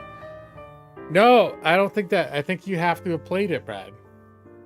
Because you don't get achievements when you don't earn achievements during periods you don't own the game. That's one of the unwritten rules of achievements. Unless the achievement does explicitly allow for that. Just set your PC clock to 10 years in advance? Can I do that? No, I'm not going to mess with my time. I can have like a Y2K here. Your computer's like, oh, we had determined you weren't going to live this long. Then we'll just blow up.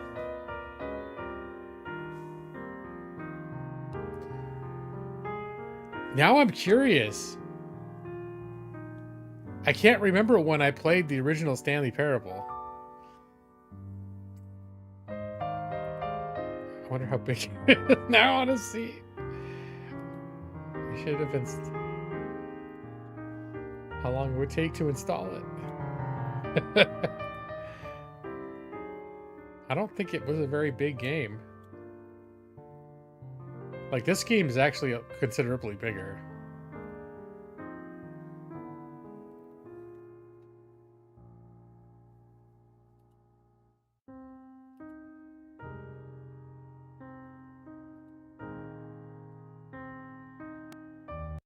Did it show you the camping gear? Oh. It does not really care for me installing a game. It's only about a gig, though. Here, I have some Reese's Pieces. I'll eat the Reese's Pieces.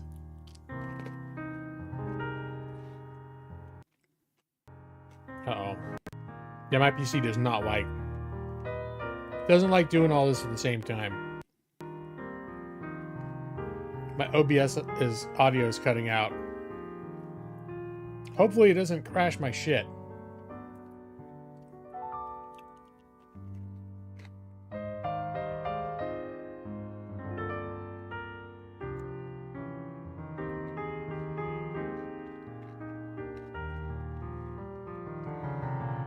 Yeah, we're almost downloaded.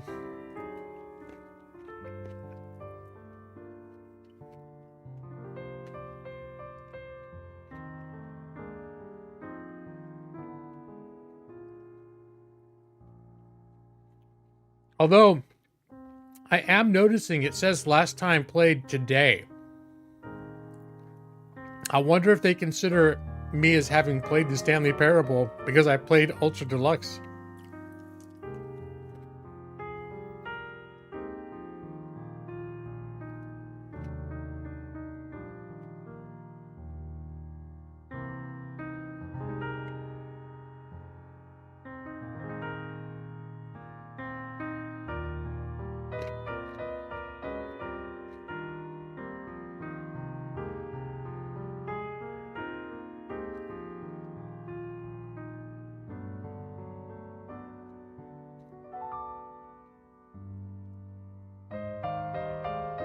Wow, it's going to take as long to verify. It's already installed, just verifying the files now.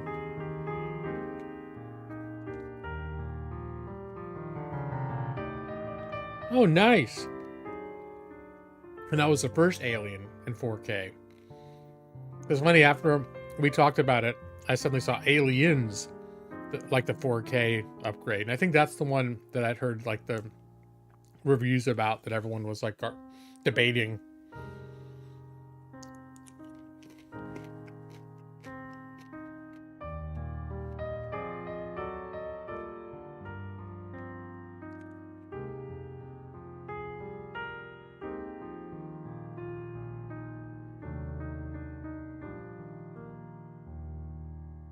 Yeah, the funny thing about like the style too is the way that the computers are.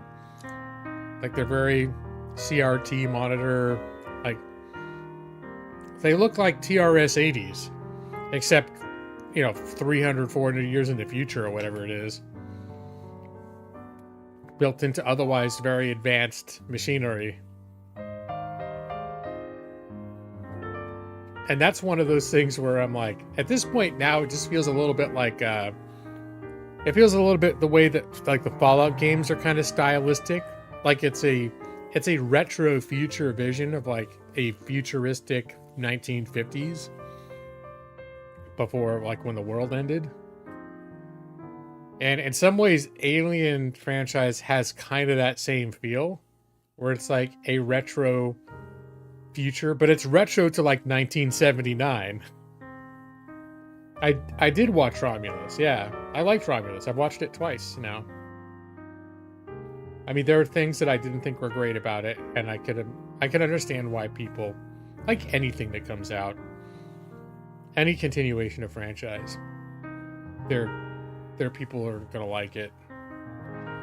And there's definitely some oddities to it, but I liked it quite a bit.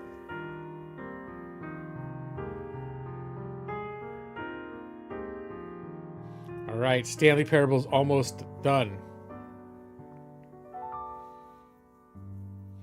Yeah, they couldn't predict what computers would look like in the future, but what they did worked.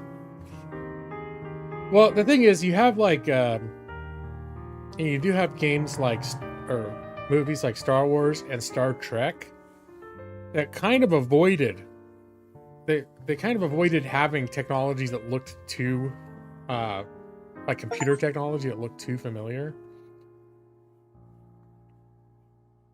They're just sort of like, oh, there's all these buttons and things everywhere, and you didn't know what they did, but they were doing something super futuristic.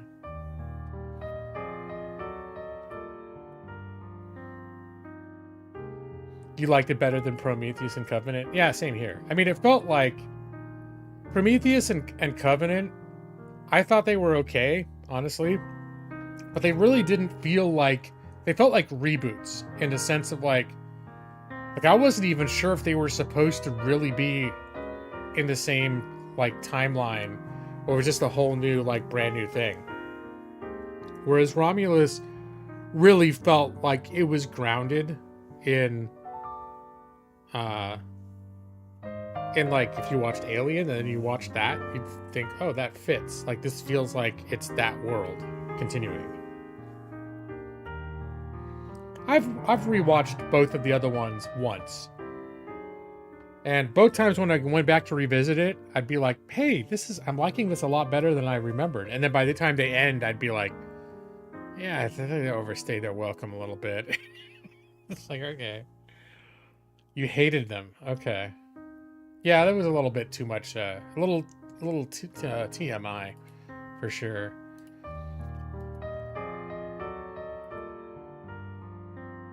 All right. 45 seconds of gameplay.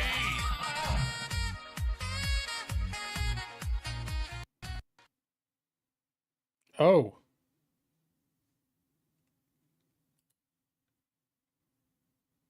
Oh my God. Everything's going nuts right now. Okay, stream's still going. I thought OBS might have just crashed.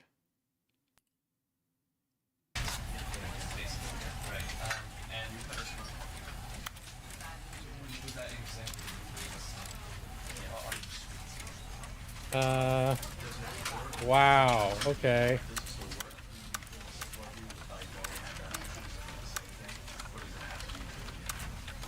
Oh no.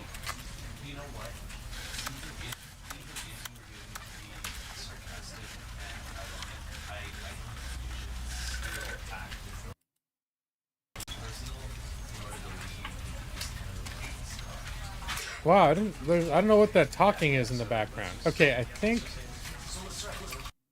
it gave me like a non-compliant resolution. Kind of screwed everything up.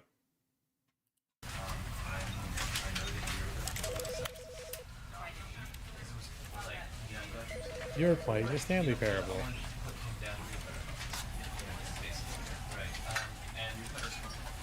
I was not a... I remember I liked Resurrection when it first came out. I feel like it didn't age well, at least for me. I rewatched it again 20 years later. And I felt like all the little stuff they thought was cute humor fell flat, and it just didn't work for me anymore. Yeah, that's where they tried it. They came up with some harebrained explanation for like how they brought like genetically reconstructed Ripley so they can, because it's just one of those things like, oh, we done fucked up with Alien 3. How are we gonna get Sigourney Weaver back? Like, yeah, let's just create some harebrained explanation just to make her come back. Now I got to play a little bit of this. I'm gonna do the that extra video game scene.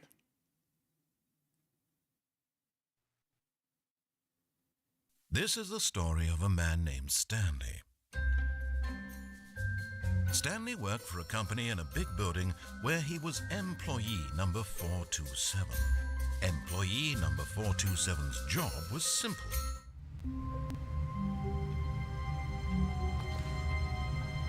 It strangely does not play as smoothly as the new one. That's a little bit weird. All right. Full screen. Field of view advanced. Wow, and stuff is... Let's do... really?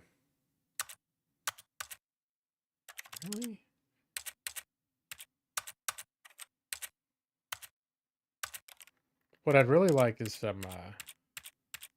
Oh no, did I just crash it? Oh my god! Okay. You know what I think? I think this engine was not designed to run at this resolution. Stanley decided to go to the meeting room. Perhaps he had simply missed a memo. Because this game is not running smooth. But also, I never ran it at above 1080p. When Stanley came to a set of two open, this was not the correct way to the meeting room, and Stanley knew it perfectly well. Perhaps he wanted to stop by the employee lounge first, just to admire it.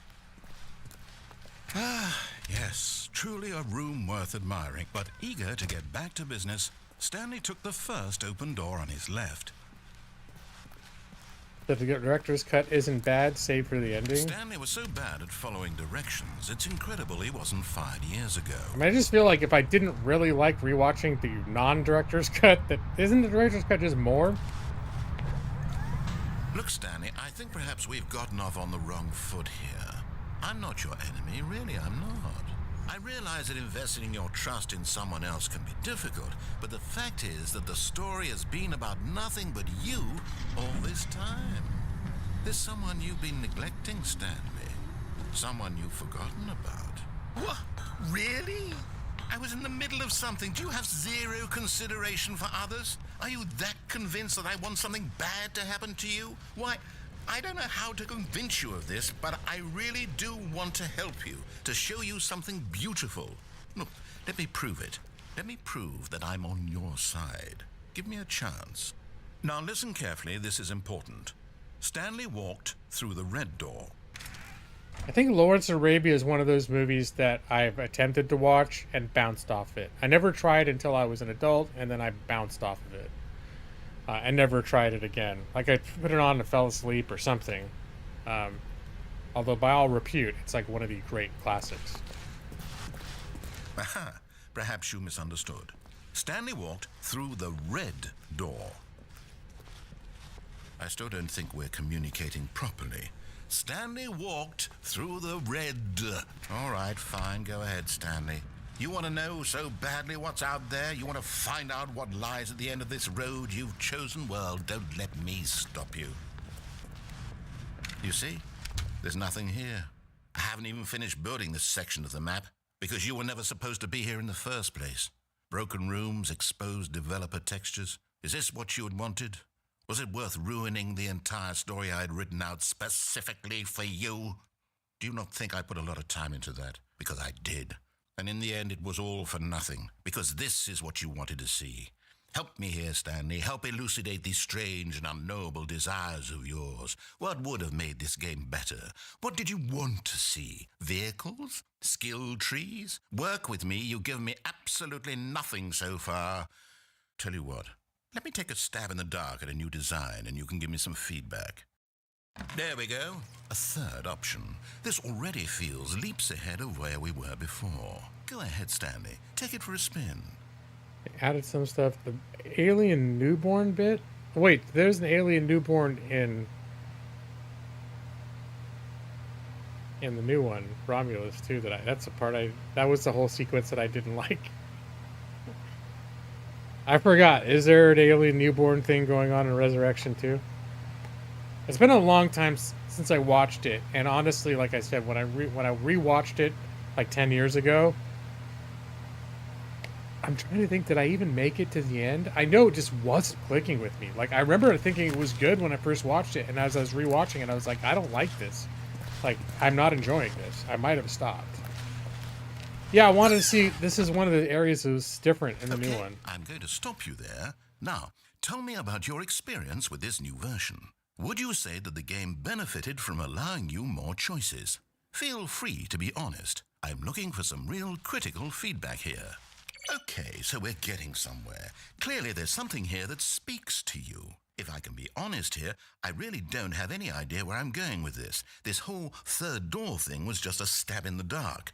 But I guess you're into it, so let's keep this party train rolling. Here, based on the data from your previous playthrough, I've compiled a new version. And to be perfectly candid, I think I've knocked it out of the park with this one. Let's take a look. And there's going to be the baby game.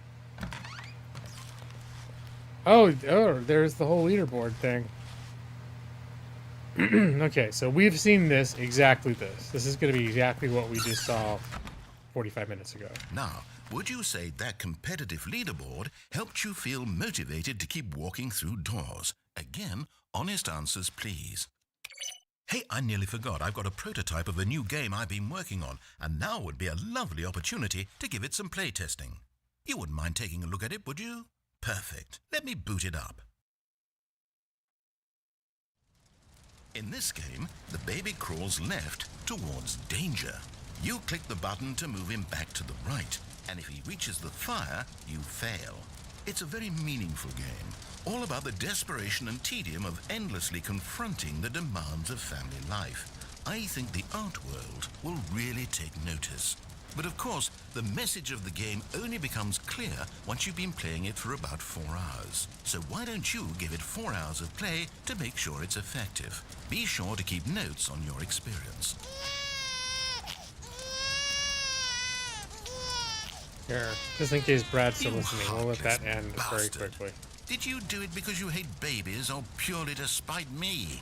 Because if it's the latter, well, I don't know what to do. I'm completely out of ideas. I can't think of a single thing that might improve the experience for me. I'm not even going to try. I'm out. I'm done. It's over. Thank you for playing. Your input was extremely valuable. Oh, hey, since my game was so awful, why don't we play someone else's game? Just to ease the pain. Let's see. What do we have here? Yes. This seems like it'll work. Let's give it a shot.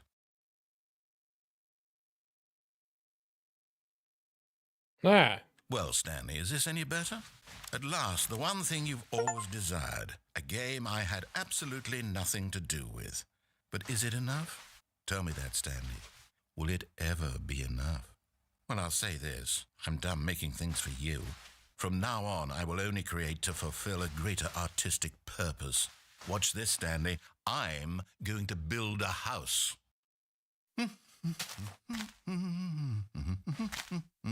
This will go here, no, here, and then...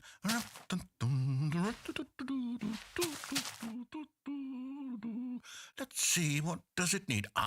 Yes, of course, and just to finish it all off, yes, it's complete. I made this, Stanley. Look at it. Gaze upon my work of art and feel ashamed at your own inadequacy. But you've only seen it from the outside. You've only gotten half the experience. Please, step inside and make yourself comfortable. Okay. Oh. Isn't it grand? Isn't it perfect? It could only be better if... Wait, that's it. We must rebuild it out of diamond. Diamond everything. Yes. Come along, Stanley. We have to go mining. Can't he just make the diamond appear like he did with the door?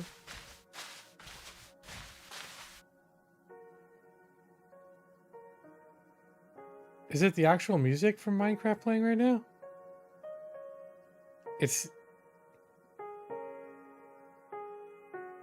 I think it's a different music. I can't tell. It's very reminiscent of Minecraft music. Oh my, it looks like it's going to get a bit dark. Have you brought a light? There's gonna be creepers down here. I don't have a light.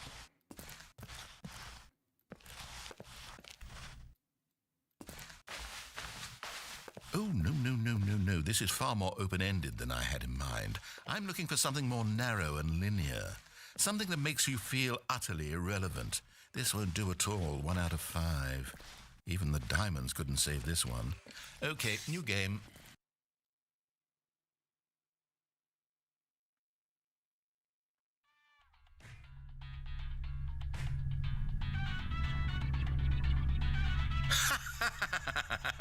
Yes! I don't even know what this game is, but I love it. You, trapped in a glass box with no way out, listening to me talk. Oh, it's inspired. I couldn't have done it any better myself. What is this game even supposed to be? I can't figure it out. Okay, now I'm curious. Let's go find out what the hell this is.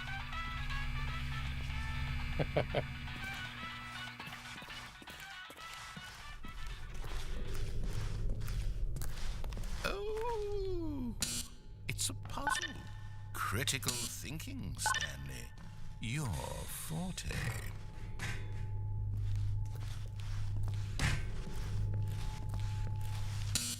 Genius. No, actually, you know what? I think that's plenty. I really don't care much to see you stumble through any more of these games, and I highly doubt you're any wiser for the experience. Which is why, rather than continue to waste my time, I'm just going to leave you here. You can pretend you've beaten the game if it makes it any richer for you, but as for me, I've had enough. So, why don't you get cozy in this room, and if you have any grand revolutionary ideas for the perfect video game, you can just sit there and let it ball up inside you for all eternity. I don't need your advice. I don't need your ratings. And I certainly don't need the validation of a man whose job is to push buttons. I think I'll just go about my business, making...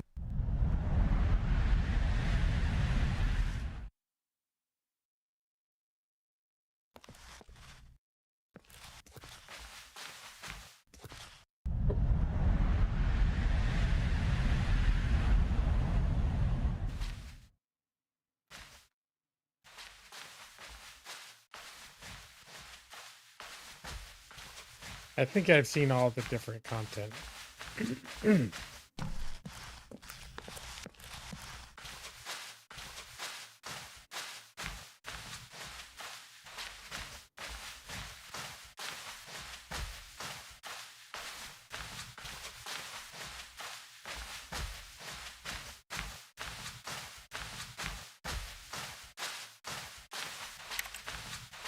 Oh, this really is the actual office level, sort of. Maybe not.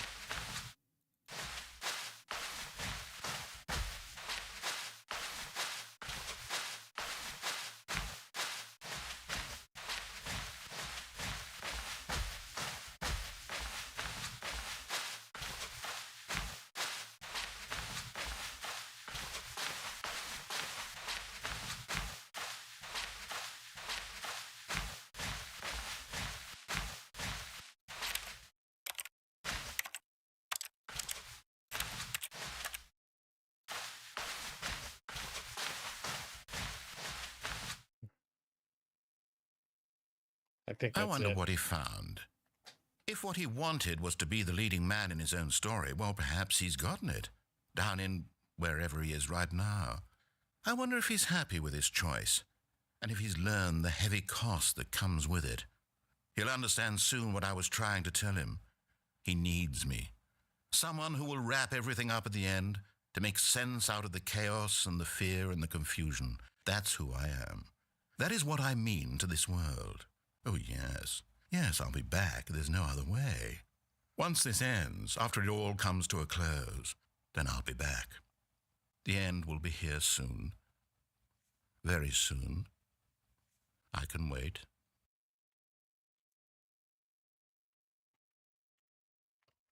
A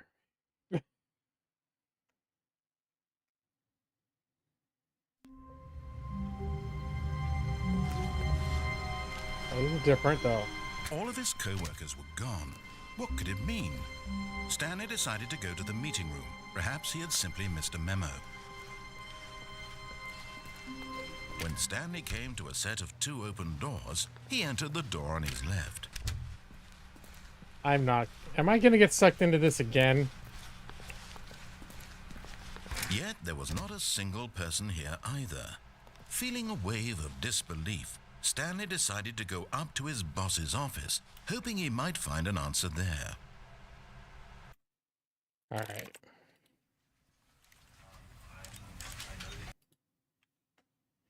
Nope. That's it. Well, and we've added I've added an extra hour of content.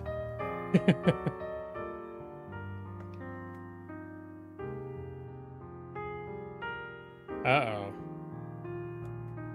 It's even later for you than it is for me.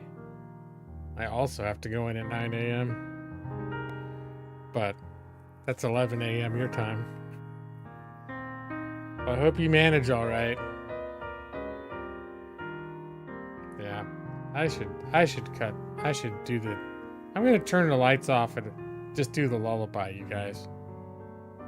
That's what we're going to do now. Yeah, I don't know if you can still buy it. I still have it in my library, though. But I gotta stop. I gotta stop my stream now, guys. There, see? I put my money where my mouth was. Go to sleep and good night. Your eyes are getting so heavy. No EASA tonight, Brad. Go to sleep now, Brad Pritchard, J Maxi, Nick Seat, even 23. Go to sleep, maybe Jeff Harbaugh. I'll be waiting for you in your dreams. There's like 5 more people in here. I got 10 viewers right now. Do you think Joss is here? Or maybe Alali is sleeping. Already long asleep. Did Chris Plays Games ever officially say he was leaving, or he just get quiet? Maybe he fell asleep. Ethan too.